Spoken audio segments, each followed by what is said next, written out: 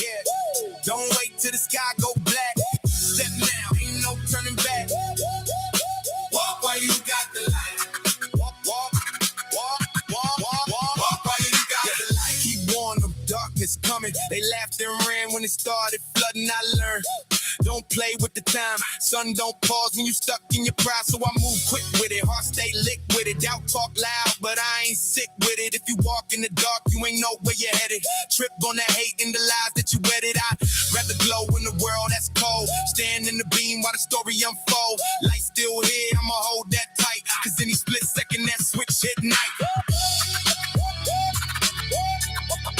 Walk while you got the light. Before that shadow bite. Before that shadow bite. Yeah. Don't wait till the sky go black.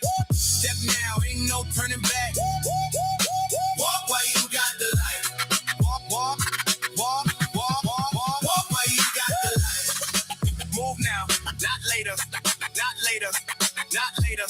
You choose, pass straight up or lose.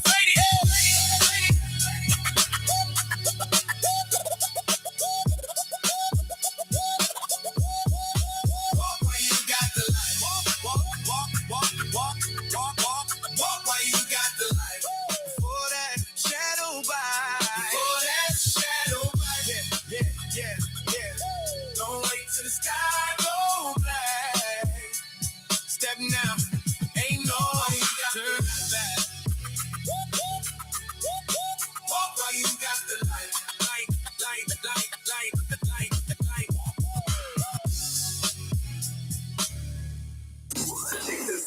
All the time. The 777 Crew Radio. Everywhere you go. Yeah, focused on this music. Download the app now.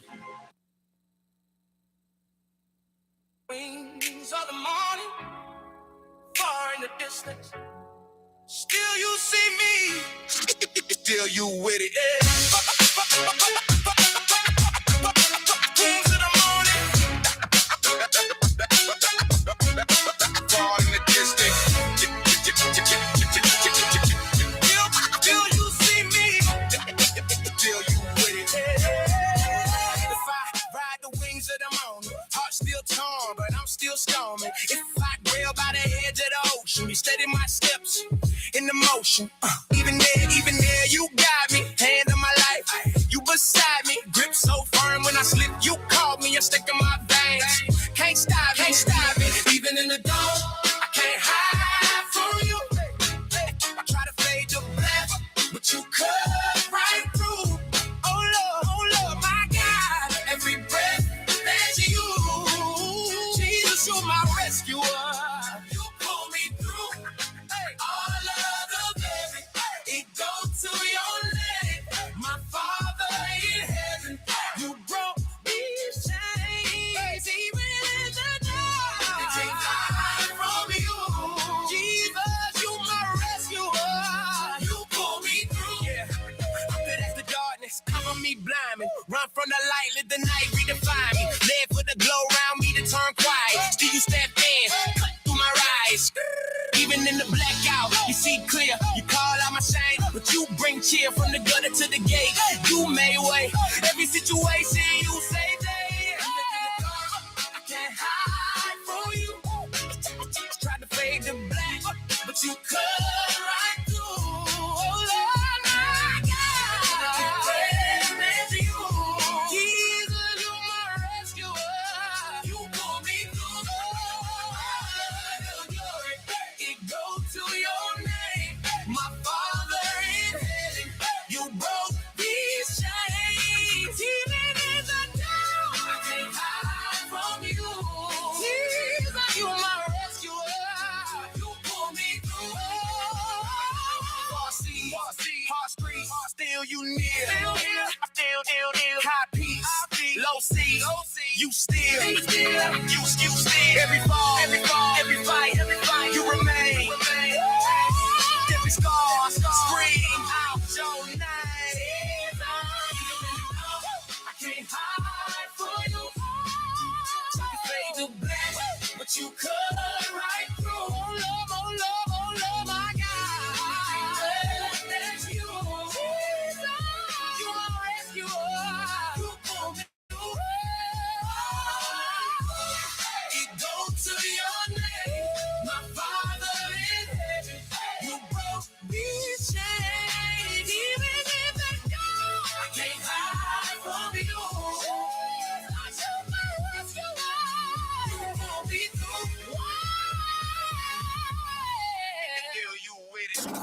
Now listen, what it is. The radio station in my pocket. The 777 Crew Radio. We are the 777 Crew Radio.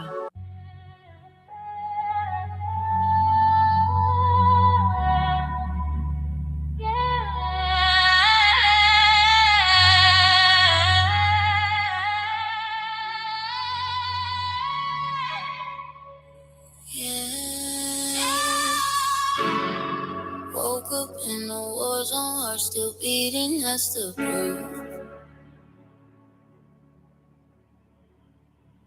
First breath, first thought, God, I'm reaching out to you. Scars on my knuckles, dirt in my lungs. Still I'm chasing every sunrise like a promise just begun. I've been running through the crossfire. Voices in my head say quit, but I'm clinging to that one word you spoken and never dipped. Every morning I'm listening for the city start to roll. Whisper where to put my feet, I don't try my pad no more. Hands up, pockets empty, take it, I'll take every move. If you point, I'm stepping, I ain't got nothing left to prove now. Let me hear your unfailing love each morning. I'm trusting you when the night feels long. Show me where to walk, I'm on yours now. Every step, every breath, every song. Rescue me when the wolves surround me. Pull me out of the teeth of the storm. Teach me to move how your heart is moving. Lead me on, lead me on. Lead me on, lead me on. Enemies grinning with their hands out. Smile like bladed cut slow. They don't see the armor on my soul though. They don't see the fire in my bones. I've been cornered in the back streets. Thought the shadows had me locked in your name in my lips once. Every chain on my chest got chopped. I'm done chasing my own plan. Yours a different runs deep. You say walk, I'm in motion even if the road is steep. You're my judge, you're my counsel. You're the one calling every shot. If it ain't your will, I don't want it. You're my God, all I got. Let me hear your unfailing love each morning. I'm trusting you when the night feels long. Show me where to walk, I'm all yours now. Every step, every breath, every song. Rescue me when the wolves surround me. Pull me out of the teeth of the storm. Teach me to move how your heart is moving. Lead me on, lead me on, lead me on, lead me on. Spirit drive me forward, yeah. Through the smoke, through the fear. For the glory of your name, Lord. Keep my heart beating. When I'm drowning in this pressure, bring me up from the deep. In your faithful, steady mercy. That's the promise that I keep. I'm your servant in the chaos. Set my life on the line. If it lifts up your name, Lord.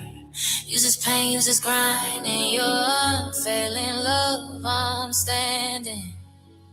Every tear, every test you see.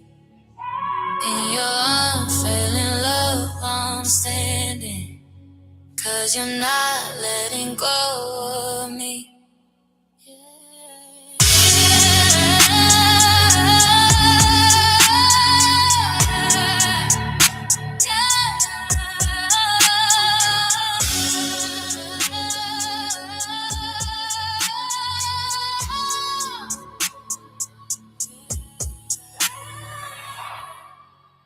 It's the 777 Crew Radio. It's Teddy P in the studio with my man, Nova Ghost 3.0. Go. Yes. So we're almost done. We're almost out of time. But I just want to say thank you so much for coming in. Thank you for talking about the Lord with me. Oh, dude, this has just been an amazing, amazing time. What was it? We were going to play one more record. What was it? Out the Grave. Out the Grave. All right, I'm trying to find it. Which one is it right here, bro? Because we got to play it one more time because this is amazing. Like, if you don't know who he is, you got to go check him out. Please, please, please. It's called Get Up right here, but it's Out the Grave. All right, cool. We're going to play one more song from the Nova Ghost 3.0. This is your brand new one, right? This is the new one. This Out is the brand Grave. new one. So Adrian Rojo, Royal Noguera. all right. Thank you so much. And if you missed the episode, don't stress yourself over it. Okay. Don't do anything dumb, but just go to the website, the 777 Crew Radio. You can Google us at the 777 Crew or the 777 Crew Radio, and go to the website, go to the radio station page. It'll be under the shows where it says, don't miss a show. Yes. Just click the link and then you can check it out. Have a great weekend. Peace. I've been trying to breathe, I know Get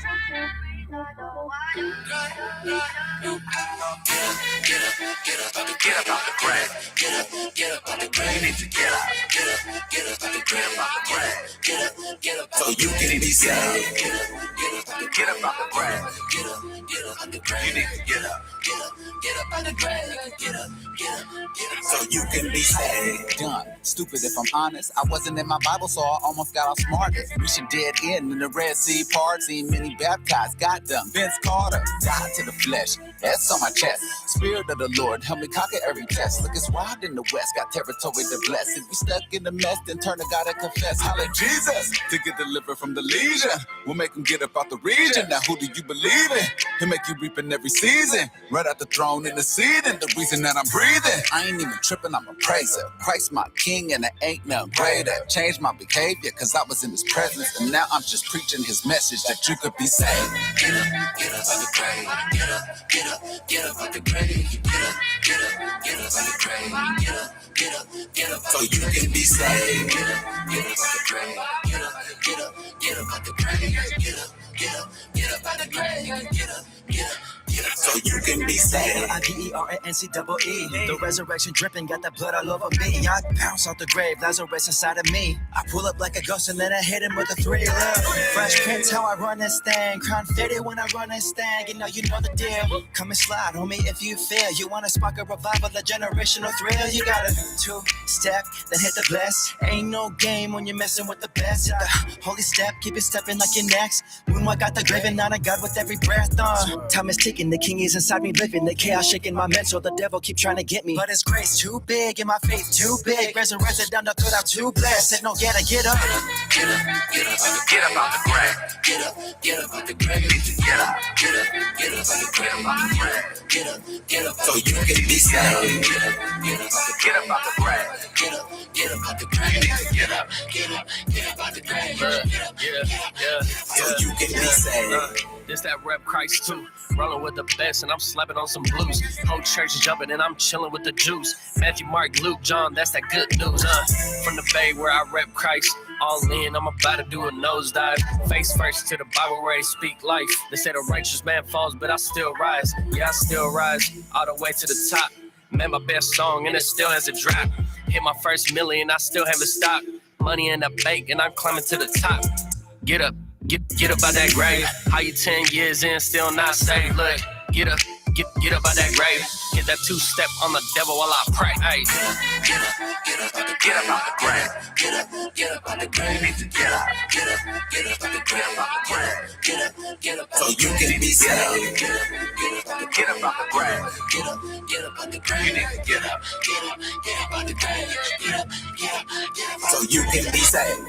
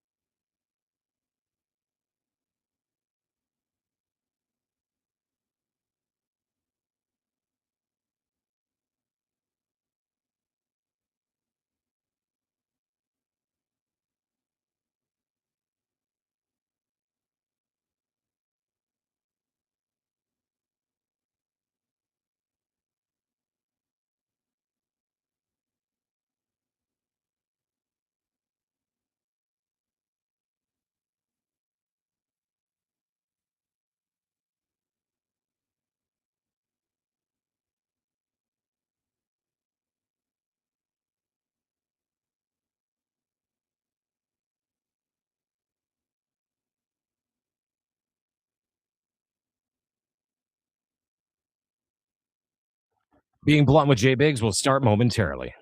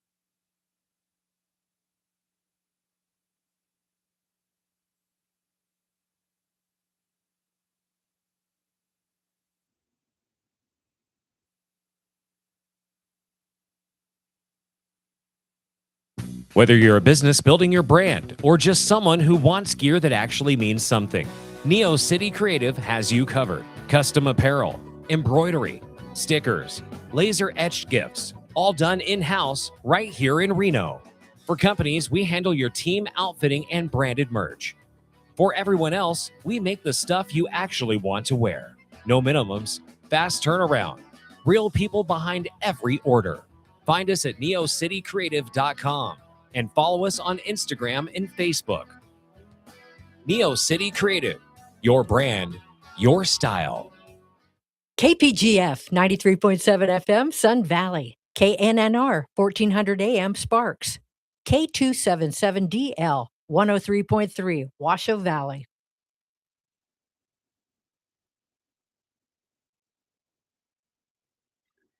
That's right, ladies and gentlemen. It is time for another episode of Being Blunt with Jay Biggs, and we are live at the Reno Town Mall during Hot August nights.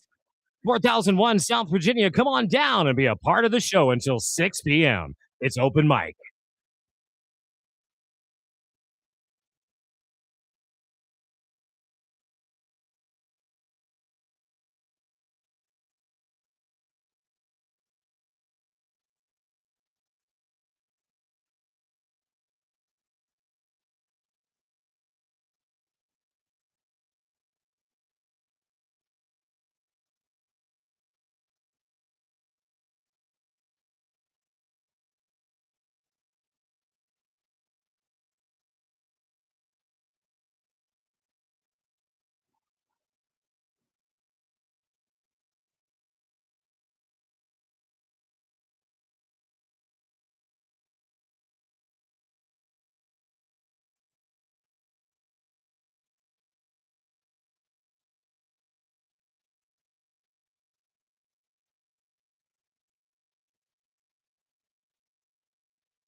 That's right.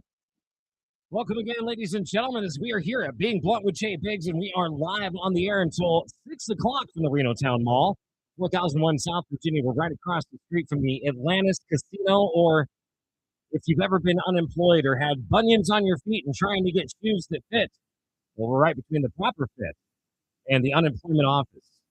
Here we are. Come on down once again. We have an open studio concept until 6 o'clock. You're on Being Blunt with Jay Biggs, and this show is about 3 weeks deep, almost 3 weeks deep into being on your afternoon drive. Hopefully you've landed upon your new favorite radio show.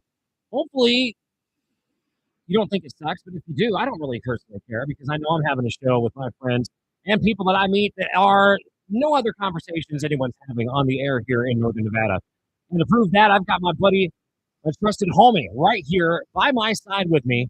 I'm talking about Rob, the rabid dog. Hold on, let me make sure I've got your mic up there, brother. How are you today, man? Yeah, doing pretty good. Just running around getting my hustle on. There you go, man. Nothing wrong with that at all. You know, I will tell you, that it's been hot as hell today. I went outside, 100 degrees already, and it's been like that now for about 3 days or so. Yeah, it's been pretty hot. Yeah, ever since the cloud cover from the storms has been going on, and hopefully we have a little bit cooler weather coming up and maybe even some rain that doesn't cause any other fires, but that's much needed as well. We haven't had much for rain this season, but that's a whole nother thing. You know, if you want to find out about the weather, you can probably tune into other channels or simply look at your phone like any of us, you know, for whatever reason, stations figure they need to give you your weather update or something like you can't look in the sky and figure this out because weather does change literally every hour here in Northern Nevada. Right. And am I wrong? My special guest, Amy McConnell of Heartfelt Benefits. How are you doing today, sweetie? Good. How are you? Great. Hot. It's hot. Yes, today. right. Well, maybe we might need some Heartfelt Benefits after this heat. Yeah, for See, I spent so many years, the last 10 years in Minnesota. I'm loving this heat and this sun. Bring it on. Well, it's not bad, I guess, in short spurts. Because I will tell you, I now know why older people move to Florida and Arizona. It's that heat. You don't want to get up in the middle of the night, freezing and shivering. Mhm. That sucks. But you've brought a guest along as well. Why don't you go ahead, please introduce your friend? Well, Johnny and I met at the restaurant BJ's about 2 weeks ago? About a week ago. About a week ago. And he gave me his card and I prospect wherever I go. I do insurance and I also have a huge social media following. We'll talk about that later. But we met, he called me, we had coffee today or I don't know, a cold drink at Starbucks. Mm-hmm. And then I said, come on this radio show. I've got to go home and feed my dogs, and then I'll see you there. And I wasn't sure if he was going to show up. Well, I love the fact that you did show up, Johnny. It's nice to meet you, brother, here today and have you on the show. Thank you. I'm glad to be here. I wasn't sure if I was going to come myself, but I said, let me, you only live once, right? Right. Let me YOLO. let me come down and see what's going on in our beautiful city, Reno. I've got to ask you, my man, where are you from originally? You from Reno? No, I've been here since 2006. Born in Chicago, but was raised Chi-town. in Chi-town. Yes, Chi-town. Raised in LA County area, outlying Burbank, Canoga Park, different cities in Los Angeles. But I've been here for a while, so Reno's my home now. Yes. You sound a little bit like me and even Rob the Rabbit Dog. We're both Midwesterners. Okay. I'm originally from California. I just been. Oh, all you over just the place. bounced out there. Okay, well, the heck Yeah. with you then. Right. No, I'm joking. No, seriously. I grew up in Kansas City, Missouri, mostly. I was all over, so but KC. So and then ended up going to Reno for a while, and then around 2006, I moved down to Los Angeles, spent 2 years down there, and then came back to Reno in like 2008. Where So- in Los Angeles? Where So I was near the South Coast Plaza, at 55 in Tustin area, So I grew up in Newport Beach. Oh, you did? Okay, beautiful. Beautiful That down there, Newport yes. is like my favorite beach. I used to party down there. Yeah. Party down there with Well, the best of them. I was there. Yes. I was there when it's not the Newport it was now. And my dad was a real estate agent. He had a bunch of agents, but it's really changed a lot. And a lot of people, 2 of my friends from high school moved out of there because they couldn't stand how kind of snobby it's gotten. Well, it's gotten. I mean, to be honest with you, I think you got to have the lowest price home down there is something like $3 million on now, especially down near Newport on that area there. Yes. Now I used to go down to the traffic circle and go around and check out the babes quite a bit because that's I live now near the South Coast Plaza. Yeah. So it's right kind of across the street from it in the apartment complex, and so what I had to do was sometimes drive to work 2 hours each way because I moved from there. My work was off the 55. Yes. And I moved from there to Corona. Oh gosh. Yeah, I know. And I ended up on the 91 parking lot. Yeah, that's I don't miss the traffic down there. I actually went to high school with John Wayne's kids. And Oh, so wow. she's really down to earth. She and I did a lot of yoga together, and I'm a big yogi. Before I went back into insurance, I had a kids and yoga business, but it is Newport. Kids yoga? I taught special abilities kids too. Oh, okay. But- Okay, that makes sense. But Newport is really, a lot of my friends that are still there, they're like, it's just a whole different vibe than when we grew up. When we grew up, it was, I'm from the Midwest as well, and we almost moved to Michigan over Newport. And my mom always said, I wish I would have gone to the Midwest because I'm not sure about the values here. Right. Well, I will say it's a little bit different. Mhm. I ended up marrying a girl for 16 years that was from Long Beach. Oh, okay. Yeah. And so, there was pluses and minuses. Now you'll understand, both being Midwesterners and from the area, Rob, not actually from, but anyway. When we went back to visit Kansas City, I took her with me, and we were there about 4 hours, and she came to me and was just like, can you please stop telling everybody your life story? And I'm just like, you know what? This is just how everybody talks out here. Everybody has conversation. This is just how we jive.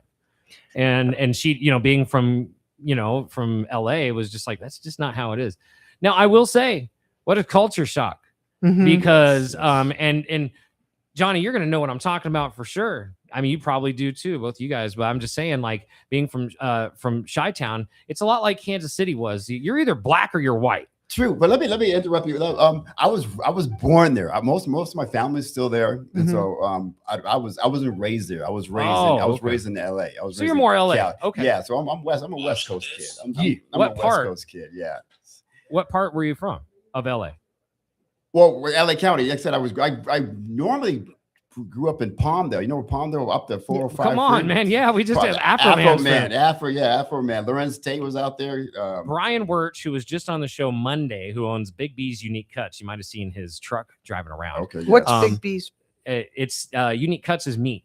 They have like they sell the frozen meat and Oh, yeah. packages and stuff like that. But anyways, I thought you cuts. I thought you were talking about getting. that's funny. Everybody chopping thinks it up. that. I posted that, and everybody's like, because I had just had a barbershop on like the week before. And Rob's like, why do you keep having these barbershops on and you have no hair? And I'm like, it's not barbershop, it's cuts of meat. Anyways, but that being said, he is actually best friends with Afro Man. Okay. Yeah, okay. and so here we are. It's like Palmdale week on the show. Palmdale, Apparently, yeah. Palmdale, yes. I love that, man. That's No, I awesome. can't- I couldn't wait to get out. I couldn't wait to get. Like I said, I moved up here in 2006. I was in trouble, fighting a lot. You know, it's funny, Amy. You were talking about things have changed in Newport Beach. Things have changed everywhere. Mhm. You know, everywhere. And so that's one of the reasons why I moved up to sleepy little Reno, which is not sleepy Little anymore. Reno anymore, though. I think I left the back door open. Yeah. It's been like that for a while, though. Well, this Everybody is true. flooding up here. So you know what I'm impressed by is how the radio station has changed, become more diverse in what you guys are offering. Can you expound on that? Because to me, I love that you asked that. because to me, I think that you're going to get more listeners, and I think it's going to appeal to a lot of people. And I'm kind of middle of the road. I'm not super conservative. Right. Well, I mean, that was kind of the direction of America Matters Media before, was conservative talk. Mhm. And there is still some people with conservative talk, like Paul White was just on earlier with conservative talk between 1 and 2, right? Mhm. But the last time we had any what I would consider conservative talk would have been like maybe yesterday when Eddie Floyd was on between noon and 1, or even the day before with the Tabers, right? But really, you know, there's a little bit of everything on this station for everyone, right? And so what I did is when I came in here as the new GM, I picked the best of the best shows Mhm. and said, okay, you know, I'm gonna platform these people.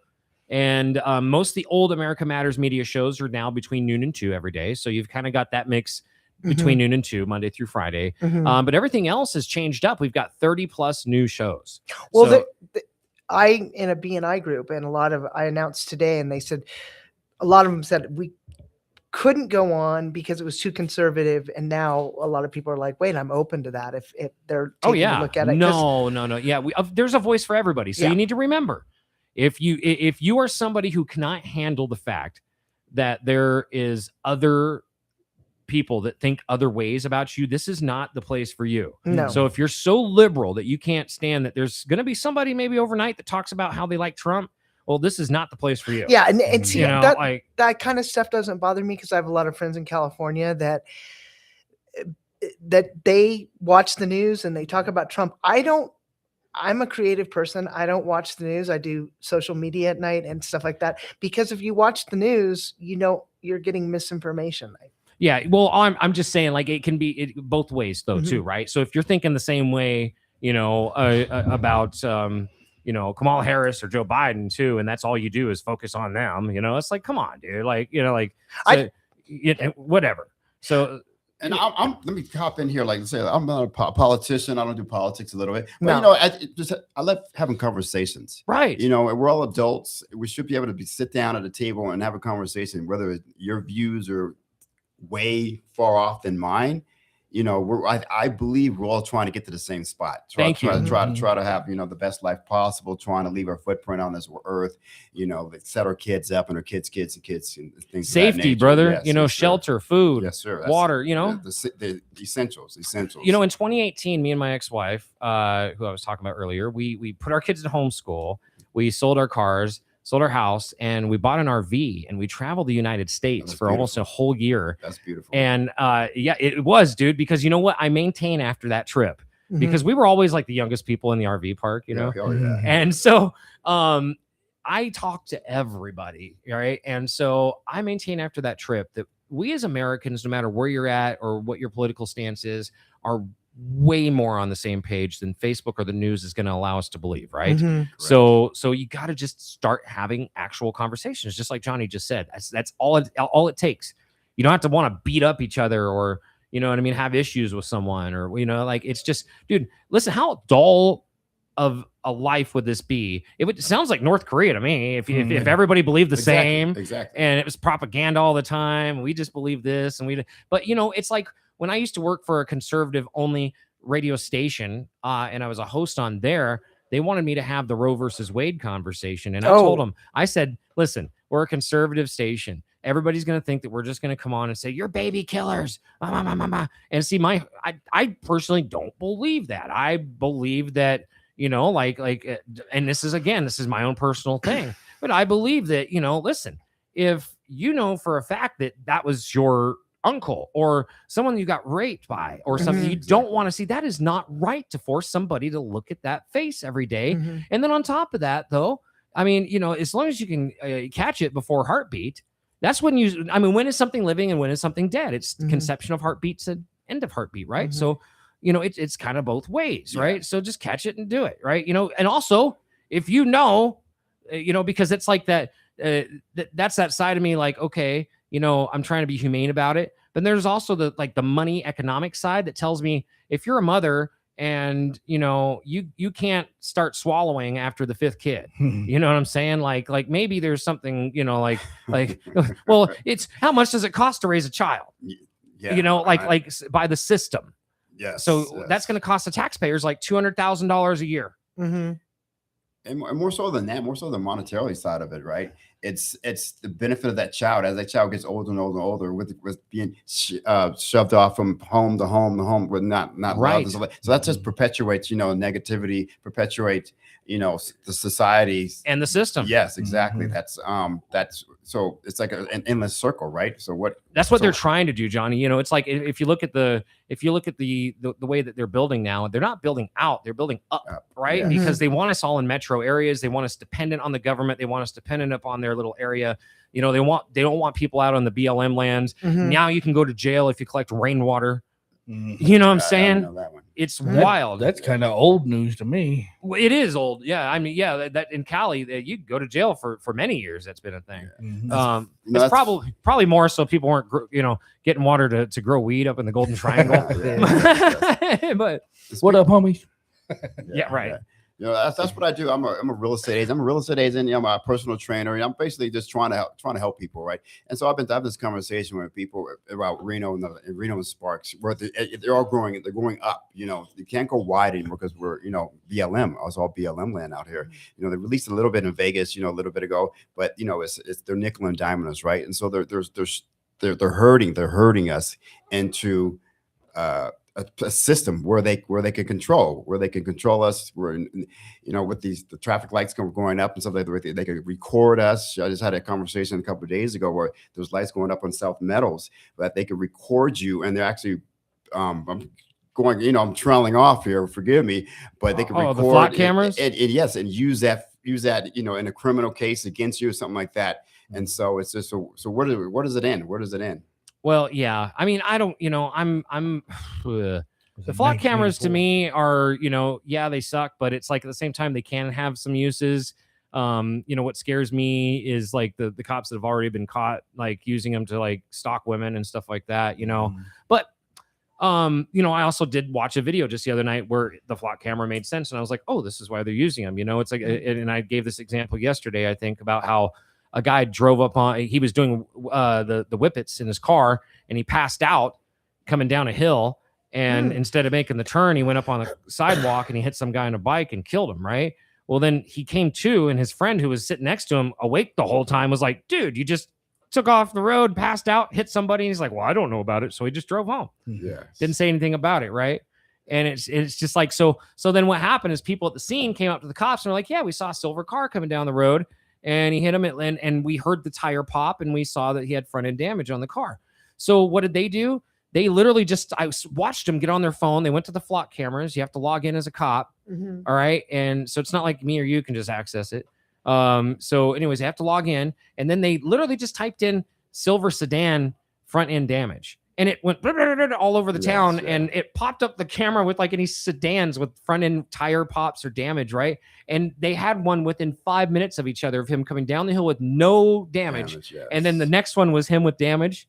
I was like, oh my God. Like, you know, so it's always two sides to every coin. That's what I like to phrase. There's always two sides to every coin. So Pros and cons to everything. right. Well, I mean, where does it end? Right. Because they do have the cameras now too, where they can literally do like the thermal imaging on your house, right? Where they can like kind of look, I mean, and they're not getting like a full naked view of you, you know? So Well, the thermal view, they can still see you swinging. right. Well, I guess if you're swinging, I don't know anything about that.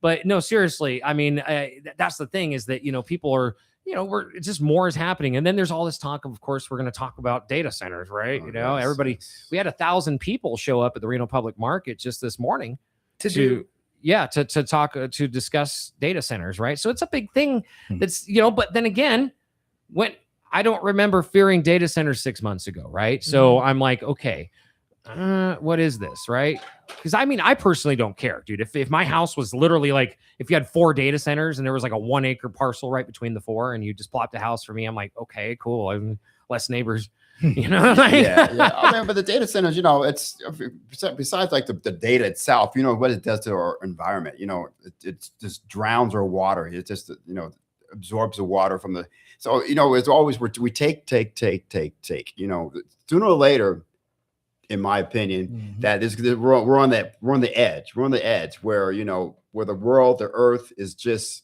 going to stop giving, right? And so if we keep taking, if you're a thief, so you're a thief, you take a little bit out of your mom's purse every now and again, just take enough that she doesn't notice. You keep taking, sooner or later, there's not going to be anything there. Well, yeah, you've got a point. Which actually, now that you say that, it kind of reminds me of this song. I don't know if you've ever heard this or not. Song here. Not.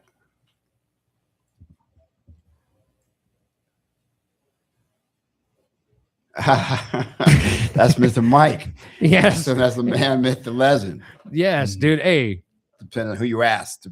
Well, I don't know. I start to wonder if Michael got criminalized by the media. Yes, I was having a conversation today about it. I don't know. Maybe it was last night. Because if you watch the movie, did you watch the movie Michael, Amy? I haven't seen it yet. Yeah, it's a wonderful movie. I think they did a great job on it. Yeah. And they left all that stuff out. So What? How are they going to leave all that out? well, I mean, it would have been a 10-hour movie, I guess, if we put all that I in. suppose they all turning out to be long anyway. Every movie I watch lately is almost 3 hours long. Right. Well, I don't know, man. It's just so much going on. But the data centers obviously are an issue right now that people are they're speaking up about. Yes. So, I mean, like, if it's 1 or 2 people, maybe they're crazy. But you got that many people showing up, maybe there's something to it. Yeah, yes, I think so. And to speak to the information side of it, like what the Ring cameras and things of that nature, everything we say, is recorded in some form or fashion, right? And then they could use that against you, or you could use it for your benefit. Once again, I mean, so go to the Constitution, so the free speech order and stuff like that, right? I mean, but can I be recorded? Can I walk up to your house and record me every second, on the street and stuff like that? And so it's just getting scary. Like, so I have an 11-year-old son. So Right. So I'm concerned what the world's going to look like in 20 years when he's going to be one of the leaders of the free world, right? How's this place going to look? I'm not sure, and and we will find out in 20, 30 years. But I think it's a petri dish, really, to be honest with you. It's all an experiment. Yep. It's all, we're in the matrix, bro. We're in Bro, the matrix. you couldn't have said that any better. You know what it is, man. Hmm. It's just the government. I think that they're telling us little lies. Anyways, we're going to be right back here on Being Blunt with Jay Biggs. Stick around. We're having a conversation. Rob the Rabbit Dog's in the house. Johnny's in the house, as well as Amy McConnell. We're going to be right back here on 93.7, 103.3, and 1400 AM. I'm just looking at all that diversity. Wow. Should I turn this off?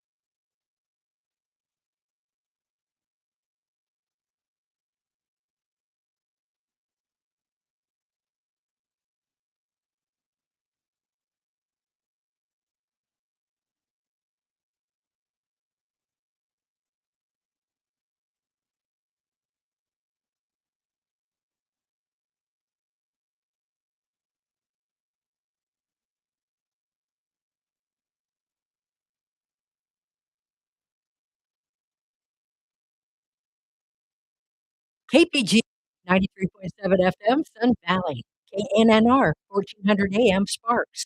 K77DL 103.3, Washoe Valley.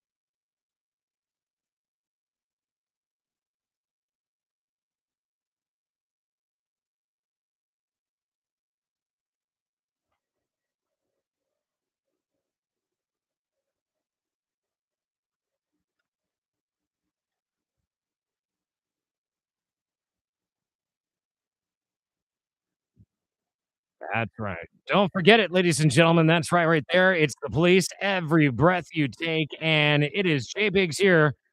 Being Blunt with Jay Biggs, as we are live on the air all the way until 6 o'clock each and every Monday through Friday. Do not forget that, as you can be here between 4 and 6 o'clock live on the air with us. If there's something you feel you can bring to the show, well, heck, I'm inviting you on down. We do have an extra mic, as it's all the way live until 6 o'clock here on the show. You can come and, basically talk about your business, talk about an event coming up. Maybe you want to gloat about something. Maybe you want to bitch, gripe, or complain about something. I personally don't care as long as you don't suck and take up my time, which I'm getting to hang out with my new friend Johnny here, my good friend Amy, and of course, none other than Rob the Rabid Dog. Yeah, Rob the Rabid Dog. Yes, absolutely. Rob is a referee for the Nevada Athletic State Commission for MMA, and he's a judge. So he's part of the King of the Cage here in town, which I will be opening the show, which I do each and every show, in the Silver Legacy on the 22nd of this month. So please, it's Saturday night. Come on down. Show starts at 6 o'clock. And do not forget, we will have King of the Cage on the Friday, so the 21st before the show. And we will be the last stop for tickets, because that show always sells out there at the Silver Legacy. So if you would like some tickets for that show, all you have to do is listen to our show right here, 4 to 6 p.m. on Friday the 21st, and that'll be your last opportunity to get your name on the list as we are hanging out here at the Reno Town Mall. I'll go on that list. You want to go? A friend of mine is a black belt in jiu-jitsu, and she married a martial arts guy. So I don't do it. But, I have done jiu-jitsu a couple times. It's the hardest thing I've done. But yeah, a lot of my BNI group goes to those fights. Is this a cage fight? Yeah. Do you know Derry? What's his name? Derry? Is it Derry?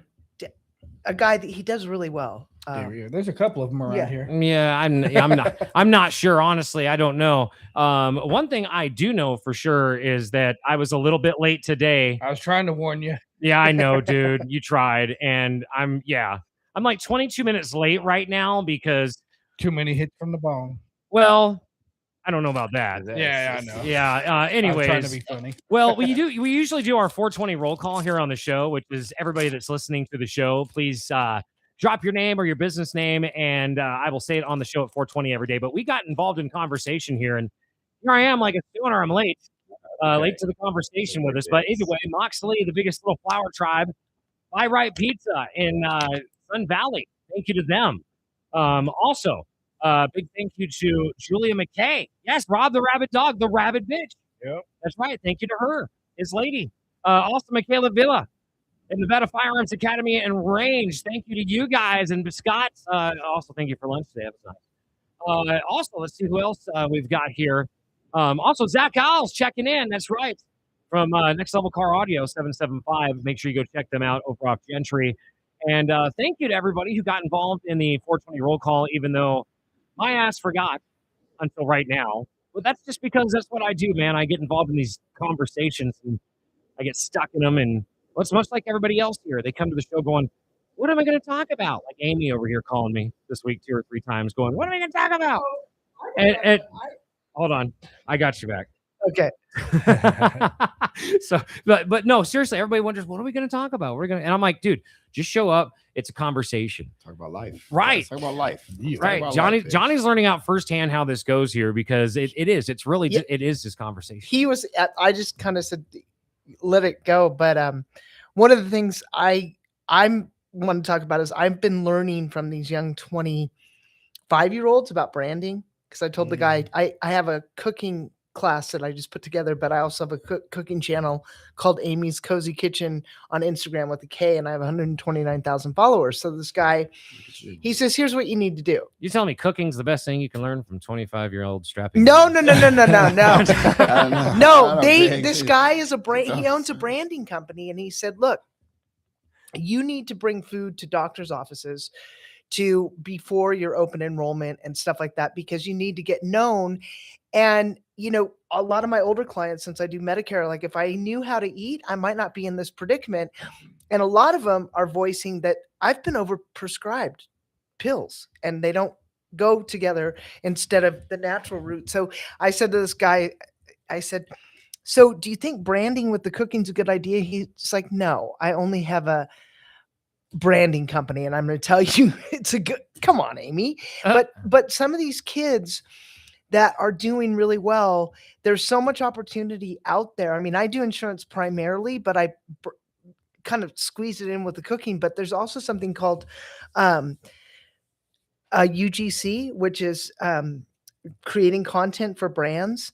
And it's a huge field. They're looking for people of every age, and some of the contracts will pay you $2,000 to $3,000 for 4 months or something. But I've learned this from the younger kids because there's so much out there, and a couple of my daughter's friends are interested in me teaching them about the UGC. It's very, very interesting. I got my first UGC because I'm an insurance agent for doing Lifeline screening. And I thought the video was really bad. They're like, this is awesome. It was me doing yoga at the park with my dog and lifting weights and showing whatever. But a lot of people aren't aware of how many opportunities there are out there to really make money with AI on the internet. Incorporate it into your business. I get insurance policies. So it's like, you're an insurance broker. I like what you get back to me. So I've opened my mind. I mean, I'm not a spring chicken to these younger kids because they are so innovative. But I always tell them, don't buy a Lamborghini, buy property. But they're young. Right. Well, you know, Buy it that's from me. Buy it from me. Yeah. You buy a Yeah, property, that's buy it, right. buy it. Get Johnny's doing it. invested with Johnny. Yeah, Diversify your bond. There you go. Okay. I think, can I just dovetail on what Amy was talking about? With, Yeah, the please do. The pharmaceutical, I mean, the drugs are not mixing well with clients. So what is really going on with that? You know, as we watch these commercials on TV, where this drug. Did you or a friend have a mesh injection? Yeah, exactly. You know, 2024? it's your, You know? are you having trouble getting aroused? You know, Oh, bam, yeah, dude, no, take this pill.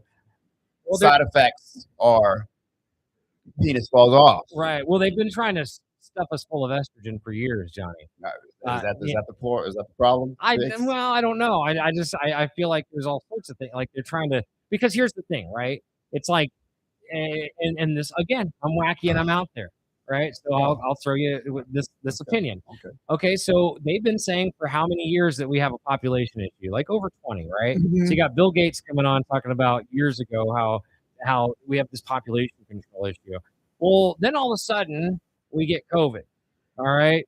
But before then, here's even more of a longer master plan, right? Is it's like, dude, I'm just gonna tell you, as far as the LGBTQ community, when we used to see people from that community on television shows back in the 1990s, how often was it? It was very rare.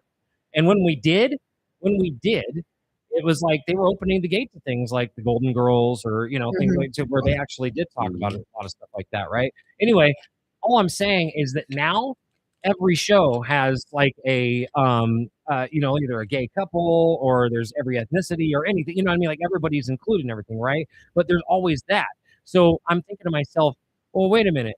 By proxy, if let's just say, I don't know, like 10% of the population was leaning towards that being more normal than just reproductivity or reproducing, you know what I mean? Like by a very small margin, you're going to lower birth rates. Yeah, of course. Also, you're going to get things like these estrogen burgers, these meat plant-based burgers, which they've tested have 18,000% more estrogen than a normal hamburger. And what does that do?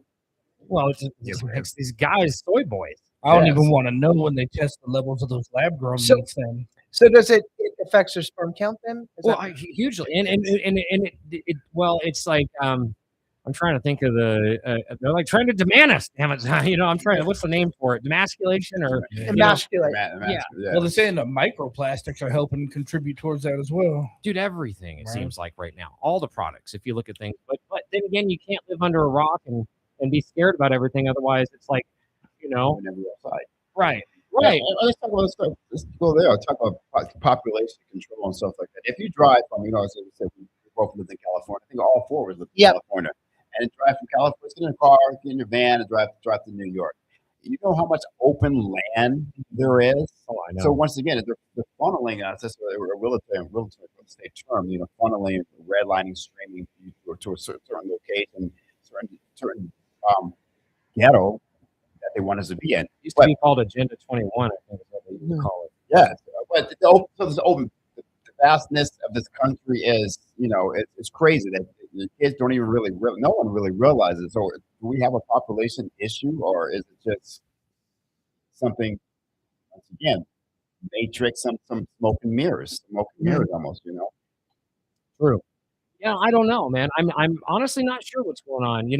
I like how you said Matrix because it's like what's really happening. I don't know. It's really real. What is really real, especially with the AI. I was having this conversation with a client earlier today, and she loves these dogs, carrying these kittens and stuff like that. And her 22-year-old daughter was like, "Mom, it's not real. It's AI." And so we're sitting down beaches, and she's like, I'm just gonna not watch it anymore, not watch social media anymore, and things like that, because I can't tell what's real, what's not, and you cannot.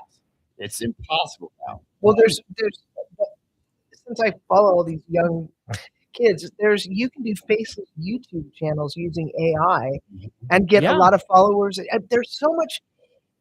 I don't like making the AI videos. I do live ones about my cooking stuff and about insurance. I do I have a YouTube channel on insurance and the other stuff. But if you really do a deep dive into what is available out there, like the other day I wanted to look for low income housing places in Reno so I could go talk to them about their Medicare plans. And so Right. you just give it into AI. But some people, I don't like that some people go, oh, it's ruining. But if you use it as a tool, Right. then you can really do some amazing things with it. And I mean, so much of the stuff that it does is like it creates CRM systems. I mean, I've just seen it since I've been using it. It's cut down on a lot of my time. Like, oh, I want to do this. What should I do? For like, I asked, do you think this is a good idea for the branding for the food? Well, duh. They're Right. like they put a different spin. But I vacillate between Claude and ChatGPT, and then I do Gemini sometimes. But it's something not to be scared of. It's something to embrace, because if you embrace how it can do a lot of things for you now, you're going to be way ahead of the curve. Well, it's funny you say these things because we do have a show here each and every Wednesday. It's called Tech Talk 775 with Andres Torres. And he talks about how AI can actually be an assistant for you in your business. And he does his whole entire show is nothing but written by AI. But he actually does it himself, but his whole outline and everything. It's funny. He showed up here yesterday at 6 for his show. And I goes, what's your show about today? And he goes, I don't know. I haven't read the AI yet. Yeah. And I was like, what? That's awesome. And he sounds like me almost, how I'm just like, I come in here and I just go right off the hip. Who's late lunch with the lunch lady? Oh, What's that's Veronica Cortez. I love her. She's probably listening right now. What's- the lunch lady. So lunch lady, yeah. Veronica? So And how about In the Chair? and What's that? sure, Envy the Truth. Yeah, that's barbershop talk. She's a barber here in town. Yeah.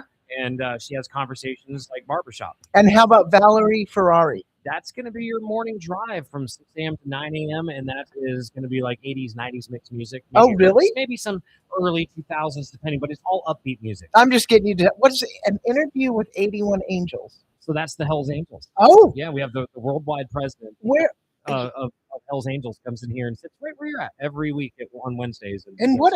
I don't know. I mean, I know the Hells Angels were dangerous. What's their motto now? I don't know. I would never say the Hells Angels are dangerous unless you mess with them. Yeah. Motto. No, what's their thing? I mean, you hear all kinds of things about them. I don't know. I don't know. Troy's just running for district. Was it District 40?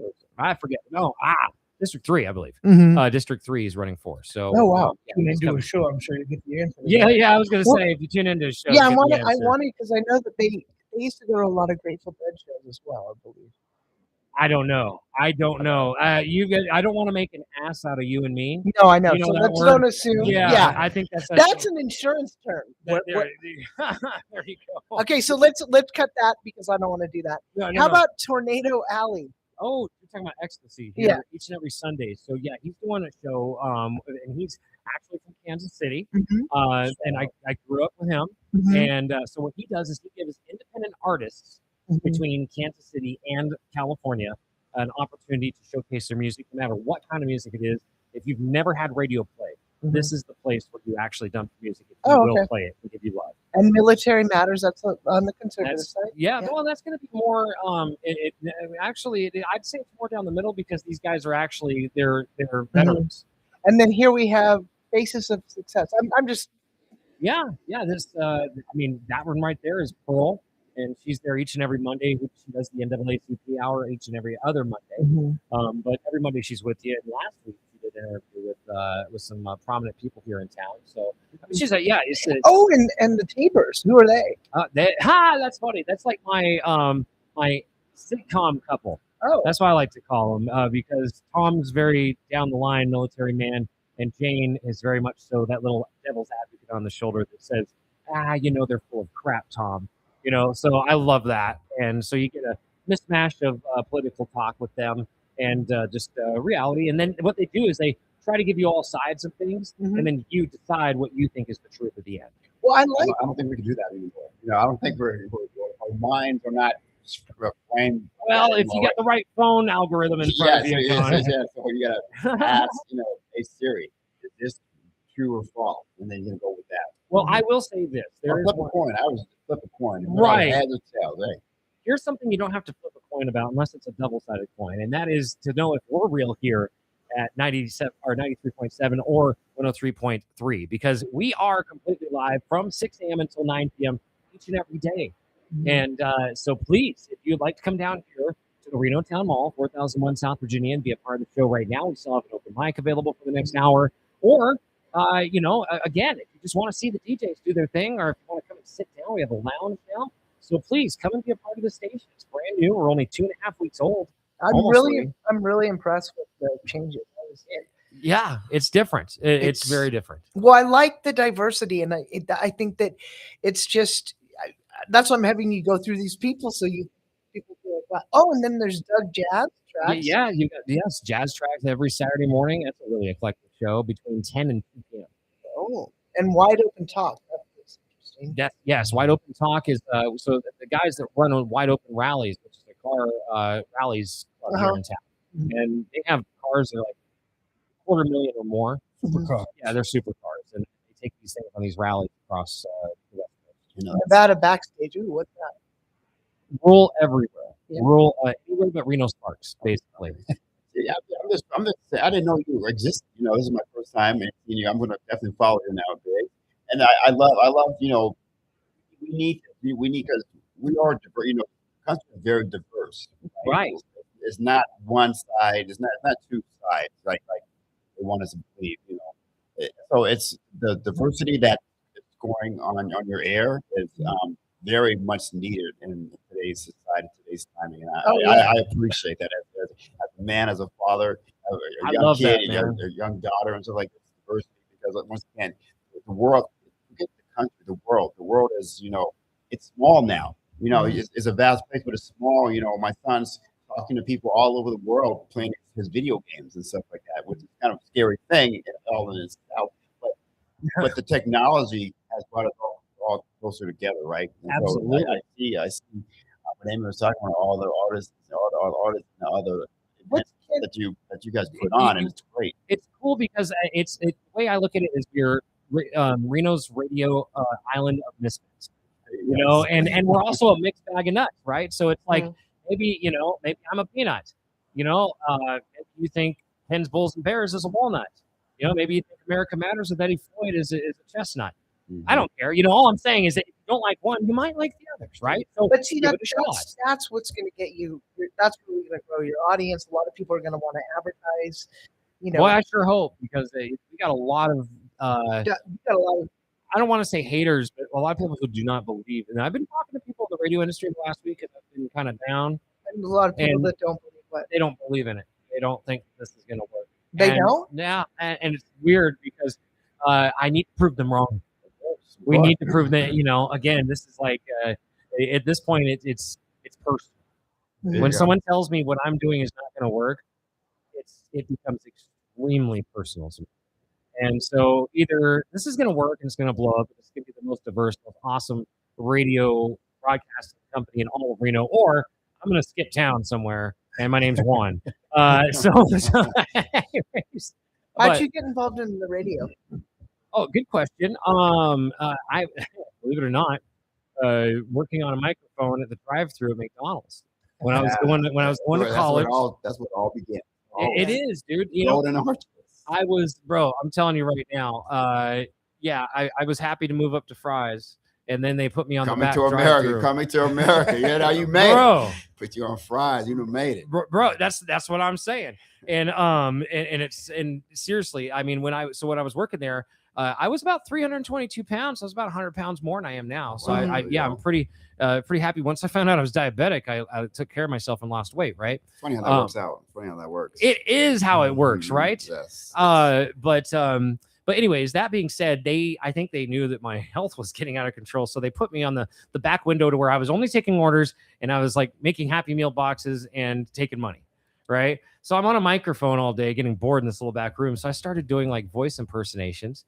And one night when we were closing, a guy from the country music station drove through there and he was like, "Man, you have a really good voice. Have you ever thought of doing radio?" And I was like, "No, I thought you had to go to college or something for it." And there is broadcasting school, but they even told me in LA, they were like, you don't have to have, like we would much rather hire someone with no experience, because they come in and they don't have any like expectations of what it's going to be like. Right. And so anyways, so I went and bugged the guy for a couple days, and next thing you know, I was on the air. It was out of nowhere. And then I came to Reno like 3 months later, and then I got a job here on 7 stations, and it's never stopped since. There you go. It is manifested it, bro. I'm telling you, it is a manifestation. Yes, and here we are almost a quarter century later. I started in 2003 here in Reno, August of 2003, for the Reno radio reps at the time. And so, yeah, I've been back and forth, except the 2 years in LA, which was Where were you in 06, 07. Oh, Yeah. So hung out down there around the Newport Beach area. So, yeah, fun times in LA. And I will say this, a lot of people in the Midwest, where I'm from anyways, you look at LA and it's like, oh, my God, you just think about gangs and violence and traffic and honking people and just Asians driving the wrong way on the road, all these kind of all things. those things right? are true. Well, yes, right. Well, these are true. Yes. But stereotypes are stereotypes for a reason, because stereotypes generally they come, they're true, all that's going on now. That's one of the reasons that got me out of there. Well, Johnny, I'm glad that you're breaking stereotypes. You did say earlier that you hang out with your son. So I don't know. And I'm joking with you, bro. Yeah. Anyways, but I'm trying to lead from the front, I'm trying to lead from the front, set the example, I get you, my man. Absolutely. Well, you have to, it is really, that's what it's about, is example, because I'll tell you right now, one of the problems with America right now is that the kids, it got to the point where when I was growing up was just that line of, oh, you beat me and I'll call the police, and because I'll tell you right now, I grew up with the fear of God and my parents. I believed with all my heart, my parents could probably kill me for doing something wrong, bury me out in the woods somewhere, and nobody ask anything, and I had that kind of fear of Jesus in me of them. Yes. And now kids will Same look at here, you and be same like, here. good luck, buddy. But I want the As they hit the vape. The young kids that I learn social media and all this stuff from. The one guy that called me that helps me with the branding, he said, "May I call you Amy or Mrs. McConnell?" And I'm like, "Wait a minute, wait. That sounds like my generation." He goes, "You know why? Must be from the South. Because I'm smart, and I know if you respect people, I know you are in. I don't know. I know you're over 50, but I don't want to disrespect you." And he said, "Let me just tell you something about my generation. You either get on it and you want to go for it, or you just want to do nothing." He said, "There's not a gray area, kind of." But he said, "I dropped out of college, and because I realized I was playing video games, smoking way too much pot, and I was just not going anywhere, and I wanted to be a content creator." And he said, "So that was a long time ago. 6 years ago." No, he's 20. It was 19. So he said 6 years ago, I went back to go visit my college friends, and what are they doing? Playing video games, smoking pot, and blaming their parents for everything. And he said, "But I felt so bad that my parents paid for college for the 2 years that I paid them back because I could." So he said, "I just want to open your eyes. It's not all doom and gloom, but if anything, for the generation 25 and up, go back to basics as to what your parents had to do, and you'll be successful." But the kids, here's my personal thing. They're insecure because they don't have a pecking order. So they're kind of all over the map. I mean, we had to call, it was Mr. and Mrs. It was this, it was that. But when you don't have that, the respect is gone. The respect is totally gone. Sounds like that kid. There's always an outlier. Malcolm Gladwell. There's always an outlier. Hey, he's an outlier. These kids nowadays, like you said, they're not. There's no fear. There's no. I don't know if I don't know if I have a friend that she says, I don't want my kids to fear me. To respect me out of fear. I want them to respect me.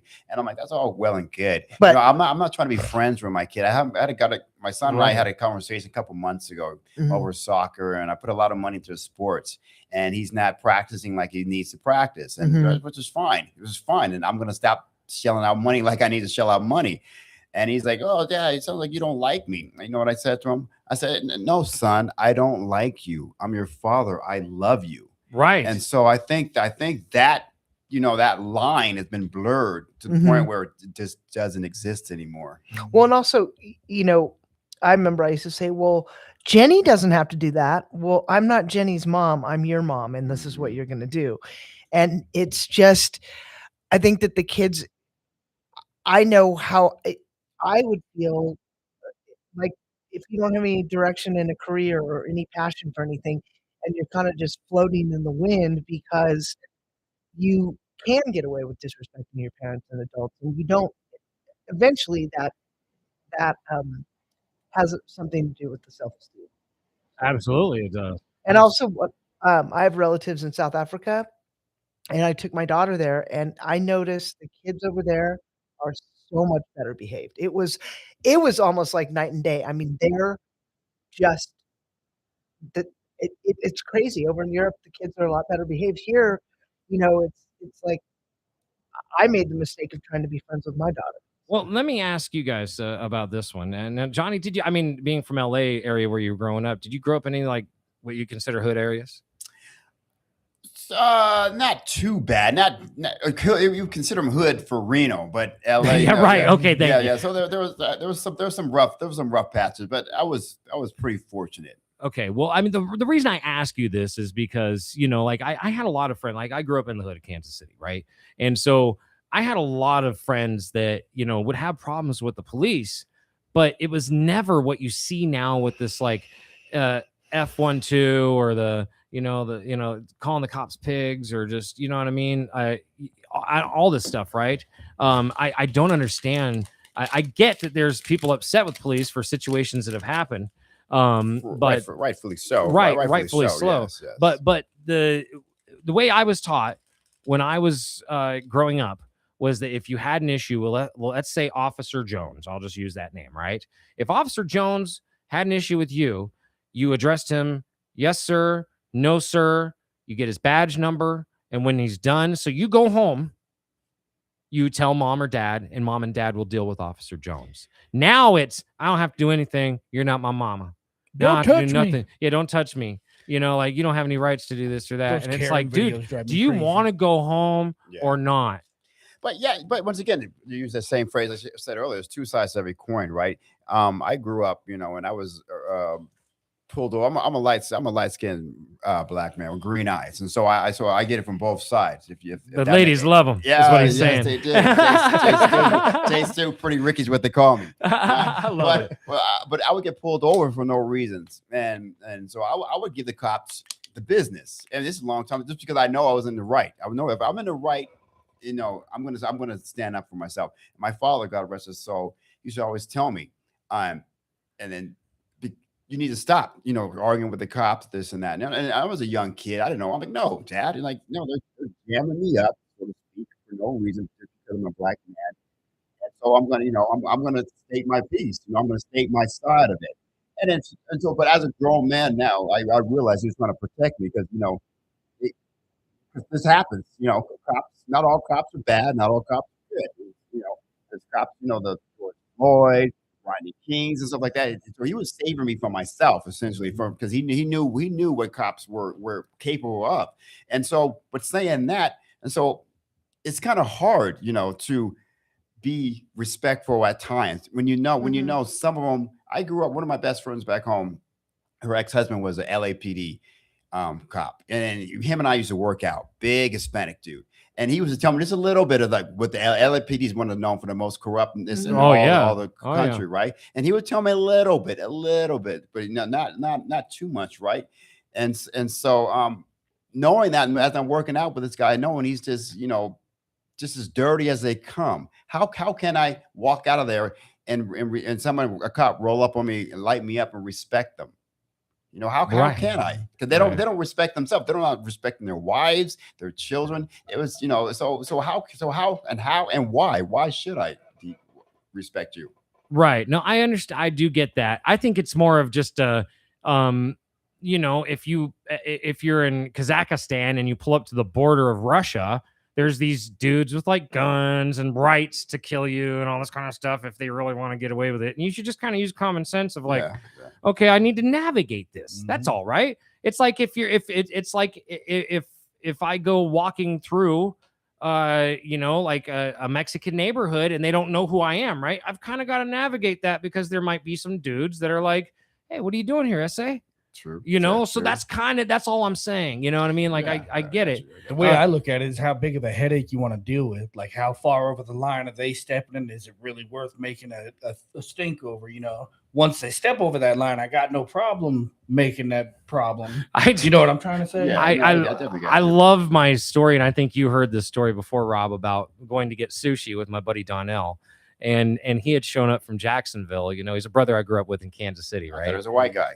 Donnell? Yeah, no way. Anyways, so I took him out for sushi, but I took my son's car because because my car had a flat tire and I didn't have any plates on the car, right? So that was my first mistake. But it's just like 2 miles away from the house. Well, on the way back, it's nighttime. I got the windows down, no plate on the car. I'm sitting at the Geiger Grade and Virginia Street down by where you guys went for food at BJ's. And sure enough, Washoe County pulls up right next to me. And I looked over at my buddy. I said, we're about to get pulled over.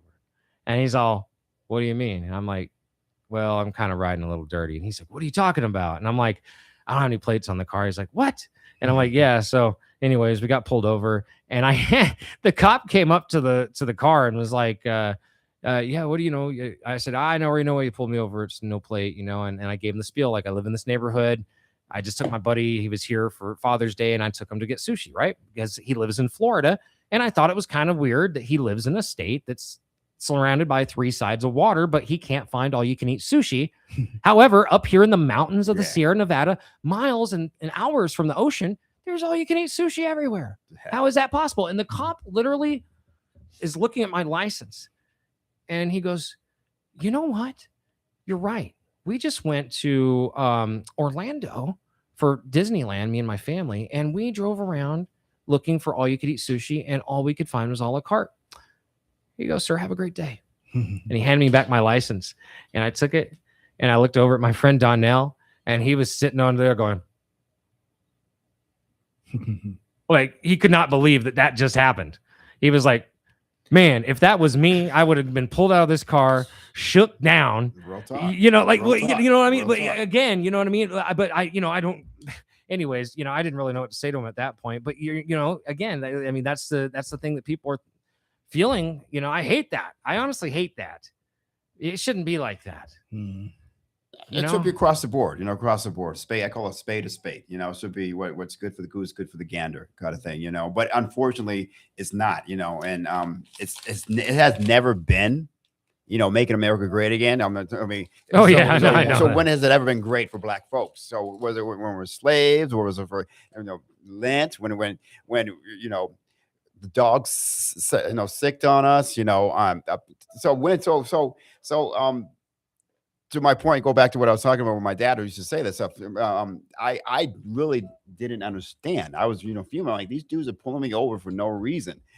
And so, but he knew, like, I was finding, like, to your point, you're finding you're losing battle, as you grow up, you hopefully you get a little smaller every day, right? Just try to grow a little bit more every day. So I have, but it's on Front Street now. I use that term on Front Street, just the glaring disparity between one side and the other. And I'm not talking about in politics. This, Now you're talking about the dogs. What was that about?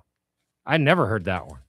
The dogs? Yeah. What is that? I'm. Oh, what do you mean? Down in Memphis, the police sticking the dogs on African Americans, sticking the dogs. Yeah. 10 racist. Oh my God. Oh, yeah. Is that what that's? Oh, okay. See, now it makes.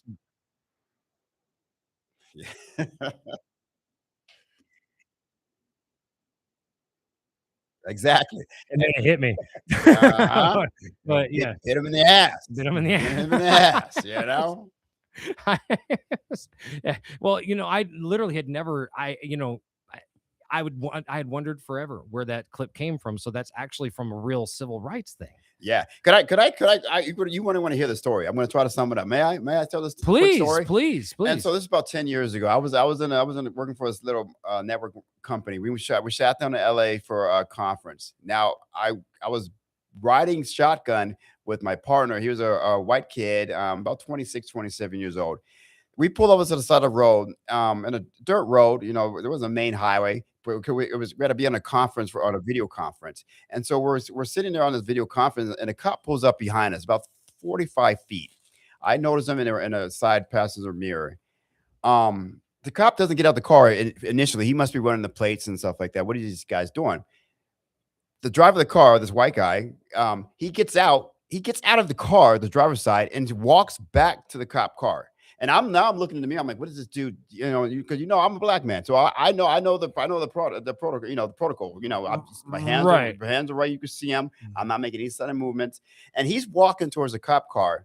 The cop must have been looking down, and as he looks up, my associate's like at the cop's hood, and the cop jumps up, gets out, like, what the heck are you doing? And then the guy that says, we're recording. I just don't want your voice to on a recording right there. And the cop screaming, get back in the car, get back in the car. I'm sitting there like, this white boy is crazy. Sounds like an idiot. Yeah. And then so he doesn't have that much amnesty. Man, yeah. And so like the cop gets up to the car. I'm looking straight. I'm thinking to myself, like, I can't believe. And then the cops like, don't ever walk up on a cop like, what are you doing? And the guy, he was innocent. You know, he's like, I didn't know. So he didn't know. You think I would have, or you would have done that? It would have been a whole different story. And like I said, I told that story many, many times. And some people understand it, some people don't. It just depends on where you were raised, who you are, or something like that, or what you want to believe, what you don't want to believe. But this white dude, nice guy, walked right up into this cop car. Once again, if that was me, I might not be here right now. You might be Swiss cheese. Yeah, you know. That's real. That's well, real. Not Swiss, because Swiss is white, but,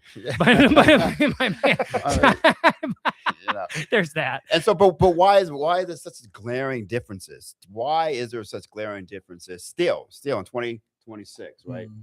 Well, yeah, I don't know. I do hate, because now listen, I'm a realist about things, and remember, I grew up for a while in Reno. I will say, I mean, how long have you been here now? Since 06. So it's been 20 years. Okay, so I'm not gonna lie to you, man. Like, when I first moved to this town, I was wondering if I was like the blackest person in this town, because literally, like, it was, what Reno stood for and all that good stuff, right? Yeah, it took me 3 weeks to find a black person to find out where to get my hair cut. Chopped. But right. Okay, so it's the weirdest thing to me. So I started with this company, ESI, here in town, right? And coming from Kansas City, I used to do event security there, and so I used to travel and do promotions for Strange Entertainment, and so that's kind of what brought me out to Reno, right? So anyway, as I was, essentially finding jobs here in town, I started working for ESI, and they're owned by this guy named Hindi, who used to be the head of security for the king of Jordan's wife,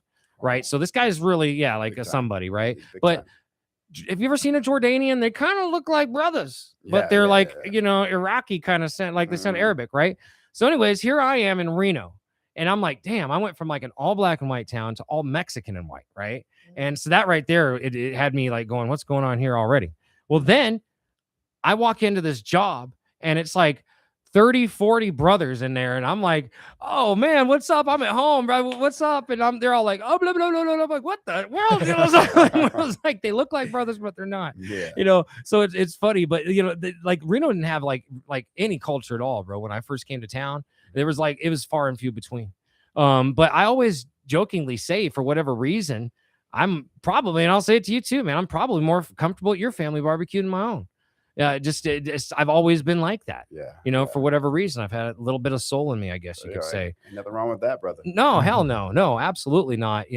But gosh, the racism, it's just absolutely ridiculous. But what I was trying to get to is that I think that what plays a part in things is not only the stigmas, but also another S, which is statistics, and it sucks because there is quite a large, when you look at the population of the black community versus the crime that's committed, I think what it is that the officers get the stigma in their head of like, okay, they're all like that.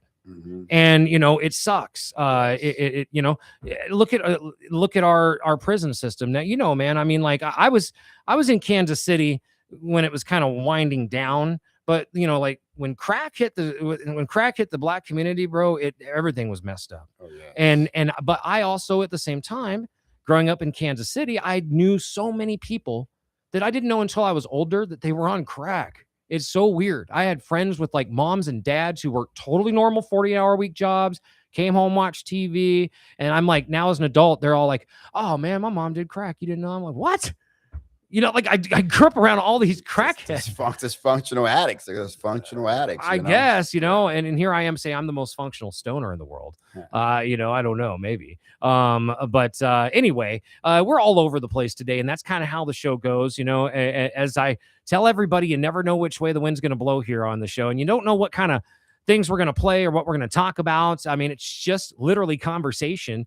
And if you had any sort of conversation like this on any of the other radio clusters, you'd be hanged or crucified or killed off the air because they would not want anything to do with this, because it's people actually talking about subjects that need to be talked about. Real talk. Yeah, real talk, 100%. And they hate it. But with that being said, let's go ahead and go to a commercial break. You are on Being Blunt with Jay Biggs, and thank you for joining us here. We're live till 6 o'clock, so about 38 minutes left here on the hour, so stick around, everybody.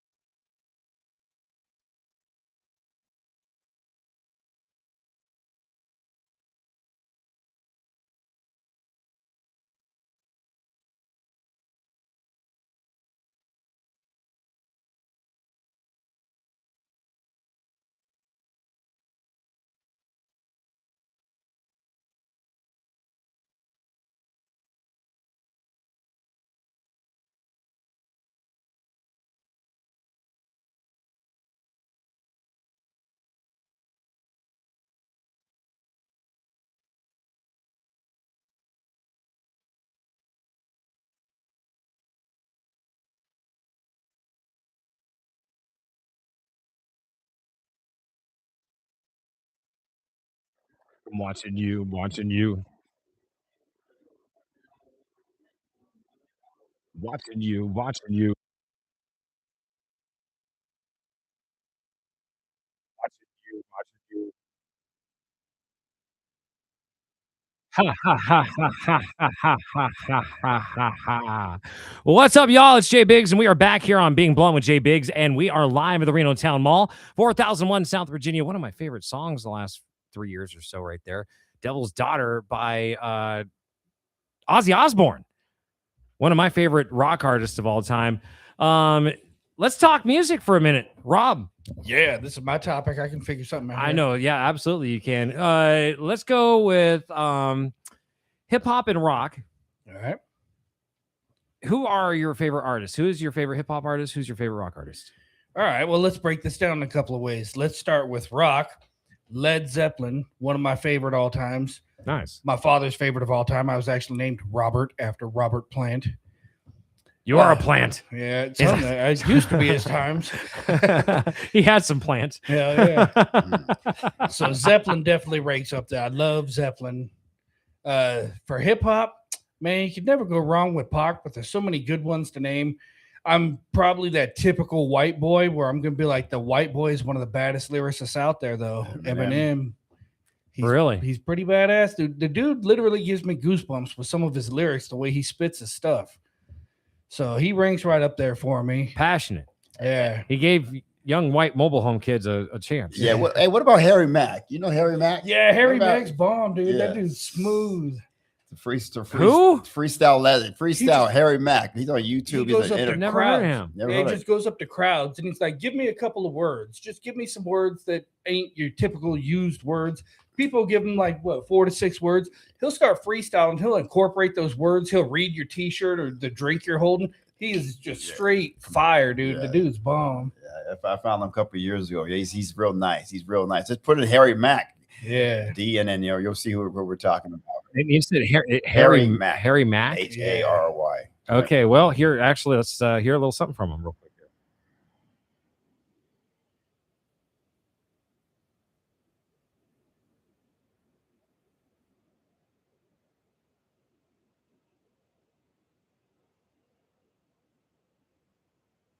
This one's kind of lame so far. It's off the top. It's all off the top. This is weak compared to some of the other stuff I heard from him.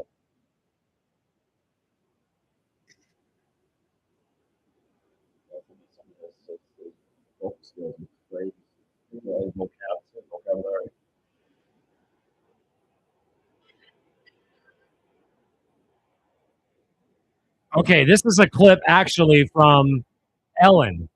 I was gonna say that ain't doing him justice right there. It's not? Not at all. That's kind of garbage. Really? Yeah, Okay. You well, gotta find one of his TikToks where he goes up to a crowd of random people on the street. and here's does it. Gorilla Bars. Oh, there it is, there it is, there it Let's is. check this out. Is Nice. it freestyle?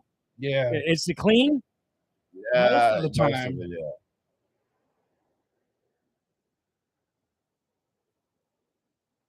yeah.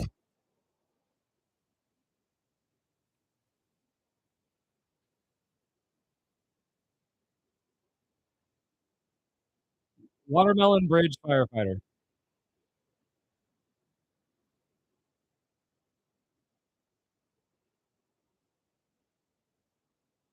These kids look about 14. The only hose they got is firefighting hose.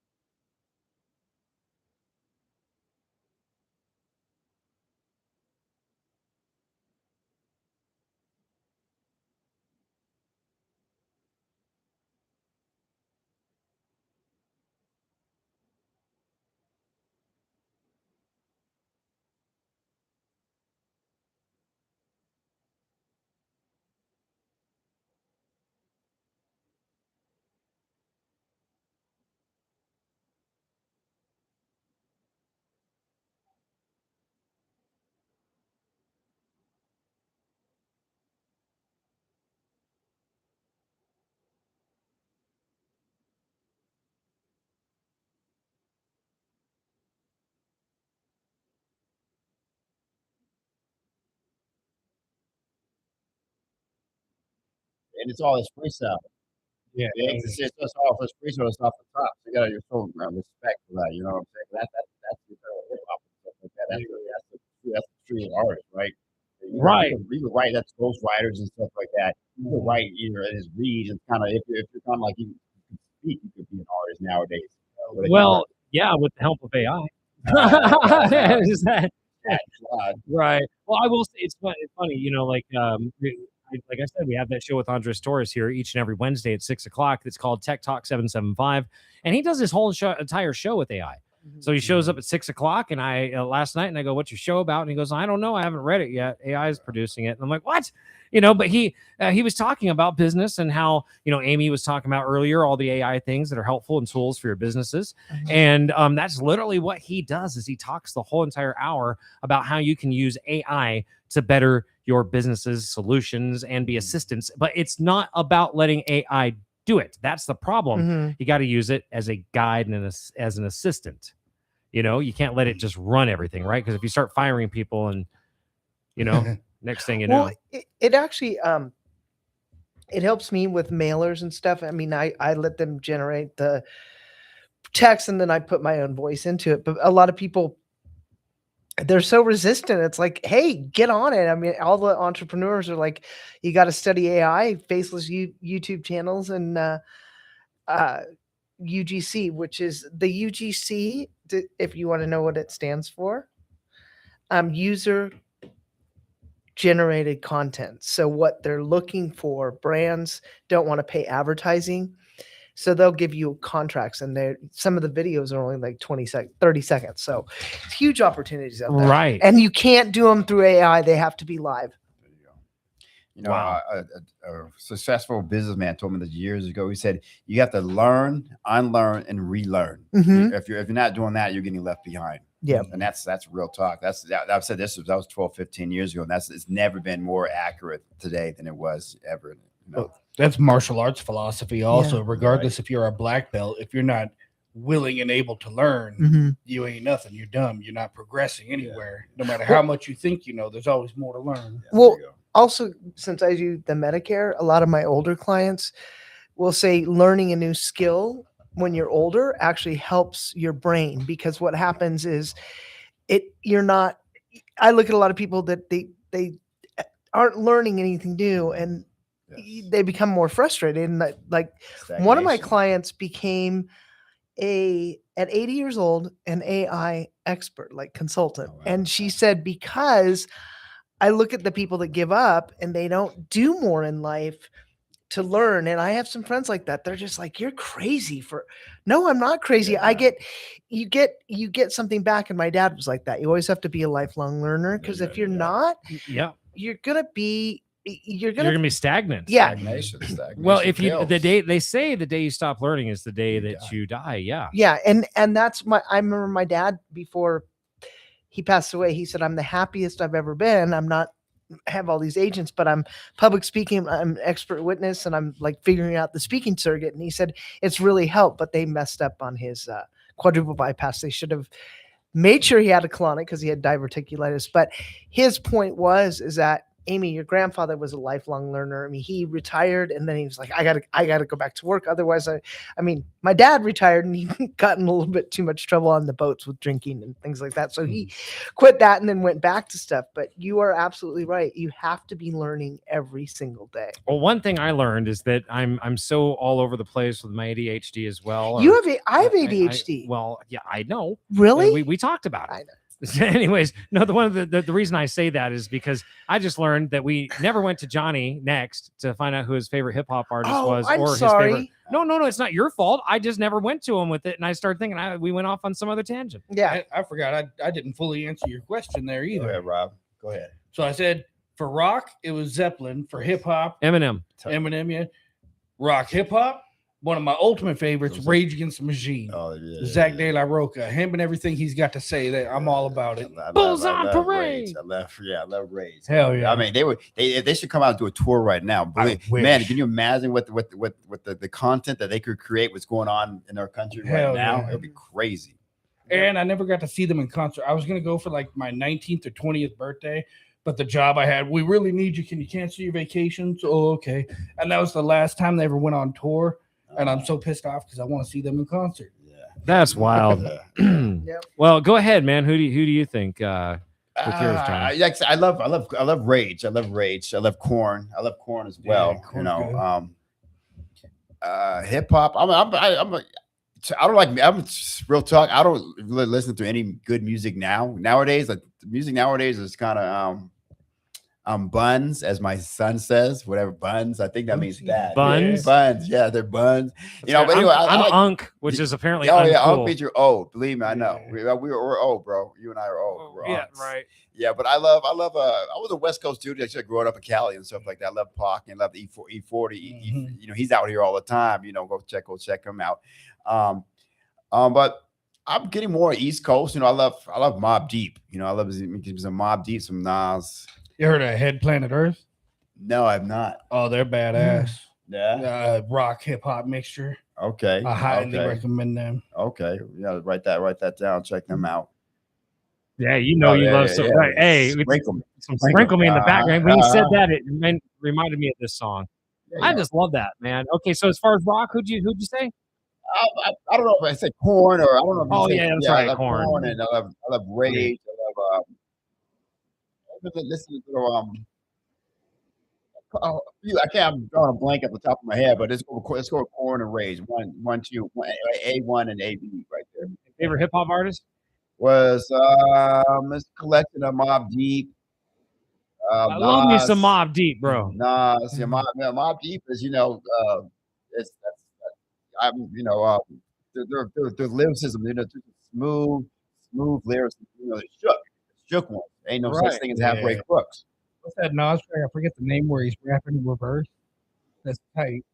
I don't know that one. That's Tech Nine. No, Nas has it. I know for sure. I'm speaking of Nas. I know he's still making hits right now. I'm on my playlist. You know, he's doing big things. He's been in the game for a minute.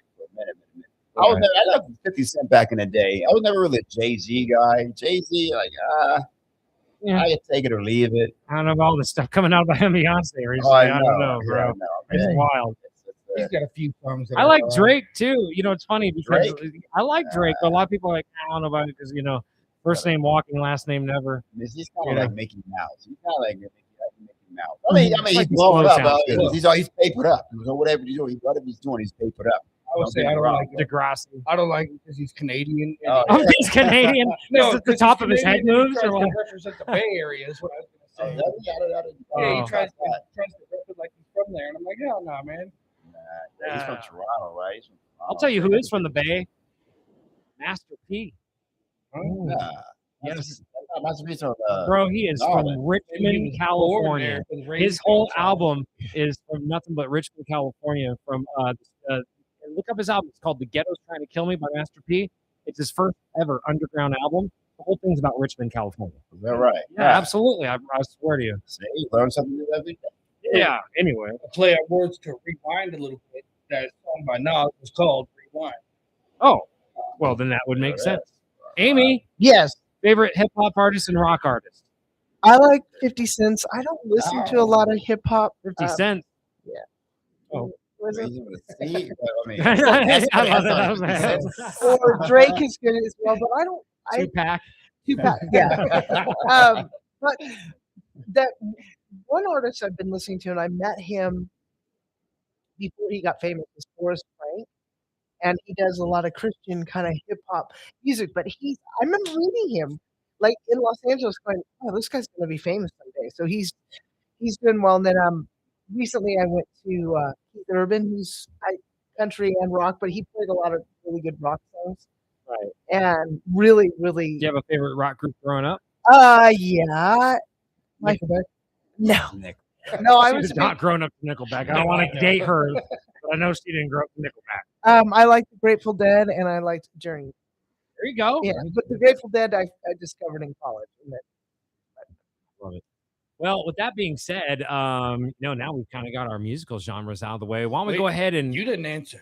Oh, me? Yeah. Oh, I guess I didn't. See, there we go. I was almost completely out there. Favorite rock group, Stone Temple Pilots. Favorite rapper, Tech Nine, probably. Actually, hold on. No. I lie. I represent Kansas City to the heart, and there's a guy named the Popper. Yeah, and oh my gosh, I'm trying to think of I'm trying to think of the name of the song. Oh, Test Your Town. You know what? I'm gonna play this, and it's probably going out on a limb as to if it's clean or not, but I guess we're about to find out. Let me see if I can find this right. I don't know. This is completely never mind. Well, you know what? Well, yeah, everything's on the fly again. Remember, I don't have a playlist here. I literally just whatever I'm like, oh, okay, this sounds good to play. That's what we're gonna end up literally playing. But with that being said, I do believe I have the list here of yes, I did. I found it. My God, I cannot believe it. Okay, this is the Popper, my favorite rapper with this flow. This is a minute-long song. And just so you know, Ecstasy with Tornado Alley to Cali, who's back representing, he's OG there in Kansas City, or Unk, whatever you want to call him. He has got, I have sent to this rapper, who is my favorite rapper of all time, at least his sound. He's sending this beat, this song, and saying, Jay Biggs wants you to do an intro, and he wants you to do all these things, say all these things. So this is literally the song that's eventually going to be my intro, but it's going to have lyrics about me and all that good stuff. Okay, so let's go. Here we go. Hit the butt. Right. Well, maybe I did. maybe not. No, I'm joking. Here we go. Yeah. Stockton.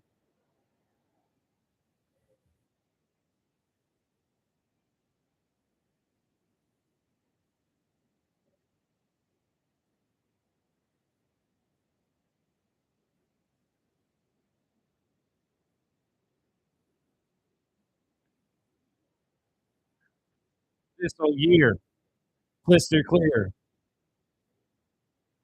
High caliber pistol ear.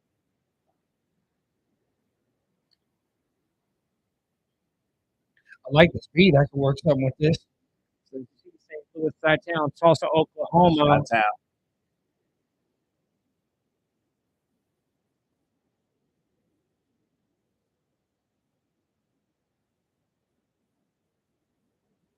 And you might have heard a text coming through as we were on the air. That was actually Ecstasy saying, yes, that's coming. So, Okay, let's yeah. go, Ecstasy. Big, yeah, I know. Big things go. coming, man. Big things coming for sure. That simple, slow flow. That's what I'm about. You know, I'm not You about like that? Yeah, I don't know. You said Tech 9, and that's too.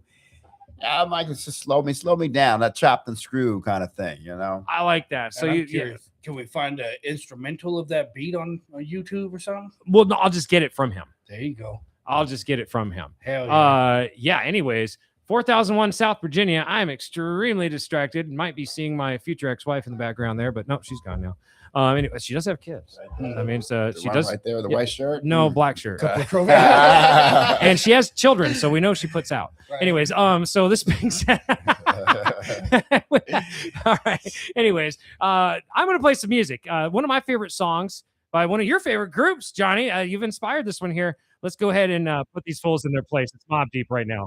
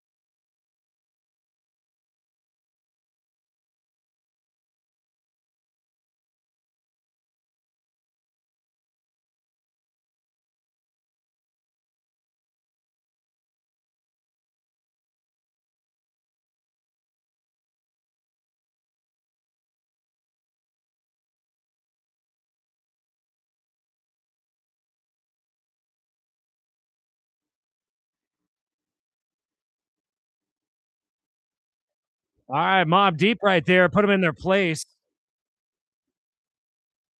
Love me some Mob Deep, inspired by Johnny right there. And we were hanging out.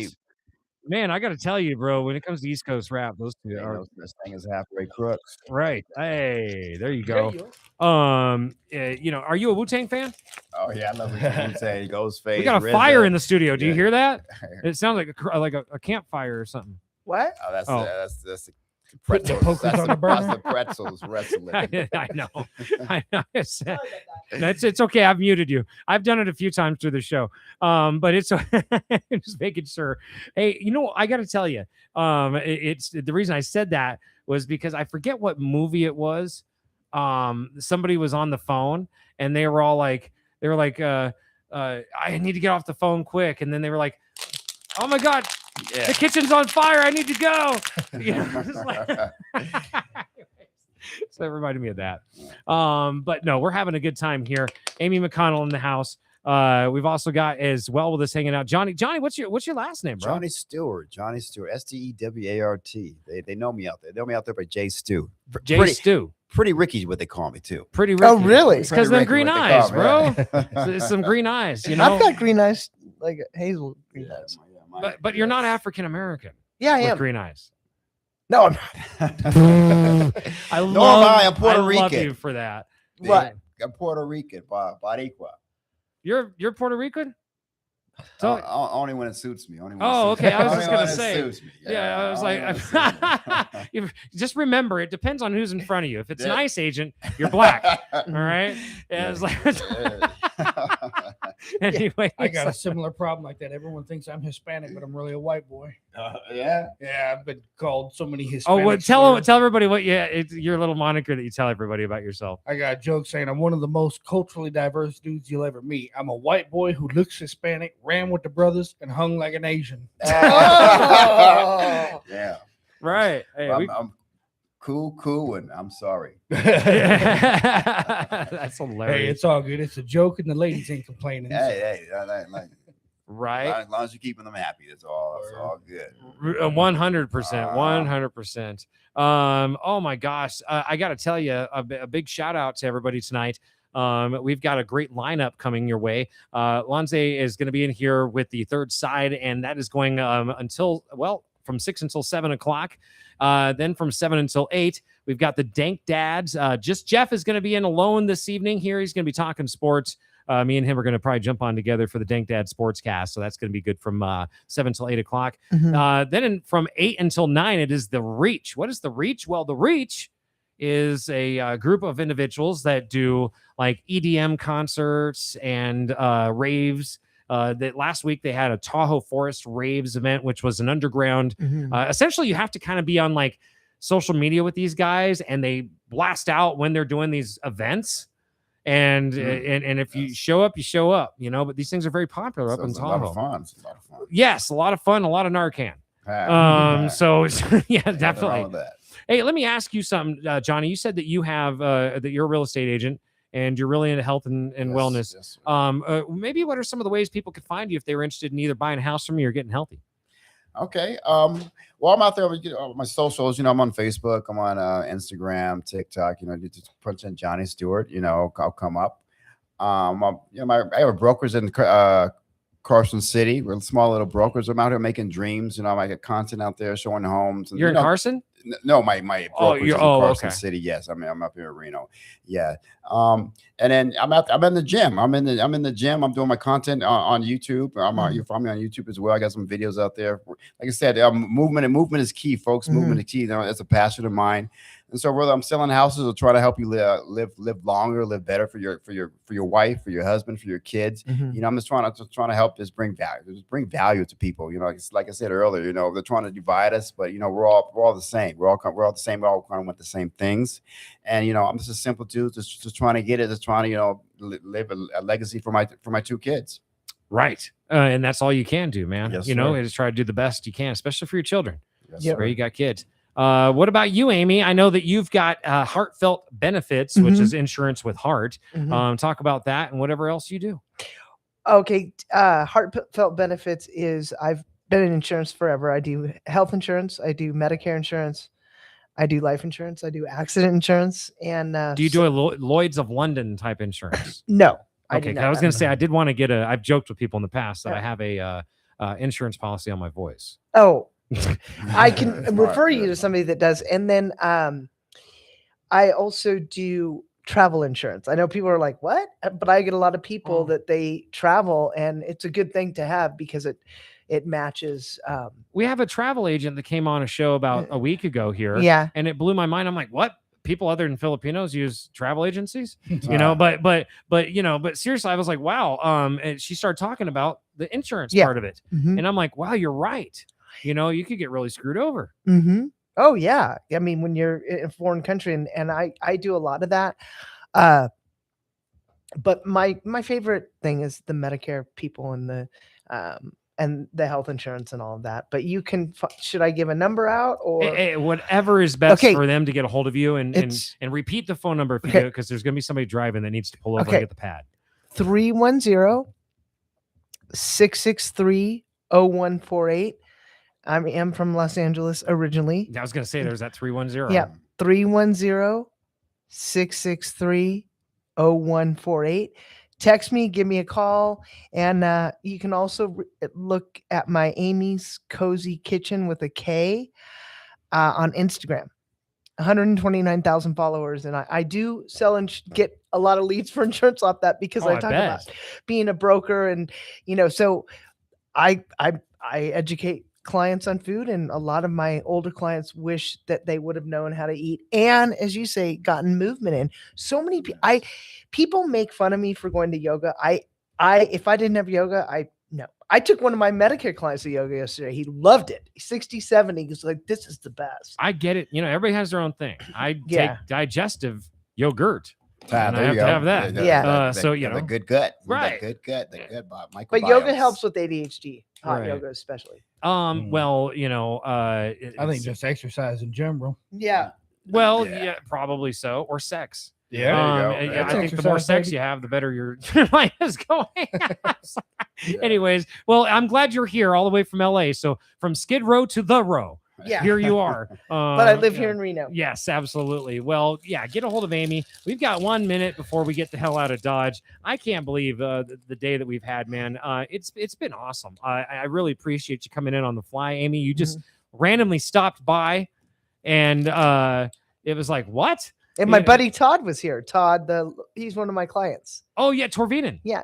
Oh, that's right. That's right. You know, Todd. So I got to tell you, State Your Case, his show with Rick Cornell every Tuesday at 1:00 is the funniest. One of the funniest. Oh, shows. he's hilarious. I met him at this place I used to go to. It's like a restaurant wine bar, and he's like, I'm turning 65. Can you help me? And it turned out we knew a lot of people in common, but Was he talking in that Southern accent? oh, he's done that a million times for me. Yeah. Because I love it. I mean, like, you know, I mean, You love a man's southern accent. well, Ah. yeah. Well, it's well. on Mondays. So I do joke. I'm not gonna lie, Johnny, that we're the only station in town that can go from like a guy playing like a Southern plantation owner to at the NAACP in 3 hours. Which, that's why the people are gonna listen. That's why the people are gonna listen. Right, Because you're right. real. You're real. Right. All right. All right. Well, thank you everybody for joining us on the Thank show you. today. It's been a really great show. And don't forget, have conversations. Be real with each other. That's how we get to where we are with this. And thank you for joining me, everybody. Deuces.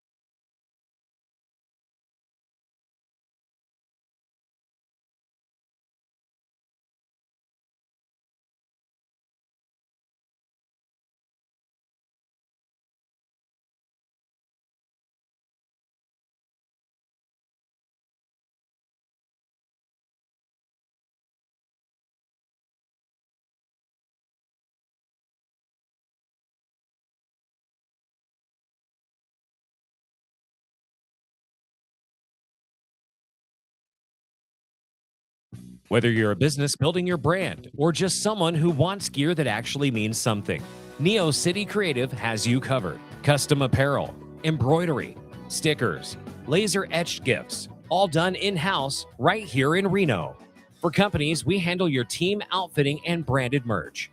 For everyone else, we make the stuff you actually want to wear.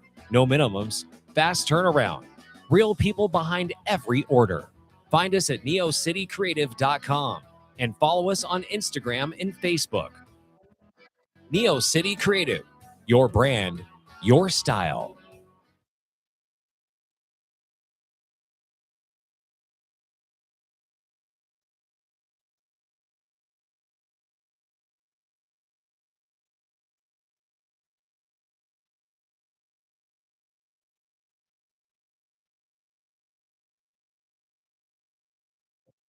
Groovy. It is pretty jazzy, right? Yeah. You gotta.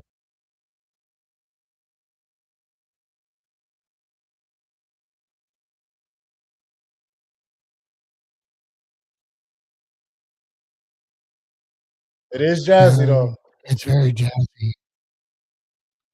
It's very What's up, jazzy. everybody? Welcome back to the very jazzy third side of the radio. I'm your host, Lonze, and I'm here with Happy Ron, aka White Barry White. Groovy, man, groovy. It's He's got a new nickname live on the air, man. Respect to that. How you doing, Ron? I'm rocking and rolling. The good thing about being Happy Ron is that even when you're unhappy, you're still happy with a capital H. I'm happy even when I'm unhappy.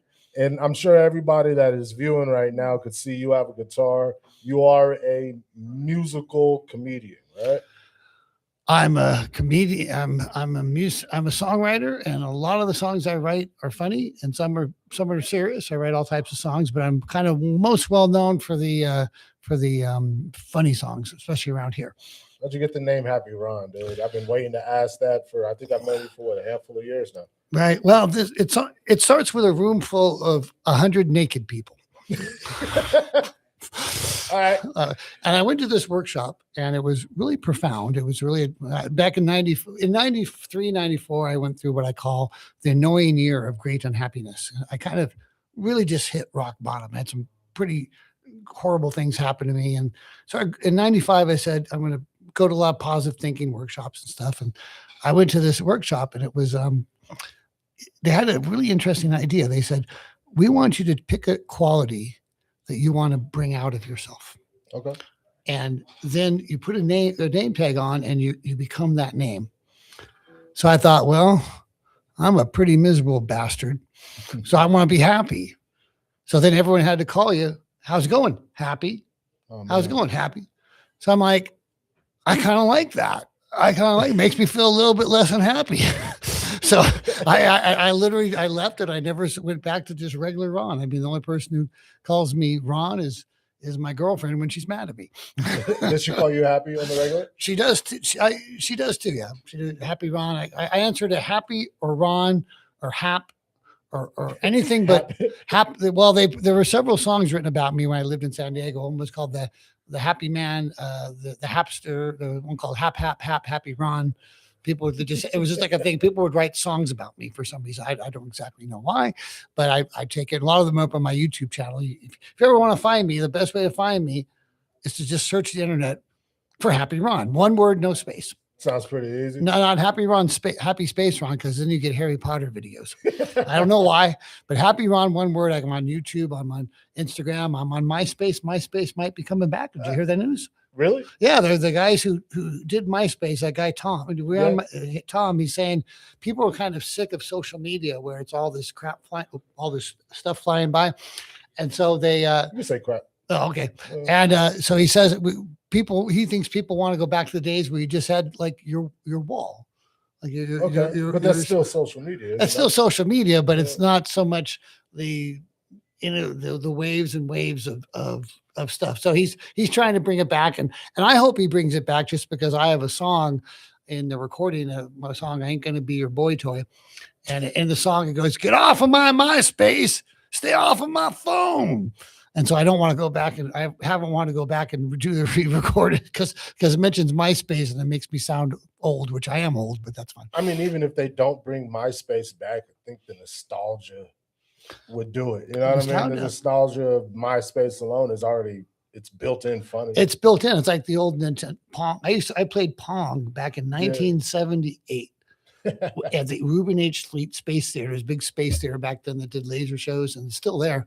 And they had the first Pong game, and I'm like, this is amazing. I had no idea, that within 10, 20 years, you could do the type of stuff you do. But yeah, so so I nothing really ever goes away. It just comes back in cycles. Yeah, really. I mean, I'm sure one of these days we'll all be on. You go to myspace.com, Happy Ron right now. I'm sure. Check it out. I mean, I think it's still got my songs there.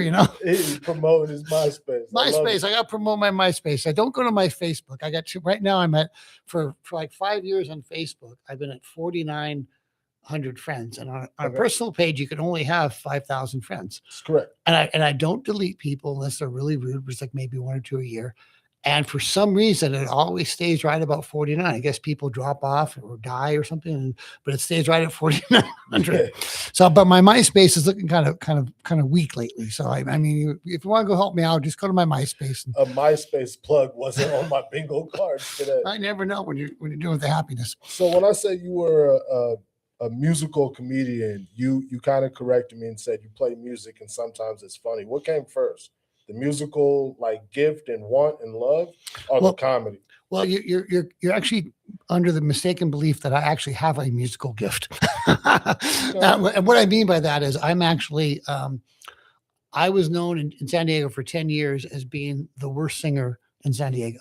I was like, imagine bad karaoke. I was at that level, but I did funny songs, so people didn't care. So I go up and go, bartender, bartender, will you marry me? Divorce. And now I sing it in tune, but I deleted all those videos. But if you look for bartender, bartender on YouTube, it's the last video of me singing in the old style. And I literally had a bad hip and I had a lot of tension in my body. So hand-eye coordination, really, really bad, really hard to focus on it. And when computers came along, I found I could write songs on computers, not artificial intelligence, but like you type in a chord and you can program it. And that's how I started kind of a combination of that and guitar and piano. And then over the years, I eventually found these small guitars and they were a lot easier to play. And so you're using a DAW? Yeah, I use a DAW. I use a program called Band in a Box, which is like a DAW. But I write the songs. I absolutely write every note. I sit down, and even on my funny songs, I'm really, really serious about trying to make it into a good song. I don't want to just write. I don't want to say a bunch of dirty words and whatever that sticks in your head. So so on a musical level, I was the least naturally talented person you'd ever meet. Now people think I'm talented, and I am talented but it was really like a hard process to get my body to hand-eye coordination, all that stuff to work. So when did you learn how to play guitar? Really about almost 20 years ago now. I started music 30 years ago, and I started to finally kind of get guitar in about 20 years ago. And I found that since I was doing music with the computer, I was halfway there, and then getting the hand-eye coordination stuff going on the guitar helped. But my very first lessons in music were not in singing. They were not in guitar. They were in songwriting. Oh, wow. I used to go from San Diego to LA every week to see a guy who had songwriting lessons. I wish they had internet back then. could do it online. But I would literally spend 5 hours a week going because I was really interested. I've been fascinated by how to write a good song more than anything else, more than being a singer, more than being a guitar player. I'm a good guitar player, a good singer, all that stuff now. But this might be a little unfair for me to ask you in the time crunch that we're in, but can you walk me through the process of writing a song? Sure. Well, people say that comedy is tragedy plus time. Okay. And I'll tell you the Happy Ron origin story. I told you the Happy Ron name, but in the early 90s, I had this really bad, ugly experience. I had this therapist who was really kind of a crazy person looking back on it. Aren't they all? That's true. Well, at the time I was very naive and I didn't know. there's a lot of weird things happen. If I tell you the story, you'd be sitting there like, what? It was just really weird stuff that involved altered states of consciousness, and she really fucked with me. Oops, so she really screwed with me. Sorry, and a really bad experience. And when I started writing songs, I was taking songwriting lessons with this guy, and I went up to LA, and the third and fourth song I wrote this song called "You Are Enough," and it was very intimate about trying to reassure a woman that she's enough and all this stuff. And it was like a poem. If I played it right now, it's really good now. You make people cry, and I was just really hardcore into it. Give us a chord or two, man. And don't nobody cry out there. Don't think you're not enough. Don't think I want too much. You know that you move me beyond cynical to impossible. Your eyes are more than enough. They find me with their touch. I'm looking in his eyes right now. Like soft rain in the night turns typical to beautiful. Why do you think there's more you would have to do when I'm so grateful for every part of you? Your heart is quite enough, surrounds me with its love. You know it moves me into more, from physical to emotional. You're beautiful, you're enough. You're enough. Man, I bet you you probably kill it at campfires, man. Oh, I can absolutely. see kids going crazy. Like, who is this guy? Right. Well, and that's funny because that's a song I whenever I'm walking down the my girlfriend Carla and I, you met Carla, she loves to travel, so we'll go to all these different places, and sometimes we'll be at a nice hotel and have a kind of a fancy restaurant, and I'll have my guitar with me, and someone will say, "Hey, I just asked this girl to marry me. Like, would you sing us a nice song or something?" And I was like, "Gotcha," and I'll do that, and it always makes the guys look good, because they make yeah, for sure. And so anyway, so I wrote that song in it, but back then it was more like, "Don't think you're not enough." I just really couldn't sell it in the same way. And then just as in half an hour, I wrote this song called "The Mean Therapist Blues." And I thought that I could, in a million years, I didn't think anybody would like it but me. It was funny to me because I had that weird experience. Yeah. But in San Diego, where I'm from, in California, they're all personal growth people. So I guess a lot of people have. So I'll never forget that I was at the Seaside Church of Religious Science, and I think I did "You Are Enough," and then they go, "And now here comes Happy Ron with the Mean Therapist Blues," and the entire place died just from the title. Just from the title. From the title. They're just, "Oh my God, that's so funny." And I went up there and I was playing it. She said, "All you ever do is talk about yourself. Do you ever even think about anyone else?" And as I'm singing it on piano, just barely able to play, just barely able to hold it together, people were dying of laughter on every single line. And I'm like, what do I do when they, do I keep playing, or do I stop? Because I didn't put space for the comedy. Because usually even now when I do a song, they don't, but they were just dying of laughter. And then every time that was the first open mic that I did. I pretty much have the world record for open mics, right? You know that, right? Almost 4,000 open mics. Oh man! And you got me beat. Yeah, I got most people beat. But the problem was, the thing was, every time I went there, "Are you going to play that crazy therapist song?" Blah blah blah blah. And the point I'm making is, I thought it was something that was unique to me that nobody would get, and everybody in the room got it. Everyone thought it was funny, and maybe not play that in bars or whatever, but in a lot of environments, I started to realize, well, you just kind of tell the truth in a way, in a funny way. And you know, you can do it and you could be mean about it, which I'm not, or you could do it, just tell it in a quirky way. Yeah. And people will usually find it entertaining as long as you're kind of laughing at yourself. If you go up there and say, "Oh, my mama didn't like me," whatever. Right. Well, they might laugh at it, but you never know. And someone said that there's two types of comedy. There's comedians who tell jokes, and there's comics, or by their definition, which are just people that go up and act out a part. Yeah. And like if you ever see me, I don't go up and tell a joke per se. I don't Right. say, "Oh, I didn't why the chicken crossroad." I just go up and act funny and in my songs. And so ever since then, and for like 10 years after that, I'd write all these funny songs. You know, can I say the word dick on the show?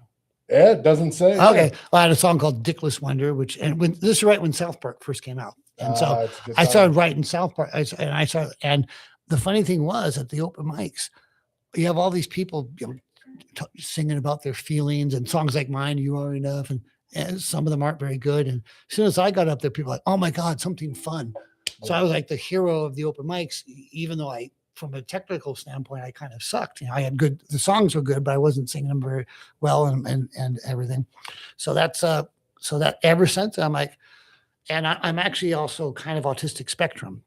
So when I found that all of us comics are kind of exactly, yeah, there's something now, but back then, like they didn't have those terms and everything. Yeah. And I Just found different, dude. they're just different, yeah. They were all quirky or whatever. And I found that, you know, I just really found, well, I was a professional gambler for a while. I do personal growth, but I was really, that became my community, the San Diego open mic scene, you know. Yes, sir. And now that I'm with my girlfriend, she loves to travel. We travel the world, and you know, we do the tourist stuff during the day, and we play open mics all over the world, you know. And I love that you described comedy in a nutshell. You know what I mean? It is telling the truth. And I think the crowd, there's joke tellers out there like your Mark Norman, right? Absolutely. He could one-line it and kill it for hours. Absolutely. And then there's other people that are just comedians. And doing that with the guitar, I find it to be, I mean, I don't do it. I just go up there and talk, right? Mhm. I find that to be one of the hardest things because you're dealing with, like, I would imagine scrutiny, maybe not from the crowd, but maybe from other comedians. I've been around comics, right? And I hear how they talk about musical acts. Mhm. A lot of them have negative views. I'm sure you heard it. I don't care. Feel about it? Boy, I don't care. Boy, that's my dog. I don't care. Oh, do you react to it at all? Have you reacted to it? I don't care. I love that. I Have you mean, always not cared? I've been conflicted. Well, the idea is I'm going to do what I'm going to do. You're going to do what you're going to do. Oh, yeah. And God bless, you know, you'll never see, one of the reasons I get away with doing songs like Dickless Wonder, and I have a song called All She Needs Is a Spanking. I have songs that All She Needs Is a Spanking. All She Needs Is a Spanking. Yeah. Gotta get my laugh. Yeah. And, you know, I have these songs that are borderline offensive. When I wrote some of these songs 20 years ago, I thought these were kind of edgy and stuff. But now that I'm hanging out with the Reno comedians, Oh, like they're nothing. They're nothing. I mean, 20 years ago, these were edgy. And now Right. it's like, oh yeah, this guy with this little song with the word dick. Remember back in the day, who was it had a song about I just want to hold your hand? I want to Beatles. I want They to were hold so your excited to hold that girl's hand. hand. I want to hold your Yeah. hand. I love the now ask a woman these days, can I hold your hand? And she's gonna use that hand, slap you, and call you a dickless wonder. You know what I mean? Exactly. Yeah.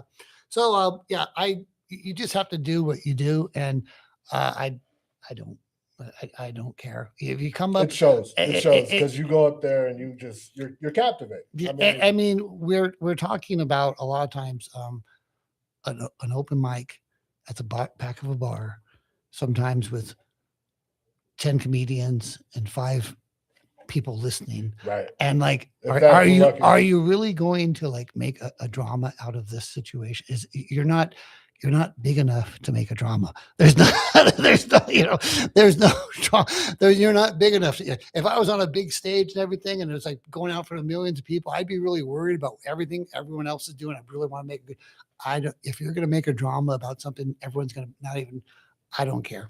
Hell yeah. You want to hear my song? You want to hear my song about that? About not caring? This is kind of This is kind of it's called, well, I'll play it for you It's here. an impressive book, man. This is the big book of all Happy Ron songs. And there's about 10 of my songs I can play completely drunk and fried out of my brain because I've done them literally, I'm not exaggerating, 1,000 times. Really? And then there's other songs, if I know them, but if I don't have the music in front of me, I might screw them up. But this song, well, it's about drama in general. What happened is a couple of years ago, my girlfriend said to me, said, Happy Ron, I'm sick of all this stuff. I'm leaving you. I'm like, okay, fair enough. She's like, no, really, I'm leaving you, Happy Ron. I'm like, okay, well, I wish you well. Generally, just, weren't you going to fight for our relationship? I'm like, what relationship? You just broke up with me. Fair point. So I played this song for her, and it didn't make her too happy. I thought she'd like it, but not gonna shout and call you names I can never take back. Not gonna drink and rant and rave about all the things you lack. 'Cause I'm not gonna do the drama thing. Sing with me. I'm not gonna do the drama thing. The worse you sound, the better I sound. I can throw the memories into the fire and just watch them burn. But I'd rather remember the good things we did and all that we learned. Here we go. 'Cause I'm not gonna do the drama thing. Take it. I'm not gonna do the drama thing. My friends all say now that you and me are through, I should just get back at you. But that's not what I'm gonna do. Not gonna wreck the love we had. Not gonna be a hater. Gonna find out what I really want and go back to being a player. 'Cause I'm not gonna do the drama thing. I'm not gonna do the drama thing. Welcome to life where we all get hurt. That is plain to see. So now it's time for moving on. Go back to being happy. See, my name's Happy. So I'm not gonna do the drama thing. Everybody out in the audience, I'm not gonna do the drama thing. No longer gonna do the drama thing. Boy, that song resonates. that means a lot. I played this once That's at nice. I played this once at this Brave Angels meeting, and the woman was a therapist. She said I should play this for all my clients. Yeah, I feel like I'm in therapy right now. Exactly. We're having Good. a really good session. Well, you see, one of the things that makes me happiest the most is for 30 years I fell in love with the Beatles at 10, and from the age of 10 to 30, I really almost never sang a note. I was so repressed, and I didn't grow up with music of my family or anything. So what I like is when I do a song and everyone will sing along, like people that don't normally sing. I say, you don't have to be good to good. I'm not gonna, people say, I can't sing. Can you go, I'm not gonna do the drama thing? Who cares? And even if it's out tune, who cares? So I just love it when people sing along, especially people that don't think they can do music, because anyone can really do music if you just relax and flow into it. You don't have to be great. Yeah, I'm not. That was actually a question on my big list of questions for you here, because I've seen you perform, man, many times. You know what I mean? And one thing that I've seen you separate from other comedians that play music are a lot of comedians try to be engaging, but you are.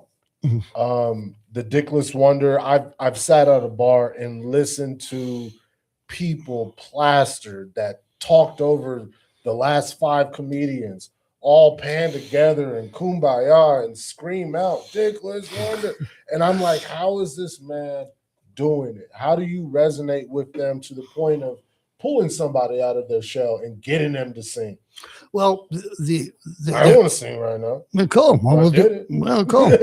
Well, the thing is, you have to do sing-alongs. You have to be very direct and say, this is my song. And one of the ways I trick people into it is I can say, I think you've heard me do this. I can either do a nice, pretty song about my feelings, or I can do Dickless Wonder. They go, and 9 times out of 10, sometimes they do pretty songs, which is I've fun. never heard it go pretty. And So do you have something I do. prepared for I that do. all the I time? absolutely. But it doesn't. I mean, I got lots of pretty songs, but I do a funny.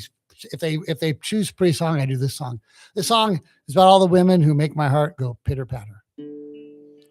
Tick, tick, She's got a nervous tick, tick. And don't laugh at my feelings, tick. I think a lot about it, and I hope she won't be nervous with me. I hope she won't be nervous with me. Hair, hair, she's got the curly hair. Hair, hair, to touch I dare not dare. And I hope it brushes up against me. I hope it brushes up against me. When I find that I'm singing about her, I find that I'm not happy without her. How can she be happy without me? How can she be happy without Happy Ron? Checks out. Pitter, patter, pitter, pitter, patter, pitter, patter, pitter, pitter, patter, pitter, pitter, pitter, patter, patter, pitter, pitter, pitter, patter, patter, patter, patter. Don't laugh. Feet, feet. She's got the pretty feet. Feet, feet. They tap a perfect beat. And I hope they take her someplace with me.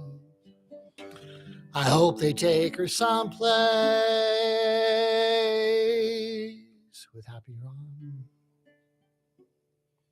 It's a weird way to learn about your foot fetish. Well, the funny thing is, I don't actually have a foot fetish, but I do. I did go to a toe sucking workshop one time. All right. No, but Took a turn. It took a turn. I was at the Whole Bean weekend in San Diego, and it has all these kind of positive, touchy feely type things. And I saw this thing that said toe sucking workshop. I'm like, what? What? And so I went there, and I swear to God, there were all these beautiful young women Just waiting for you to come suck their toes. waiting for them to suck my Oh, suck. They're going to suck your toes. both ways. All right. And I'm like, okay, I got to run with this. I don't know what it is. And at this point, I was like 35 or something. Did you make a song about that? Well, I think That deserves a I song. subconsciously included it in this. I always talk about it because it was so funny, and it was actually in a weird way kind of innocent. It wasn't like we were getting busy or something, but it was like, okay, there's groups for everybody. It's not wrong, but It's not wrong, but I don't know if it's exactly right either. I don't know. I don't know what to make of that. I can't believe that sign though. I can't believe my hat has stayed on this entire show. The hat's a party. I just thought it for sure. And look, I mean, it fits. When we were doing the show, I put these headphones on, and I couldn't get the hat to quite work. But now it just seems to be sitting there. I gotta ask you the question, man. My favorite song of yours, Big Boss Lady. Big Boss Woman. Big Boss Big Woman. Boss Woman. How the hell did you come up with that song?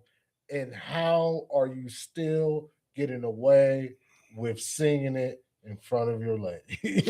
Well, she seems to love it. She loves it, actually. Yeah. Well, my girlfriend was a little empowering. Huh? It's empowering. Well, exactly. I mean, I actually, Big Boss Woman.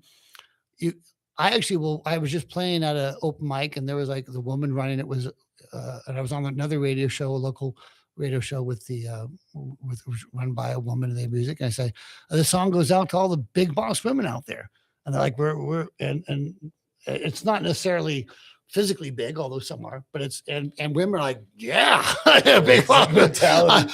We love this song, it's like big, and it actually literally became my most popular song because there were so many opportunities where it's kind of in a funny way a woman empowerment song, because my girlfriend Carla is she's a very large woman physically, but she's a very strong personality and stuff. She's also the sweetest, kindest woman you'll ever meet. But and we lived together 4 years, and we almost never don't get into really screaming matches or stuff. She's a therapist, and she's very control of herself, like I'm in control of herself. So and the funny thing was, I went to this workshop with my hero Steve Poltz, who's one of the greatest singer-songwriters of all time, and they actually they were just like, okay, we'll throw out a title, and somebody, and I think he came up with, okay, everyone write a song called Big Boss Woman. Oh, wow. And so the title was not mine. But other people, I think, took it serious. And I just started going, she's a big boss woman. She ain't scared of nothing. She's a big boss woman. That's the way it has to be. She's a big boss woman. But she always brings loving. She's a big boss woman.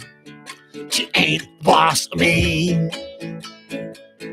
She's always had the men that she could lead around. But that don't work for me.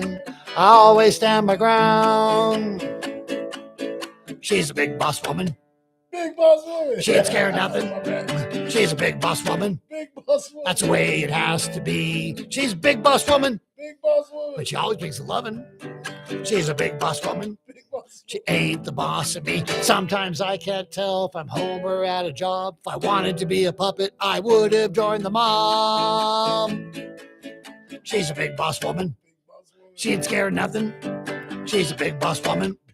She ain't big boss woman. Always brings the loving. She's a big boss woman. She ain't the boss of me. My God. So when Carl and I got together, I fell in love with her dogs. I wrote a song called "I Just Want to Hang with Scooter." Rough. I just want to hang with Scooter. And then we I wrote another song called "My Girlfriend's House." It's like a kind of a love song, but my girlfriend's house, where I hang my head now. It's kind of a love song. And she's like, "Okay, wrote a song about my dog. Wrote a song about my house. When are you gonna write a song about me?" So I said, "I wrote Big Boss Woman." Fair enough. So walk me through. You're at a comedy spot. Next coming on the stage, Happy Ron. I know you got the guitar. You just come out and just start ripping chords, or do you start off with a joke? Do you start off with introducing yourself? I do like the biggest cliche of all time. I go, "How's it going, everybody? How's it going, everybody?" And I try to get the crowd engaged. And then I say, and then I might do the introduction. I don't do a lot of talking in between. I have like a set, introduction for all the songs. And sometimes I try and go out like a minute or two and introduce the song, like the song about the drama thing about my girlfriend, my ex-girlfriend. I tell that story once in a while. And I really should tell a little bit more stories before I play. But usually, like at the comedy places I'm at, it's there. If I'm on first, they really want the crowd to get going. They want to get the juices flowing. So they almost always put me on first. And it's smart. Yeah, it's smart. Exactly. So, and I just go up and the secret to doing sing-alongs is you have to tell them exactly what to do and just be very straight about it. The song is about my girlfriend's Big Boss Woman, and sing-along song. When I go Big Boss Woman, you go Big Boss Woman, Big Boss Woman, Big Boss Woman. You can't diddle around. You have to just boom, do this. And you have to be ready for the possibility they may not do it. What happens then? Then you do it. You just keep playing. Do you feel those gaps? Do you continue to pause and try to look for that engagement? Well, one of the things I do is I'll actually literally I do Big Boss Woman, and then I'll just stop playing, and there's an airspace, and sometimes that'll fill people. Yeah. And nine times out of 10, if they're there to sing, if they're there to hear music, they'll sing along. And I think a lot of people don't do it. And I was a little worried about doing it for a while years ago. What if they don't sing along? I say, well, if they don't sing along, they don't sing along. But if I don't ask them to, they never are going to sing along. So you just have to, I just practice what I'm going to say and see what happens. Sometimes it's like, okay, everyone, here's my song, Big Boss Woman. And there's silence and there's crickets. And it's like, well, okay, that's part of being a performer. Yeah, that kind of adds some of the funny into it. Yeah. Do you have a relationship with other comedians that play guitar? Not a lot. There aren't a lot of people. I know a lot of musicians. I really know all the open mic scene and stuff. And I've had 10 different bands. I had Happy Ron and the Boy Toys, Happy Ron and the Dickless Wonders, Happy Ron and the Multi-Headed Infants, Happy Ron and the Pitter Patters, which was 3 brothers in this band. So I've had all these different bands that come and go, and do a couple shows and everything. Would they play like original songs or no? They play my songs. Okay. Yeah, I have the chord charts. I teach them how to play. A lot of my songs, most of my songs are actually fairly complicated, believe it or not, because I make the music the words are fairly straightforward, but so the musical backing sometimes is actually the chord progressions are kind of complicated sometimes. So, but I have a couple of songs that are just like the same. They're intentionally made for open mic type situations where someone can just jump in, where it's the same 4 chords repeatedly, or there's a 12-bar blues, which is.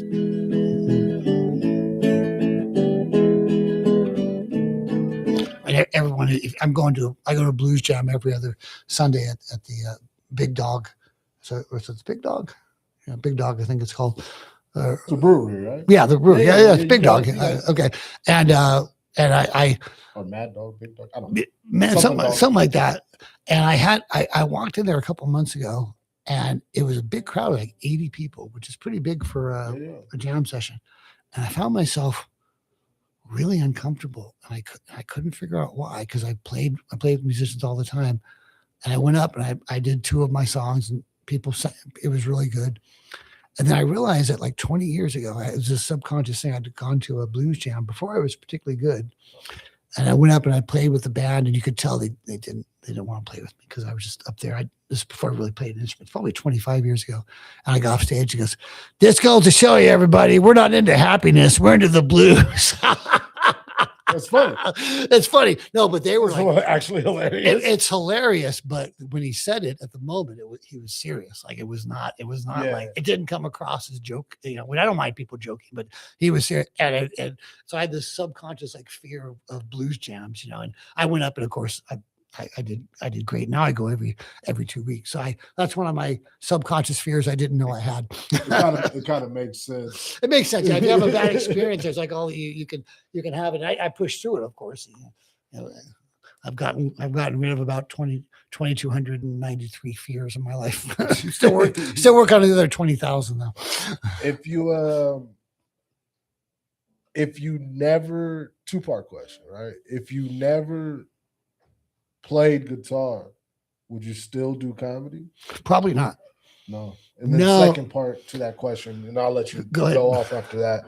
Second part to the question is, have you ever had a malfunction to the point where you forgot your guitar, string broke, you don't have a backup string, something like that? I've had strings break and whatever, and what you do is you're playing along.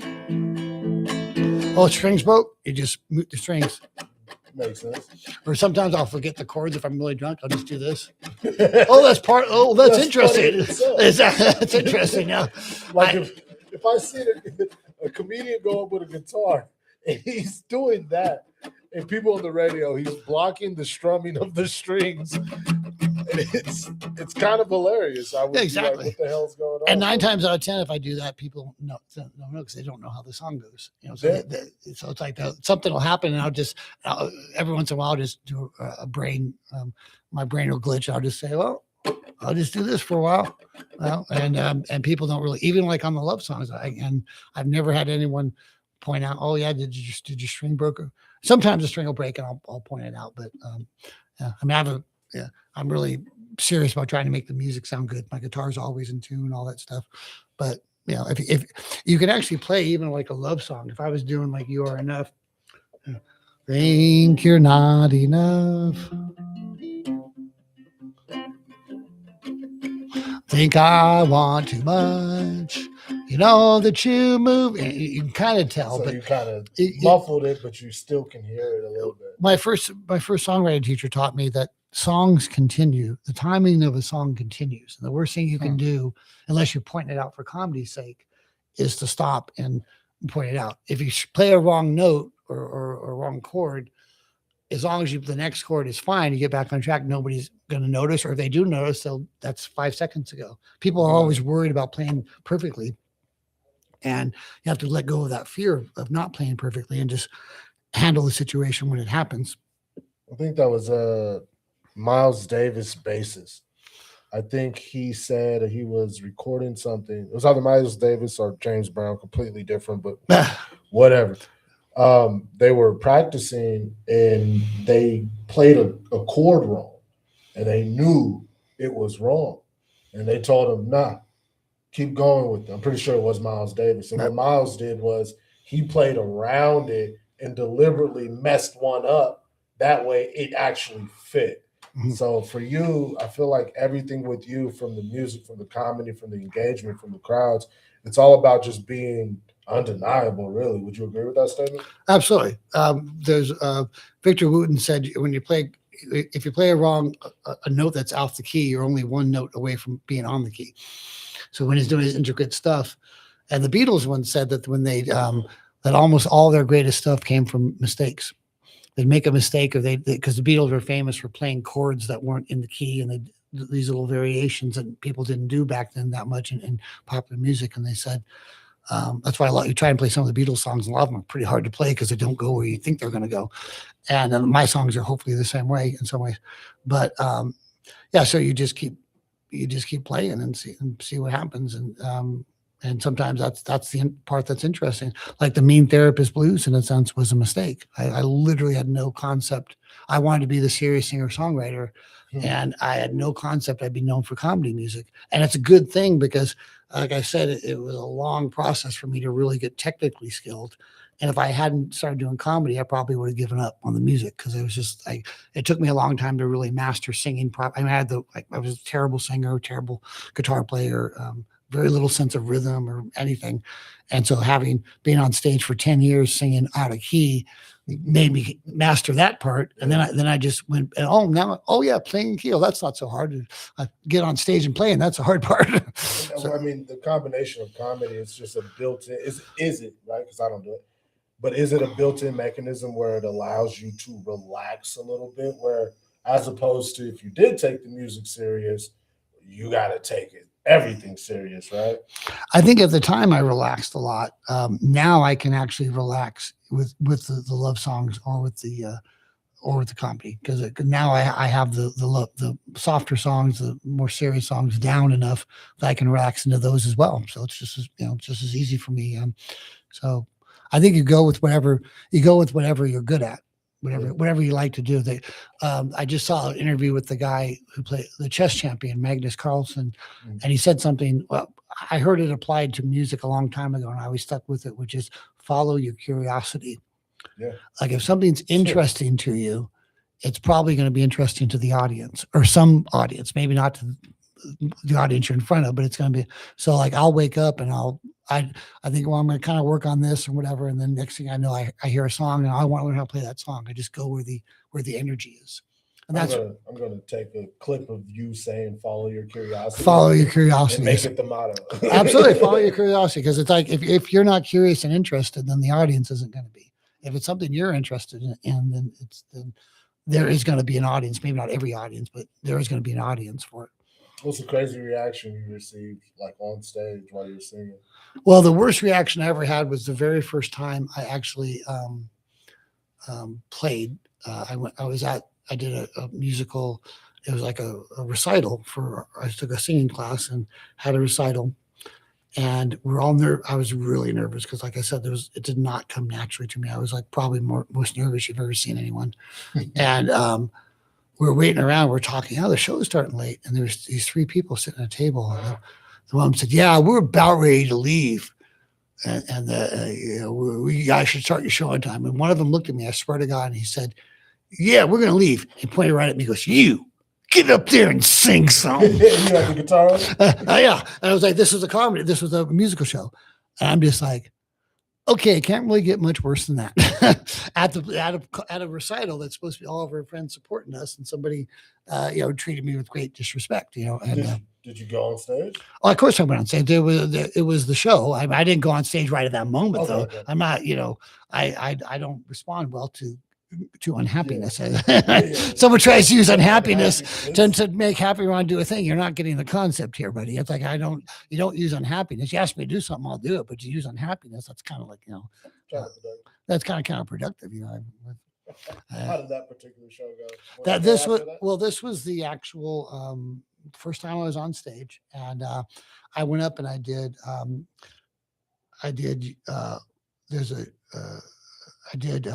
the Beatles song, "There Are Places I Remember All My Life," and I'm sure I was terrible.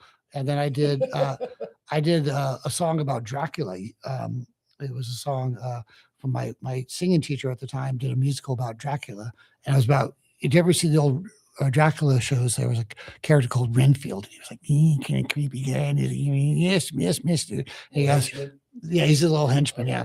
And he was all, it's just, and he did the song goes, it's just the phobia. It's just the phobia. There's not really vampires. And it was a really well written song, but it was a really spooky song. And it was a funny song. This was before I was writing songs. And so my second song was intentionally a comedy / weird song. And the second time I did the class, I did You'll Be a Dentist from the Little Shop of Horrors. Have you ever seen that? Nope. Familiar with the name of it. Steve Martin played a character who was a dentist, and he had the song, You'll be a dentist, you have a talent for causing things pain, you'll be a dentist. And he was, Rick Moranis was his patient, and he was drilling on him, and Rick Moranis was like a masochist. It's like, oh, drill me more. And the guy was just freaking out because he wasn't used to somebody enjoying. It was hilarious singing. And I just said, well, that's, so I did the dentist song. That was the first. What's the worst thing you ever written where you're like, man, this sucks? Oh, the worst thing as a song? Oh You God. had bust the light up when I asked that. He's like, oh yeah, fine. Well, the funny thing is I write like little ideas all the time. And I, at the time, you always think that it's great, and then you look back on it the next day and it's like, oh my gosh. There was this guy where I used to work. You have a sheet of a bad soul. I have a sheet. Well, You there's. never think you're over prepared. No, I got to be ready for anything on these things. Yeah. Yes, sir. I whenever I do a show that's more than like a 15-minute thing, I try to just be ready. I used to work at Costco, and there was this guy there. He was really not. He was kind of a jerk before, but then he had a bad incident, and he became really. He became like a drunk, and he would come to work like detoxing and stuff, really over the top. He would do all these weird things, and he was my bagger at one time, and he goes, I'm working, and he's behind me. He goes, if you're happy and you know it, clap your hands. He was doing that like in front of everyone. To make fun of you. It wasn't making fun. It was like just hostility, like pure like rage. Like I'm mad. Like Let me just make it uncomfortable. Just make this uncomfortable as possible. And I tried to be a professional, and I called over managers that, look, this guy's drunk. I'm not going to work with a drunk.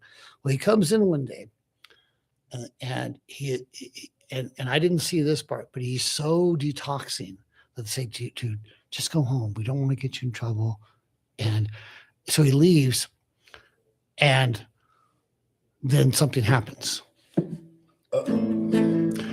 I have a friend, not much of a friend. He's had a girl, said she'd love him till the end.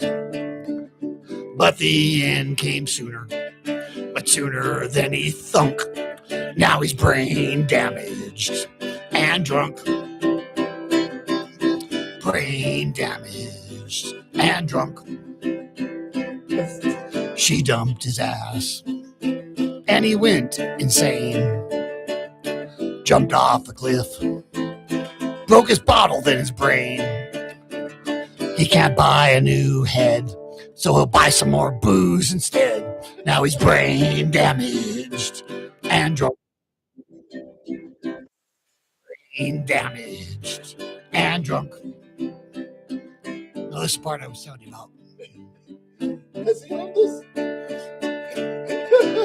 Boring job. Every day is. So he pulled down his pants and he peed on the floor. He literally was. Imagine a giant, the trash cans in front of a Costco. Pulls down his pants and he's like this. Oh, no. So some of the members came in and said, "Oh, one of your employees is peeing in front of the." And so I saw this part. They pulled him in, and he's all like totally detoxing. They grab him, and he's like, "I don't want to go." Boring job. Every day is a bore. So he pulled down his pants, and he peed on the floor. He went out in a stream of glory. Now that is the end of his story. Now he's jobless, brain damaged, and drunk. Jobless, brain damaged, and drunk. answer the question. Has he heard that freaking song? Well, he got fired. I never saw him after that. Oh man, you put some voodoo on him with that song. Well, he was fired like right then. And the funny thing was, I literally was walking out. This is right when I first started to learn guitar. This must be 20 years ago. And I ran right into this Steve Poltz, who's my favorite singer-songwriter of all time. He lives in San Diego. And I said to him, I said, Steve, I told him what happened. He goes, you should write a song called Brain Damaged and Drunk. And I said, okay. And we both wrote a song. We sent it back to each other. And I mean, it was just like, I've never seen this guy. And this was quite literally the first song I ever wrote on guitar. We got like a minute and a half before we take a little break here. But I want to reach out and break the fourth wall and talk to my GM and producer here real quick. And I want to know what Mr. Biggs, no Isley, I want to know what Mr. Biggs feels about these songs. How you digging it, man? On God, bro, I have something queued up because I already have the vibe that I'm getting here. Here's what it is.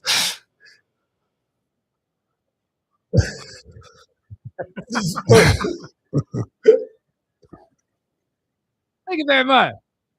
Anyways, for whatever reason, I don't know. I love that my mom used to sing songs, and I used to call it like the dark cloud songs because like it would be like there's a beautiful day, sunny skies, everything was wonderful in the world, and then all of a sudden a dark cloud. It's like stuff. I love that kind of stuff. To me, that's just hilarious. So, dude, honestly, I love all the songs. Oh, thank you. Even the one about the fat boss chick.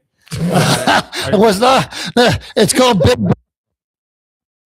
If you say big, then you're talking about their personal power. Okay, sorry, I was actually worried about that when I wrote expectations. it. Top favorite mistake of the week. Exactly. No, it's fine. It's fine. It's all good. We're all here for comedy. Oh man, we good to take a little quick break.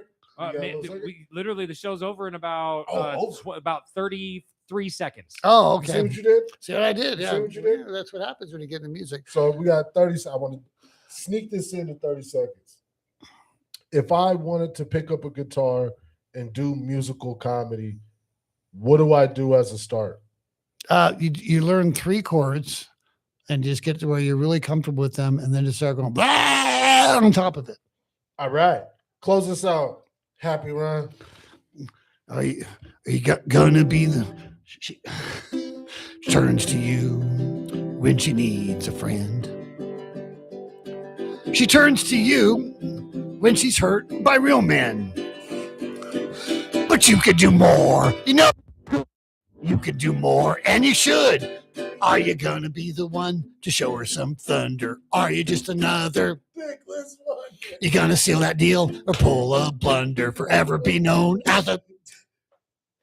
Sing it. Dickless Wonder. Boom. That was fun, brother. Thanks so much. Oh shit. Oh man, that was good. Did I say the S word right when we were getting off? Because I feel like I don't know. My mic was off.